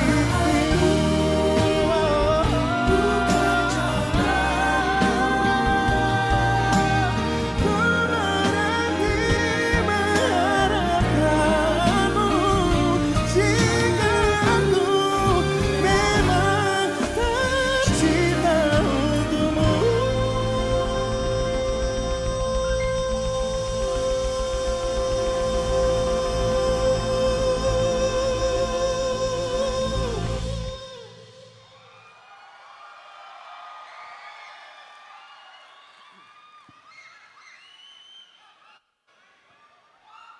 Ku kan memilikimu.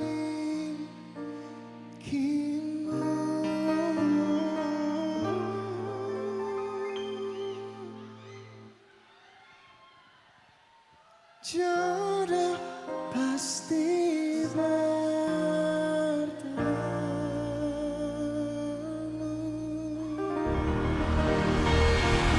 Halo guys, sampai ketemu lagi. Give it up for my band. Terima kasih, bye.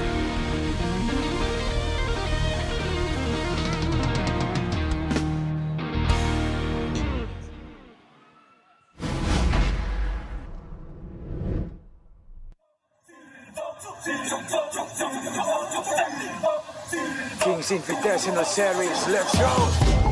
Bertahun-tahun ku ditempa, harap yang karang murka, enemy di setiap langkah, ganteng datang mencoba, panggil ku one man army, satu orang 1000 nyali, bel spirit dalam nadi, sini maju ku ladeni.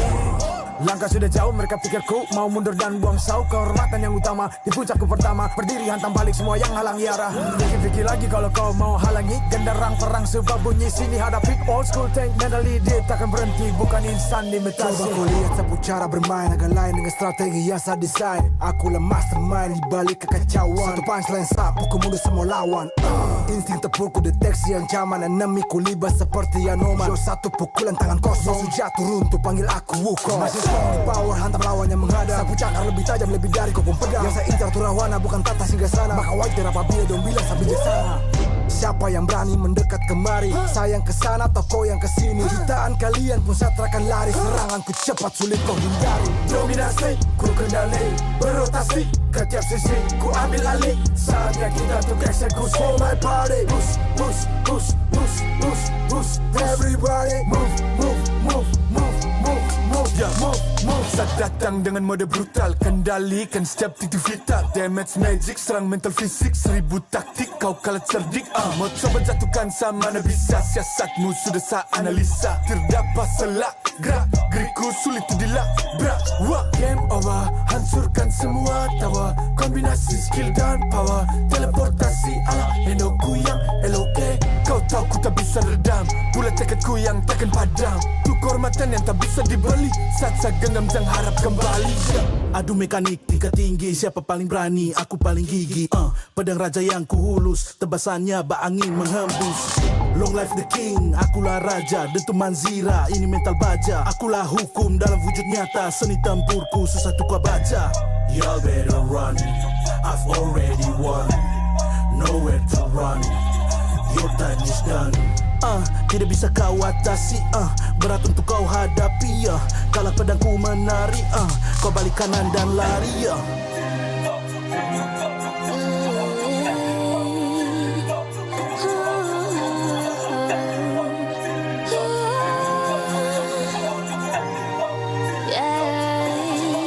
Come get me, kau di singgah sana. Aku cinta I'm the queen, feel the aura. Orang jajali ternyalain dah. If you want me, profit me mah. Siapa tadi panggil, cause I'm ready. Siapa bilang aku tak punya nyali. Don't try me, ni aku sebut api. Yes, my melody, you can touch me. You ready, you jajali. Lagi coba lagi.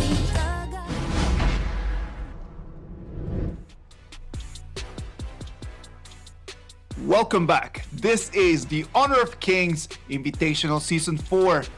We just had Afgan right over there in what was supposed to be just like quick 2-3 songs, but then after that, you know what, the fans, they really wanted some more, and he gave them everything that they wanted. Thank you very much, Afgan. Sagi, how did you enjoy that performance? I'm still dwelling in from that performance, and I have a new favorite song in my new playlist right now. It's Love by Afgan. I'm definitely putting that in my new song list later on for like my travels and everything. But this is the updated global band picks here, with Nova currently leading 2-0 against Nongshim Red Force in this best of 7. They need 4 points to close out the series. Oh, come on. Let's talk Afgan a little bit longer. Nova and Nongshim, they can wait. Afgan was really good, man. Like, did you see how all of the fans were vibing in there in such a nice way, man? Like, this is one of the moments where I really would want to just be right over there in Jakarta with everyone. Like last year in KIC 2025, we had SB19. Yep. This year in 2026 KIS, we had Afgan. I can't wait to see in the future events who else we will be getting for these halftime shows. It's amazing for the experience here. But that's the end of the Afgan show. We are back to the main show of KIS4. It is the finals between Nova Esports, currently leading 2-0 against their arch nemesis, Nongshim Red Force. All right, Nova against Nongshim Red Force. This is going to be the second and last part of this grand final. After the halftime show, right now it's everything on the line. If nobody wins 2 more games, there's going to be a 4-0 clean sweep. They're going to take their second KIS tournament. For Nongshim Red Force, they need to start the big comeback right now, because going from 3-0 to 3-4, that is something that we don't see every day. It's a very, very difficult route if you start from a 2-0 loss. But like you mentioned, from a competitive sports, traditional sports mindset here, right now, cancel out the noise. Nongshim Red Force, you need to lock in and make sure that 5 players, 1 coach, all have the same goal. It's not about blaming your teammates. It's not about dwelling off the past mistakes. It's about isolating all noise, focusing on the one goal, beating your nemesis, which is Nova Esports. You know that from all these years of casting finals and everything, one thing that I have learned to look at to see if the players are relaxed or not is just how much they move while they're sitting in there. A lot of times when you see the players just sitting down and then just looking down, it is that is the body language of a person that is trying to calm down. But when you see a player just kind of just moving around, talking to each other, kind of having this little conversation, that is a person that is already in the zone, man. There's nothing more dangerous. There's nothing more scary than just being in front of someone who is under a lot of pressure and still being completely composed and relaxed. I think that comes from competitive experience, right? For Nova Esports, they haven't been in the scene since 2024, and right now coming to 2026, it's been almost 2 years of them competing in honor of Kings Esports here. So for them, this is nothing new towards them in the final stage. For Nongshim Red Force, same 3 players. We have Seri, Illusion, Haku. Question is, can Ratel and Namu be composed like you mentioned is the key factor in here for Nongshim Red Force in potentially finding that reverse in the scoreline? Let me talk about that a little bit, man, because I do believe that Ratel, Namu, they've been doing their job the way that they need to do it. In these 2 games, the 2 performances that I have had the most questions about have been from Haku. If we are very direct with this, not pointing fingers, but the person that needs to really step up right now, it's gonna have to be him. His game number 1, Yanjian, was really good, but he could have done a little bit more in terms of communication. And for the second one, his performance on the Fate should have just left us with a very different taste in our mouths. Which is true, right? You need these sort of like wake-up calls to really remind you that, hey, this is a potentially once in a lifetime chance that you get to repeat this exact same final. So you gotta lock in, gotta reduce the mistakes and step up when it's needed to. And talking about that, let's refocus back into the draft. Nongshim Red Force drafting the Haya and also the Algrim, but this is a key counter coming in from Nova. Locking in that Wild Rider Agudo, the moment that you get latched on by Haya's ultimate, he just needs to press one button, jump out of his ultimate, the Gorge Mobilization, and he is out of there. Well, and that's one of the things that Haya is gonna have to be looking out, right? Who do I pull out in the big fights? If I know that there's always this risk of trying to pull the Agudo out and just being cancelled, who else is going to be out there, right? You can always just pull out the Tranfei and then the other team will not have a tank. And without the Tranfei in there, without just the biggest shield in there for Nova, might be the time for Nongshim Red Force to counter attack. That is the one thing that is interesting about Haya, right? Like, depending on who you pull out, the way that your team plays in is completely different.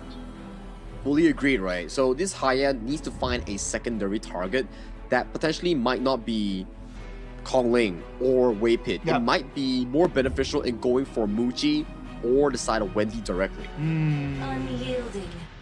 That is going to be something that we need to pay attention to as the game passes, right? Lady Tren and what looks like it's going to be a Dharma. Yeah, Dharma is going to be. They do have initiation, multiple ways of initiating, and for the big fights, they have a lot of damage coming in the shape of Lady Tren, the Erin, and what Agudo could do. And this is looking like a Chicha Clash Lane, a repeat of Game 2's direct matchup between Shren and Ratel, happening in Game 3. In Game 2, Shren was piloting the Forge Maiden Chicha, and for Ratel, he was on the hands of Martial Monk. So this game, flipping the script, both are on their opposing ends heroes here. Will the matchup be the exact same? We don't really know, but for this specific Nova pick coming in for the Dharma, I'm expecting a potential tank build coming in from Shren. Both of these teams are gonna go with the tankier option for the jungle, right? So we've got tankier option in there for jungle. I can see a lot of sustain coming in from Nongshim Red Force. So I can imagine that the fights are gonna be long. We're gonna be in here for very long lasting fights. It's gonna be very difficult just for the fights to be short. There's not gonna be a lot of burst coming out, but at the same time, it's gonna come down to who pokes the fastest and who pokes the longest. And in terms of that, Nongshim Red Force might have an advantage. Oh, I like how you perfectly pointed that out. Talking about poking, I think Floorboard Marksman is a very underrated marksman in this specific meta. This pick has one of the best late game potentials in Honor of Kings. With that Arrow Storm, once she hits that level 12 marker, with the items such as the Spark Spores, Doomsday, and Daybreaker, one ultimate could chunk out the entirety of a team before the fight even starts. So this late game insurance that has been purchased coming in for South Nongshim can be the deal breaker coming in for Nongshim in finding that 1 point in the series. The Yu Huan plus the Ogren in here are gonna give Nongshim Red Force so much sustain, man. Like, it's gonna be crazy the amount of sustain that Nongshim Red Force is going to have. So it's gonna come down to Rattel and Siri just finding the angles, finding the right angles just to keep dealing damage again and again and again. Now, clearly for Nova Esports, what they're gonna have to do is just to initiate onto the right people. Like, if you can get the Trampe ulti straight into the key members of Nongshim Red Force, that might be the cue for Dos Nova to take this to 3-0. It's a contest, right? Does Illusion find the perfect target first, or does Shred and Waypit find the backline assassination first? So this is gonna be a key contest between the two teams. As you can see, in towards the early game, there's already a very strong early aggression coming in for the side of Haku, encountering that first camp on the hands of Kong Wei. Love that Haku over here. Like, he knows that he needs to do the movements, man. He knows that he is the one that needs to really redeem himself from game 1 and game 2, and in game 3, the way that he's playing that Ogren tells you that he is up for the task. Ooh, nice catch on towards the side of Illusion here, already forcing the flash here. Shren does not want to overcommit. That's flash for flash, and that is Illusion out of the game for the next 30 seconds. Okay, Illusion right over there. Sadly for him, he spent that flash. And that flash on Illusion is going to be a lot more expensive than the flash on Xuan, I would dare to say, because the cooldowns are going to be back for them at the right moment. Falling here, coming in here with the Gorge mobilization here. Doesn't land onto the specific key target here. They are here to lay down some of the damage here. Rattel, ooh, dangerously low here. Has to back away to take that healing deal. Early game aggression so far, looking pretty much in favor for side of Nova. Nova does look like they want to finish this in a 4-0. They look like they are really pretending just that this game is going to be just the last. Like, every single game that they're gonna have right now is gonna be really on. Nongshim Red Force trying to make the flank, but they cannot do that as Trampe is gonna come and spot them. You remember talking about a flash just now that has been expended by Illusion being very costly? Yeah. Imagine there just now, Illusion was level 4, and they didn't have to back to base. EXP could have been faster, and that could have been a potential dive on towards Muchi's low health bar there. So this is really like what I always mention, cause and effect. That play resulted into this situation that couldn't be as useful for Nongshim. One more time, action here at the bottom lane. A lot of the focus in this first part is going to be right over here. And that farm lane and what they can do. Can they put Muchi on a difficult position? That Erin is going to be online, not right now. I do believe that Erin is one of those heroes that need a little bit more items to really be able to be dangerous. So Erin, after the minute 7, minute 8, then that's going to be the moment for Muchi to shine. Right now, he's a little bit more vulnerable. Minute 7-8, you're looking at like Spark Spores Doomsday being completed on towards the hands of Erin. That's where she really starts coming online. Similar to Siri here on the Floorboard Marksman.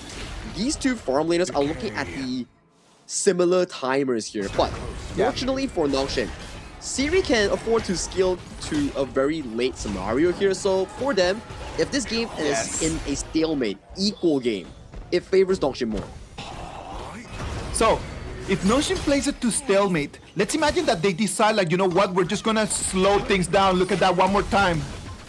Yeah, Kong Lane here does find a big chunk on towards Namu here. Doesn't force out the ultimate here. That's the counter here coming in for Kong Lane here. You're looking for the engage on towards the Agudo, but the moment she throws out that furball, she gets immune here. But Kong Lane being caught in 3 members, 4 into his enemy territory here. Over aggression coming in from the Nova jungler.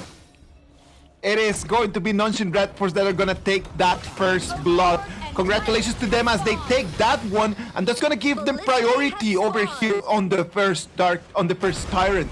That was really good. You could see Kong Lin just jumping in, going in a little bit too deep. He thought that he got the kill onto Illusion, but then he didn't know that there were 3 more members of Nonshin Red Force waiting for him. And the important part as well, in the early game in the enemy base, there's the Guardian Sprite that reduces 15% damage taken on the side of Nongshim here. So that's a freebie for them to play safe in their own jungle. So a bad damage calculation coming in from Kong Lane. A bit too aggressive. Well, sad for him, because right now the Tyrant is going to go for Nonshin Red Force, and they are going to have the opening that they needed to have in this game. They need to build confidence. Sagi, confidence is exactly what they need, but look at that. Mutsi one more time comes and gets the kill. Yeah, gets the solo kill of all things against Siri here. Muchi playing a beautiful 2v2 with the hands of Waypit here. With that kill, it elevates that bottom lane, and this turret will go into the hands of Nova Esports and in towards the top side. Kong Lane is already doing jungle pressure in towards the Crimson Golem. Another kill goes to Ratel is going to fall. Ratel falls as well right now. Both the Clash laner and Farm laners of this team are going to fall, and they want to come back. Yeah, they want to come back. Unbridled Outburst does land over to the Haku here. Stampede, CC chain on towards Haku here. No continuous DPS on towards the Nongshim jungler here. Illusion caught in the bad place. No flash on towards the Nongshim mid laner here. Gets taken down. This is a difficult start for Nongshim Red Force. Top side, bot side, mid side, everywhere is on fire. In the moment that we thought that Nonshin Red Force was building a little bit of confidence, they get hit on the face, straight to the chin. They're gonna take it, and their knees are going weak. Look at that. One more time, Haku wants to protect his golem. He isn't able to do so. Kong Lane wins the Smite Wall right now and utilizing the Deep Force Siege. They're sticking on towards Ratel here. Haku, that's not your base. You don't want to go there. 3, 4 members are looking to capitalize on towards Haku here. But fortunately, for side Nongshim Red Force, they do find a trade on towards strength in terms of the cross match.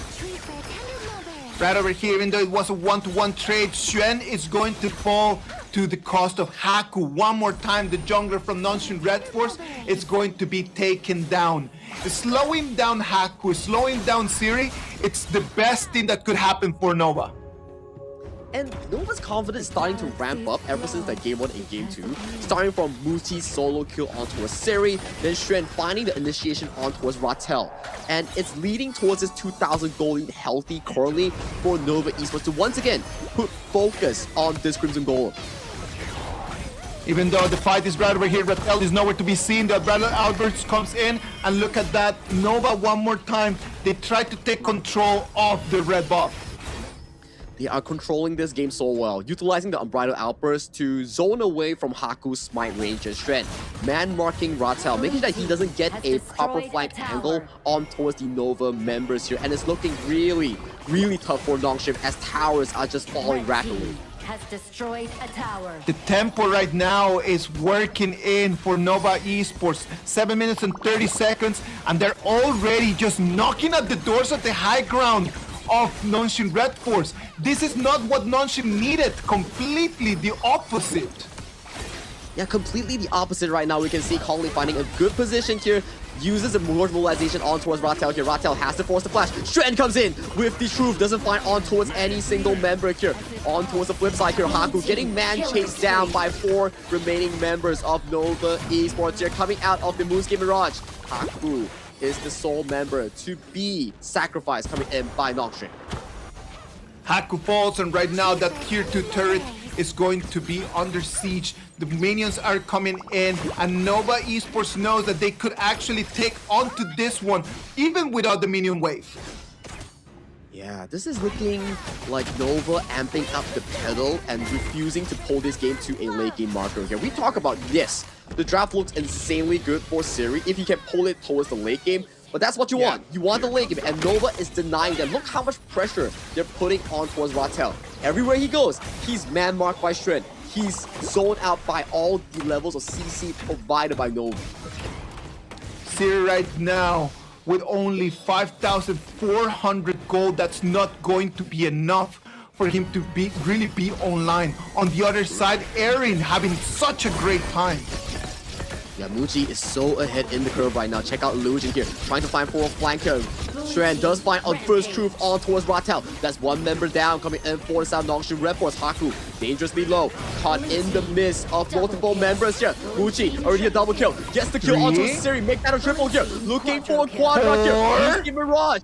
That is a potential pentakill that will be going in for the hands of Muji. Nova lands a pentakill. Pentakill! Player here, that's $500 in total bags of Muji. Muji comes in the moment that we thought that Nongshin Red Force had seen already a very grim future. It turns into a reality. They see their crystal under siege, the minions come in, and it's gonna be game 3 for Nova Esports, a 3-0 advantage for them right now. Below 10 minutes, 9 minutes 50 seconds here. Nova securing 4 match points against Nongshin Red Force right now. You have to start worrying. Nongshin, what is your secret weapon? How do you come back from this landslide lead against Nova? Nongshin wanted to play it to the late game. They wanted to wait for them to scale up, just to try to scale up and then just get bigger and bigger, stronger and stronger. The problem in here is that Nova did not allow them even the chance to make it there. They needed just Siri to be online, and Siri was nowhere to be seen. Haku was falling again and again, and Nova Esports just showing to us how to really reply back when someone wants to go to the late game. You just step on the gas since minute 1 and finish the game, not even in 10 minutes. I think the Kongling pick on towards the Agudo was such a smart pick coming in for the side of Nova Esports coaching staff. They see the Ogren, they see the Haya, they're like, wait a minute, this is a perfect Wild Rider Agudo game because number 1, Agudo into Ogren is a fantastic matchup. All the spawns coming in for the spell 1 counters Ogren pretty hard. Number 2, the Agudo matchup into the Haya is also a fantastic matchup. If Haya wants to reel you in with the ultimate, you just gotta press 1 button. Throw your ultimate on towards the enemy and you are out of that tether from that Evernight aspiration. I think at the end of the day, since the BP, it was really clear that Nova had predicted what to do in here after they saw the first 2 picks coming in from Nongshin Red Force. And after that, it was just a matter of execution. It is not only winning the BP, you need to win the game as well. And they executed that perfectly. You start seeing the numbers. Look at Muji on that 8-0-1. Amazing, gigantic performance from him. Yeah, and also a pentakill of all things here. For those who are new to Honor of Kings Esports, if it's a regional or international tournament, there's this thing called King's Moments rewards here. So when you get a pentakill, you are awarded $500 directly to Muji himself and $100 each to your teammates here. So collectively, Muji gets $500 and every single member gets $100. That's $900 from a pentakill. Yes, exactly. Can you imagine? Just out of that, he's going to be buying dinner for everyone. Congratulations to him. It is the pride of just being able to have the bragging rights of the pentakill. Not only on international tournament, in the final of the tournament. What else can you expect? You don't expect at all because right now, Nova Esports, game 1 was very equal between these 2 teams. Game 2, we see there is signs of hope for Nongshin Red Force in team fight, but game 3, every single rotation from Nova, every single team fight from Nova just outdid Nongshin here. We were looking at bot side, Muji solo killing Siri, top side, Rattel being caught by Shren's Dharma, and jungle, domination coming in from Nova Kong. In all different sides, Nova Esports was just superior to Nongshin Red Force, right?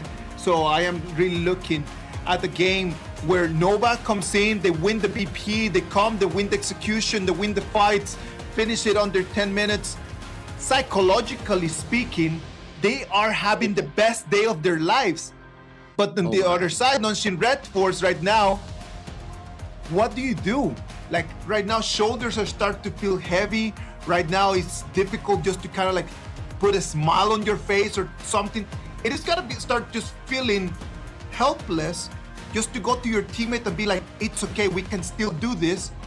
When you come to the game 3 and then just get dominated in such a flashy fashion. Exactly right, Isaac.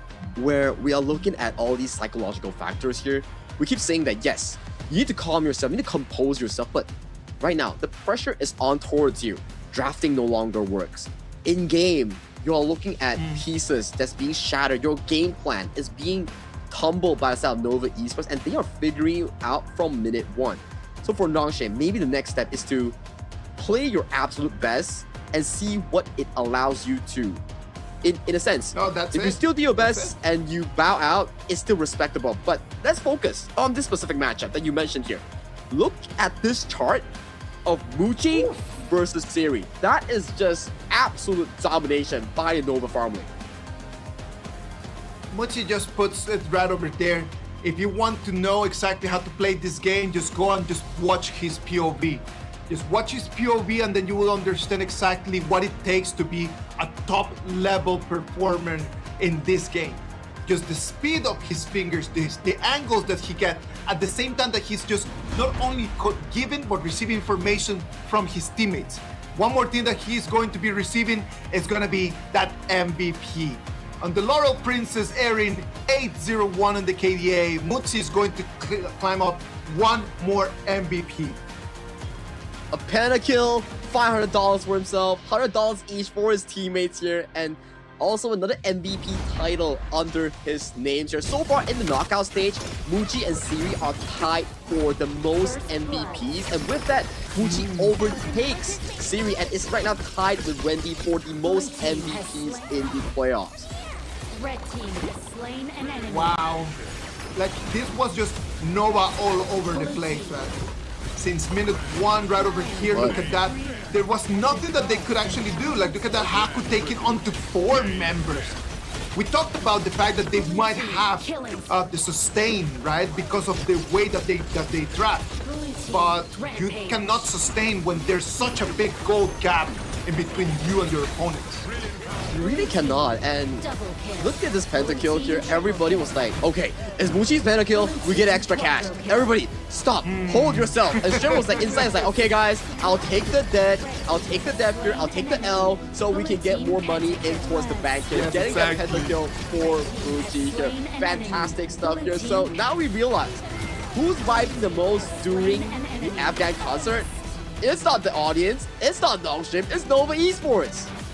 That's completely true, man. Right now, just Nova just vibing in there. I can imagine that they're all laughs and all hugs over there in the room. On the other side, Nongshim Red Force, the morale gotta be on the floor, man. They are at the edge of the abyss. They cannot lose one more game or else they're going to just see the same result as 12 months ago just being reenacted one more time in front of their eyes. That is a very interesting storyline where who would have thought after 1 year in the KIS 3 and 4 finals, we'll get the similar storyline where Nova Esports practically just crush another Malaysian team, MKL team, in quarterfinals, semifinals, they blitz it through, and grand finals, they meet Nongshim Red Force again. And for Nongshim, they did well in groups, quarterfinals, semifinals, amazingly, and right now, facing Nova, it's just that everything else is the same, but just the grand finals this time around, it's not looking similar to last year. Let's be realistic, Saki. And I know that we can put this out there without making it sound like we're biased or anything. At the beginning of the tournament, did you have Nongshim Red Force on your cards for one of the contenders for the finals?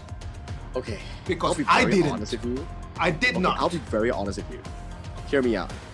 If I had Nongshim Red Force on my cards, I wouldn't be at the absolute bottom of the prediction tables of our KIS forecasters here. So you get what I mean. I didn't count them in, and I was really sorry here. But this is potentially where their run ends. And Nova Esports with 4 match points. This is a tough road ahead for the Ultimate Red.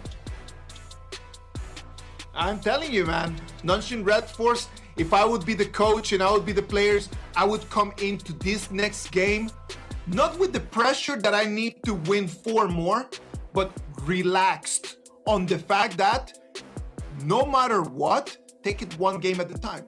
Let's go to this game. If we win, that's amazing. We get to play 1 more time. And if for some reason we lose, it's already an amazing performance for them. A lot of people did not count them to be in the finals. After the group stages, finishing 4th in there, nobody counted them that they could be Dominator. They come into the semifinals. A lot of people counted that Boom was gonna take on them, and they're in the finals today. So don't think about the fact that you need to win 4. Just think about the fact that you need to win 1. Win 1 and then think about the next one. Take it 1 game at a time. Yeah, 1 game at a time. If you win, great. Then think about the following one. If you lose, it's fine. You're already proven to everybody. Defied all expectations to make it from a 0-3 group stage all the way to the finals here. But let's save the talk and let's put our focus into the potential final pick and ban phase between Nova Esports and Nongshim Red Force. So Nova is going to be on the blue side and Nonshin Red Force is going to be on the red. The early is going to be the first thing that Nova is going to just take out of the table. They do not want to be facing that. They don't need that to be thinking about it.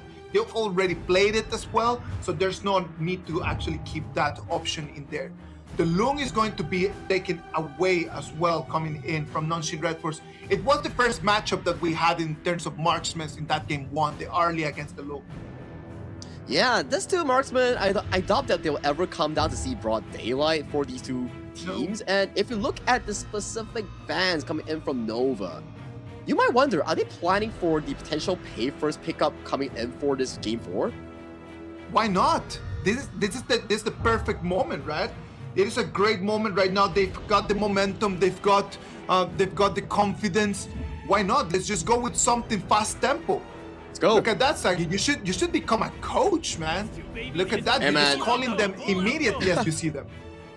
No. This is just common knowledge here coming in for Nova Esports here. If we watch more enough, we will definitely have a specific idea on how they actually draft here. So, you know, save the praise, save the praise. I don't want netizens coming for me. Come on. It's alright, man.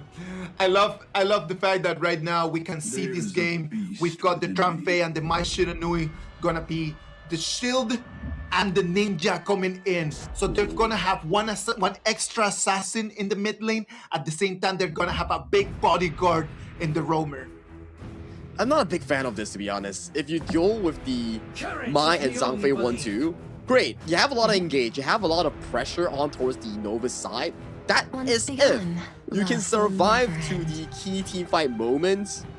So we were looking at Nongshim Red Force here. Okay, you need someone to equalize that early game here. You use the Ogren.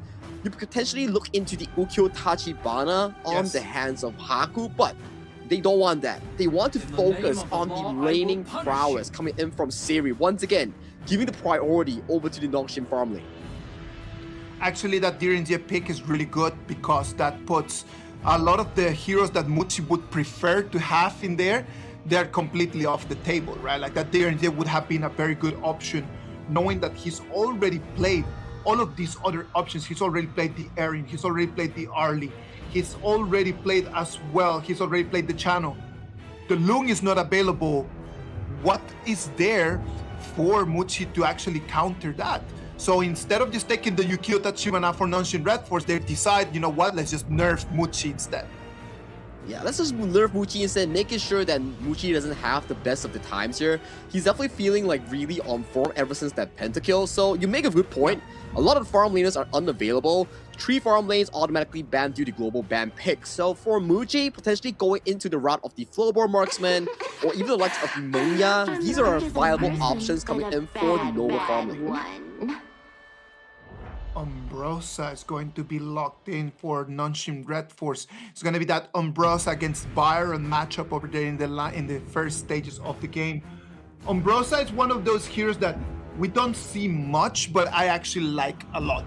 The way that it's designed, the mechanics of it, I like it a lot. The fact that you can deal damage, and then after that, when you're sustaining, you can always just utilize your unalive form to really get out of trouble. So I like that a lot from that hero. It can allow you to deal damage at the same time that you can always escape with your life. And there's also a very strong lane bully with this Umbrosa pick, so I'm eager to see how Rattel does well on this Umbrosa pick, and we are looking at a final jungle pickup coming in for the side of Nongshim Red Force here. Is it going to be the Ukyu Tachibana? Is it going to be something else to really counteract against Kong Ling in this specific jungle matchup? He will revisit the Ying pick that he showed yesterday against Boom Esports. This is a confident pick coming in from the Nongshim jungle. Well, when you are just hanging in there with the last piece of hope and strength that you have, you gotta go for your confidence picks, man. Like, that's it. Like, if you feel like yesterday it worked really well, it's only been 24 hours. Let's just go for it one more time. I like it a lot. I know that a lot of people don't see it as a meta pick, but the dynamic that I can see here from Nongshim Red Force, you have good initiation coming in from the Trampe at the same time that you can wait in the bush and try to ambush coming in from both the Yin and the Mai Shiranui. It boils down to execution as of now, but if we look towards the side of Nongshim Red Force draft, it's really strong in the early to mid phase here. They are really trying to fight Nova in the earliest segments of the game to make sure that they take control of that early, just like game 1, to convert it into a comfortable 10th minute mark. This is their sign of retaliation. If they can do it, maybe one game at a time, maybe push it to an ultimate battle. This is where it starts. Well, let's see this. Like, if you analyze right now the Nova strat, Pei is going to be very strong in the early game. If we were to go to the late game, let's imagine that we're just jumping into the 15, 16, 17 moments of the game. The Flowborn marksmen, the Yu Huan and the Byron, are going to be really difficult to deal for Nongshim Red Force. So what do they need to do about this? They need to absolutely crush them in that early game here. Hence, we see Nongshim Red Force drafting a very strong early to mid game team composition, utilizing Illusion on the Mai Shiranui and also Namu on the Zhang Fei. These two will be the core players in finding the key initiation, especially on towards two members, Kong Ling and Muchi. They are marksmen, and marksmen tend to not have the best levels of survivabilities in team fights. Well, Illusion, everything is on your shoulders, man. I'm telling you, if the Mai Shiranui can put some pressure in there, then we might be able to see game 5. If not, after this game 4, we're just gonna go straight on stage to see the coronation of Nova Esports. This is gonna be game 4 of our KIS4 Grand Finals. I'm Isaac Peña with Misagi. Nova's gonna be on the blue. Nongshim Red Force on the red. It's do or die right now. Definitely a do or die. The survival of the fittest in the grandest of the stage. And already in this early game here, we see a unsuccessful steal coming in for the side of Nova's Kong Ling here. Haku does take that camp in towards his own hands here. Illusion finding a Ryu Engine on towards the Nova jungler here, but with no response, it's still pretty okay for the side of Nongshim, considering they got all the camps in towards their hands. I'm gonna say that it was a lot better than okay for Nongshim Red Force, right? Like, Kong Ling jumps in, he tries to get the Crimson Golem, it does not work out for him, he tries to go in for the second camp, it doesn't go for him, and he's right now very, very, very behind compared to Haku. Yeah, behind on Haku is not gonna be a good case, especially if you are on a tempo jungler like a Pei. So you can see Haku aggressively looking for a potential invade, but has been spotted out by Nova's mid lane Wendy. So we will be going into a rather equal early game coming in for both sides of the jungle. Let's wait and see what's going to happen right over here. Haku's just being spawned right over there on the bush. It's going to be a 3 against 3 here in the mid lane. Everybody knows that the gold given in from these minions needs to be shared up among most of us. Correct. And when you talk about sharing gold, you need the jungle and roamer item to be present here. But hang on a moment, we do see Haku utilizing the ultimate to pull Wendy back into the team, but no follow-up damage coming in from Illusion to finalize that kill. Kong Ling being caught in the enemy jungle here. Ryu Engine doesn't connect on towards the members coming in from the Nova side. That's the ultimate that's being caught by Rattel. Teams are burning their spells, and this is a handshake of peace coming in from both squads. Well, Nova had a very clear idea, right? Like they came in, they wanted to check if they could take on this second spawn that Crimson Golem, and it was again denied by Namshin Red Force. It was very, very amazing from Rattel. With very low HP, he was the last shield standing in between Nova and the Golem. Engine lands on towards Waypit here, has to force the flash to escape towards safety here. Mid lane, in control, coming in for the side of Nongshim Red Force. They get this priority and they are looking for a potential wild for invasion here. Wendy lands the stun on towards Haku here. Shren comes in, flashes Storm Strike, but gets immune by the side of Haku's ultimate here. The follow-up does come through, coming in for the side of the Ryu Engine, catching on towards Shren here. Shren being the first victim here. Waypit does fall suit. That is a 2-4-0 exchange in favor of Nongshim Red Force in this early game. We talked about the fact that Nongshim Red Force had the advantage at the early and mid game, and look at that, they're taking real control of the game in these exact moments. Love the way that they're playing up until right now, 3 minutes and 30 seconds. The way, if they can continue like this and build a comfortable couch all the way until the 9 minutes moment, it could actually be good for Nongshim Red Force, and this could be the game that they need. It goes back to a discussion that Nongshim Red Force needs to finalize this game and end it as soon as possible because their composition doesn't scale as late compared to Nova's, but a beautiful unbridled outburst catches on towards members here. Wendy has to pop the ultimate to escape towards safety here. Haku going in for the execution here. Wendy first to fall. Following suit is Waypit here, and blinking Hellfire coming in from Nova. 3 kills going in for the side of Nongshim Red Force as they are glaring in this early game. I'm telling you, it was Namu the one that set up here for Nongshim Red Force to get that amazing fight. Namu comes in from the flank with the ulti, connects into multiple players. Look at this. Just look at the bottom side over there. After that, he's completely just split it, the whole Nova in two. That flank coming in from Namu literally just split the entire team fight to both ends, which gave so much objective prior to the side of Nongshim Red Force. Wendy got caught out, and Waypit still has no flash, which allowed the side of Nongshim Red Force to capitalize so well on that team fight. And right now, we're looking at a 2,000 gold lead healthy for Nongshim. It's something like a repeat of game number 1. Well, let's wait and see what Nova is going to do right now, right? Like, it was very difficult for them. Oh, top side here. Unbridled outburst doesn't land always to the side of Muchi here, but does force out his flash. Meaning, Illusion in towards the next potential fight will be looking very close on towards Muchi, since we know for a fact that Muchi, no flash on the floorboard marksman, very potential easy target. And that's the problem with that, right? Like, because of the mobility problems that Muchi is going to have on that floorboard marksman. In that big fight, he was nowhere to be seen, so there was no one from Nova that could actually reply back after the initiation coming in from Namu. So Nongshim Red Force right now completely in the driver's seat. I hope that there won't be any mistakes that could actually end this and turn things to the other side. If they continue playing this way, it is going to look really good for them. Continuously pressing on the pedal, making sure that this is going to be a suffocating choke coming in for Nova, and make sure that there will be no potential comebacks for the side of Nova here. They need to make as little mistakes as possible here. Top side though, they are looking to sandwich Kong Ling here. We do see Namu finding Unbridled Outburst, landing on towards Kong Ling. Blue Engine connects on towards Pei, and the finalized damage coming in from a Stampede. That's another kill coming in for Nongshim here. 3,000 goldie, and they are eyeing on this Azure Golem next. Well, we're talking about the fact that it's Nongshim Red Force the one that have the power spike right now, but look at that, they don't want to step out.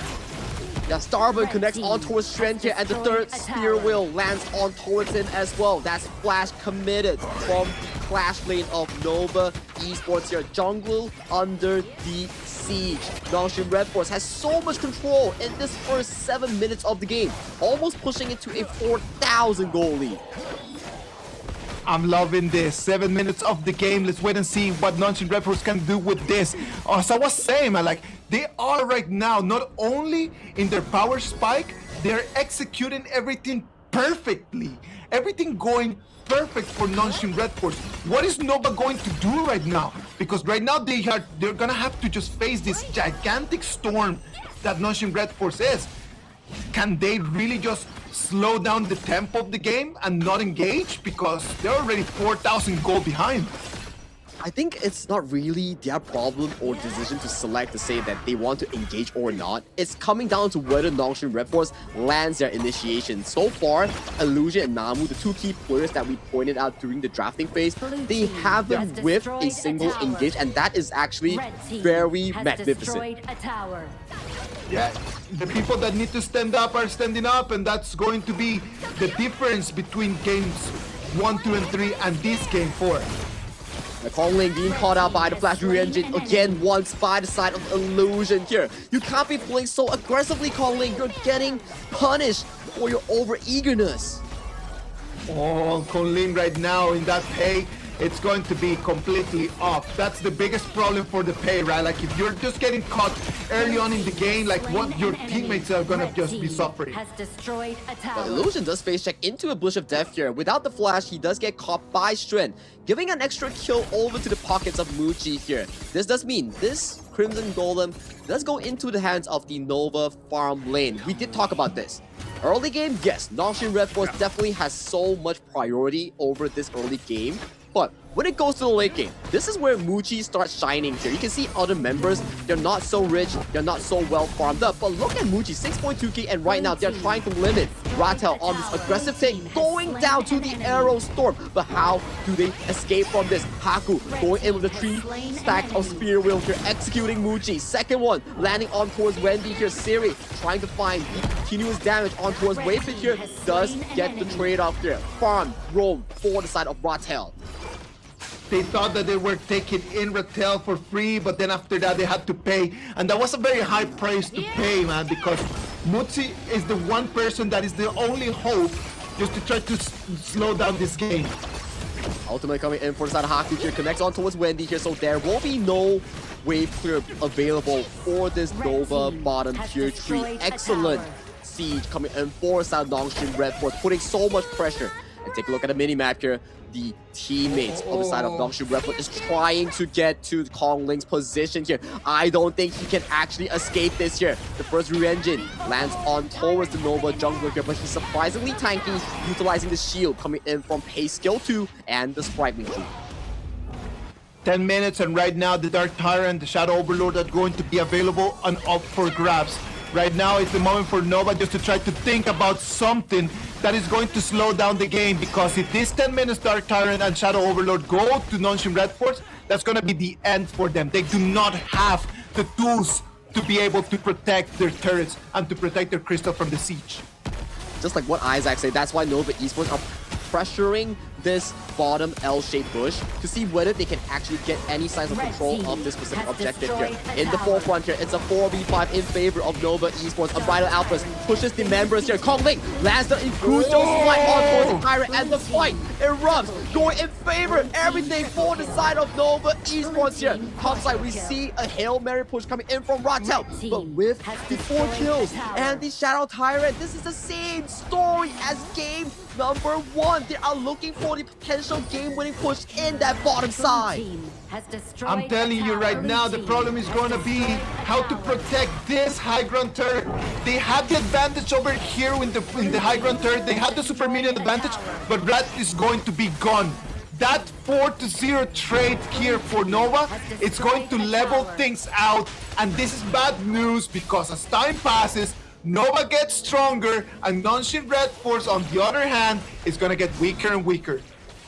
This is not going to be looking good at all for some Nongshim Red Force. If Nova Esports is able to equalize out the top high ground, this is just gonna be a troll that we are saying that lost in Red Force took the 45 and lost 4 members in the front. And we see with the backline here, watch out going aggressively. That's what. Why? The Peacekeeper spell too. And we do see the Fire Spirit going in first. The fall is Wendy following soon Ishtra. 3v3 in towards the front line here. Gucci going untouched. Having so much damage on this floor for Marksman. He's chasing. He's bouncing. He's legendary. Blue team, double kill. Shut it down! Right now it's gonna be the ace. Sagi, this is gonna be your moment. The turret is gonna fall. Just tell to us what is going on.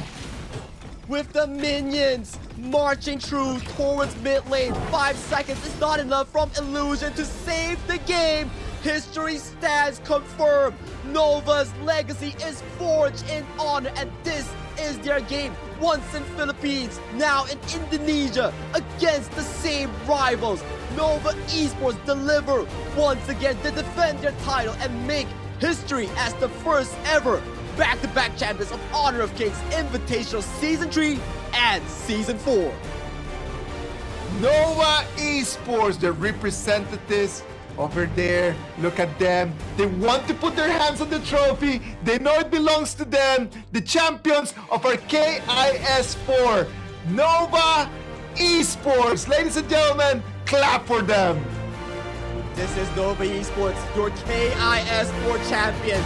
The representatives coming in from the MKL regions. They reign supreme, not dropping any single series in this tournament here. A round of applause for the Giants coming in from the MKL. This gotta be a very emotional moment for Nova Esports. The last time that they were in a final, they were swept 4-0. Something that they had never before just kind of experienced. And right now, just coming into the KIS4, coming into 2026, these 5 men right over there, they're proving to us that you might fall, but it is about how you come back. And they came back stronger than ever just to come and claim what belongs to them, that trophy of champions. Touching that trophy twice is the same 4 players coming in from the Nova Esports roster here. Waypit, Muchi, Wendy, and Strand. And with the new addition coming in, Nova Kong Ling, he proved to the world that he is a worthy replacement as the main jungler over CY. And this is it. They do cement their legacy, forging themselves in honor here in Jakarta, Indonesia, GBK basketball. I love the way that they just pretend themselves that this is not an emotional moment. I know that inside of them, they gotta be like really excited about this. Like just the fact that they came in with all the questions that people had about them and having in front of them in this game 4 such a strong non-Shin Red Force. In a moment, there was a moment of the game where a lot of people said like, okay, yeah, non-Shin Red Force is taking this one. But Nova Esports just demonstrate what champions are made of. And champions are made of the understanding that one little mistake, it is going to be turning everything around. It's coming down to these masterful moments, right? Like we talk about, this early game was all in the favor of non-Shin Red Force, but because of the fact that Muchi got that key deciding kill on Illusion, and they went forward at 4v5 and they still won it.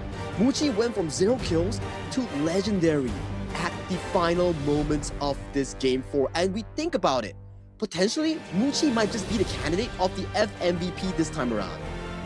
I am telling you, I am putting everything that I own onto that. Muchi with a pentakill comes into this game. It was a quadra kill over there in that last fight. That could have been a pentakill as well. All right, what about if we go there to Mara? Mara, talk to us. What is going on over there on stage? Congratulations, Nova Esports! Wow, you becoming another back-to-back champions for the Honor of Kings Invitational Season 4. Congratulations! Waypit, give us your best smile. You're the champion! Now you've won back-to-back. You've won in the Honor of Kings Invitational Season 3, now Season 4. How does it feel to always be on top? Now the team that everybody looks up to. I feel very good because my team very strong. You're definitely so strong, the strongest of them all. The Supernovas are indeed really strong. But Muchi, I want to ask you something, Muchi. Muchi, you got a pentakill in the grand finals. How do you feel?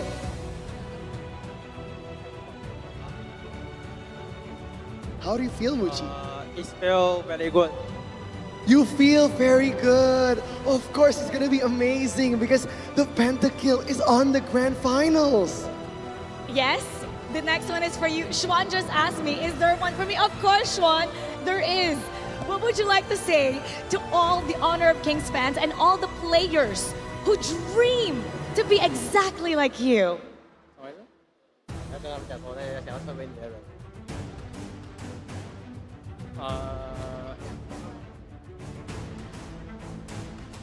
I don't know. Celine, would you like to translate? Keep moving. To keep moving. To keep moving forward. It's that simple. Keep moving and you'll achieve your dream just like Schwan and Nova Esports. Amazing, Mara. Now, may we call upon Mr. Rex Wang, the Game Operation Director of Honor of Kings Publishing, Level Infinite, and Tencent Games to award the champions of their victory.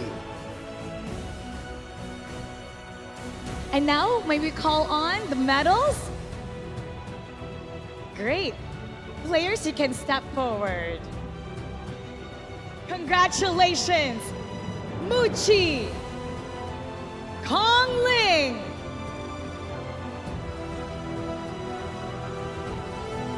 Wendy, Schwan,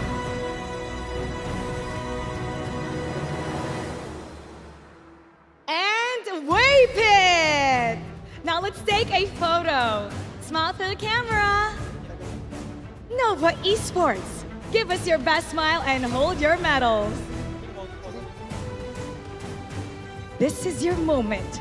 Show the world how happy you are with this championship. Thank you so much, and thank you, Mr. Rex. Now, the moment you've been waiting for. We will now award the finals MVP! Do you guys have any guesses of who will be the finals MVP? What? One more time? When Let's take a look. Your finals MVP is... Congratulations, Muchi! Congratulations, Muchi, for being the FMVP. And let's give a round of applause for our FMVP! And to present the finals MVP trophy, may we call upon Mr. Yang as the Director of the Honor of Kings Overseas Operation.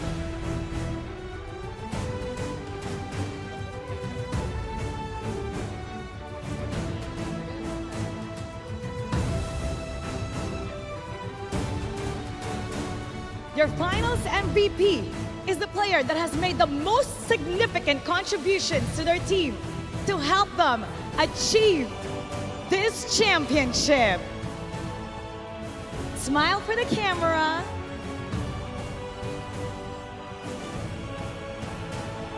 Congratulations. And one more photo, one more photo. Thank you so much. Thank you so much. Muchi, how happy are you with Nova? Talk about your journey with Nova Esports and how incredibly you feel right now. 说一下你的感觉，你的心情现在哪下在边边？整个心路路程可以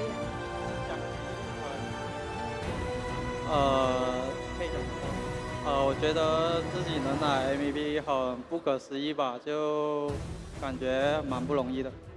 Yeah, it feels incredible for him to win this FMVP, and it hasn't been an easy journey for him as well. So yeah, he's happy for it. We're so happy for you, and you've made it look so easy. Once again, let's give him a big round of applause. All right, Nova Esports, it's time to surround your trophy once again. Go around your trophy.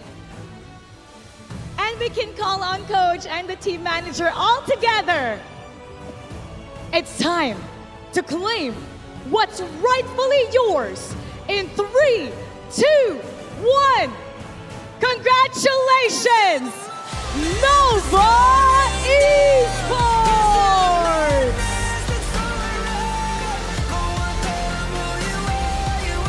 Nova Esports, your back-to-back Honor of Kings Invitational champion.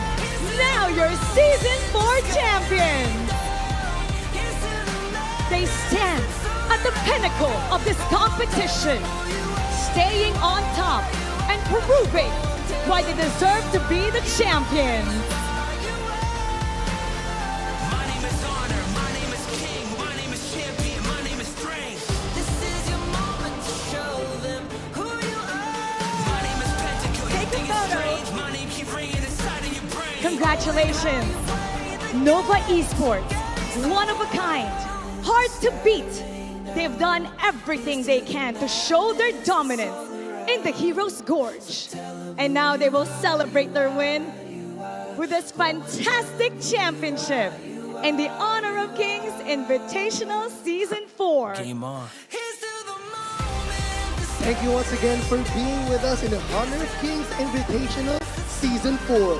We'll see you once more in the upcoming Regional Leagues Spring Season of Honor of Kings. And for now, let us celebrate the win of Nova. Everybody, let's give them a big round of applause. Thank you, everybody, for supporting the Honor of Kings Invitational Season 4. We'll see you in the spring season and in the next international tournament.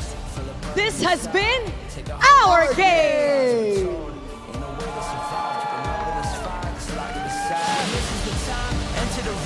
Mental chemicals doing their thing. I got flashes of battles inside of my dreams. I was made for this moment. At least now it seems like it's time to come face to face with your fear. Been battling demons for all of the years, and I learned how to fight them with style and grace no one's ever encountered. You say it's amazing. I'ma come out swinging when they open the cage. Go ahead, call passion. I'm calling it rage. I'm taking what's mine like I already own it. Watch but don't blink. Going here's to the moment.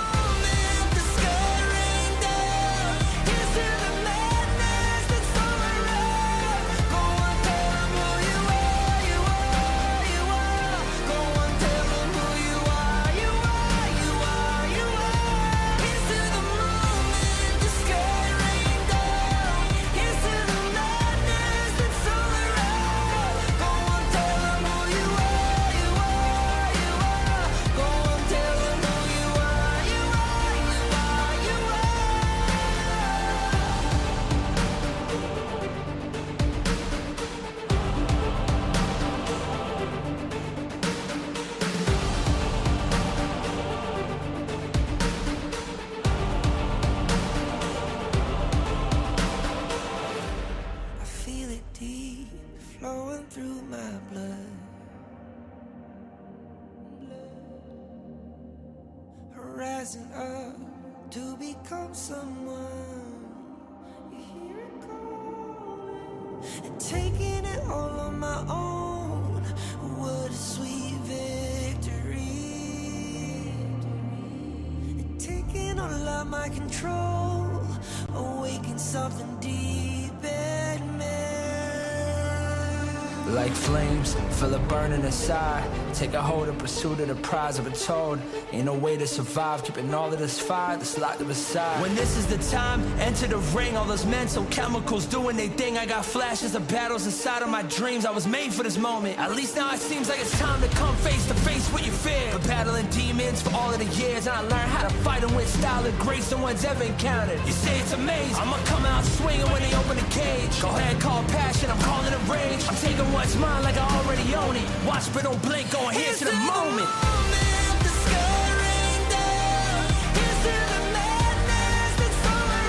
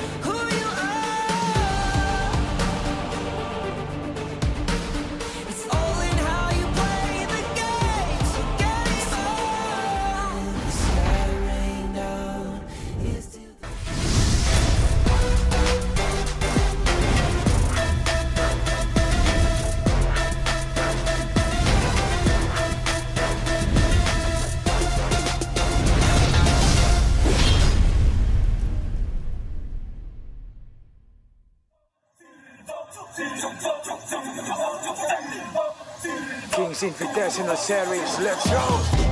Bertahun-tahun ku ditempa, harap yang karang murka, enemy di setiap langkah, ganteng datang mencoba, panggil ku one man army, satu orang 1000 nyali, Del spirit dalam nadi, sini maju ku ladeni.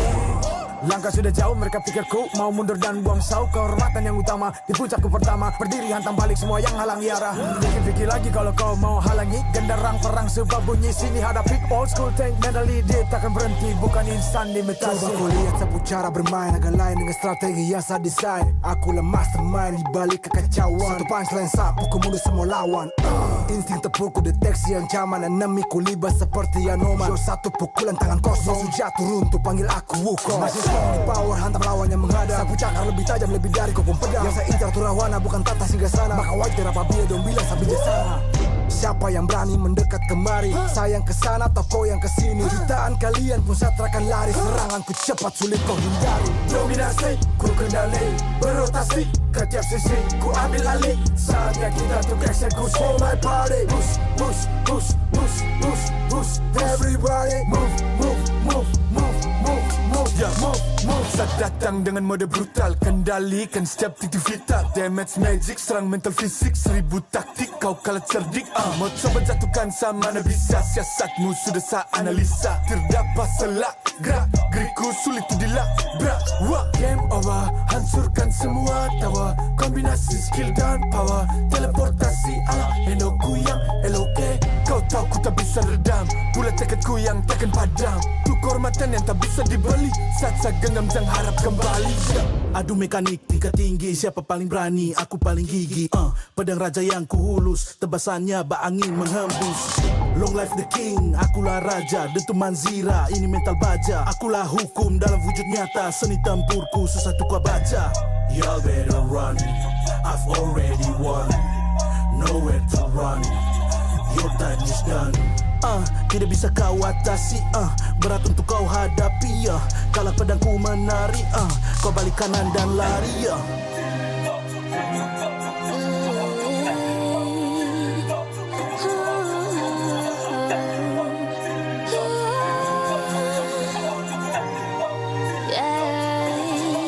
Come get me, go di singgah sana.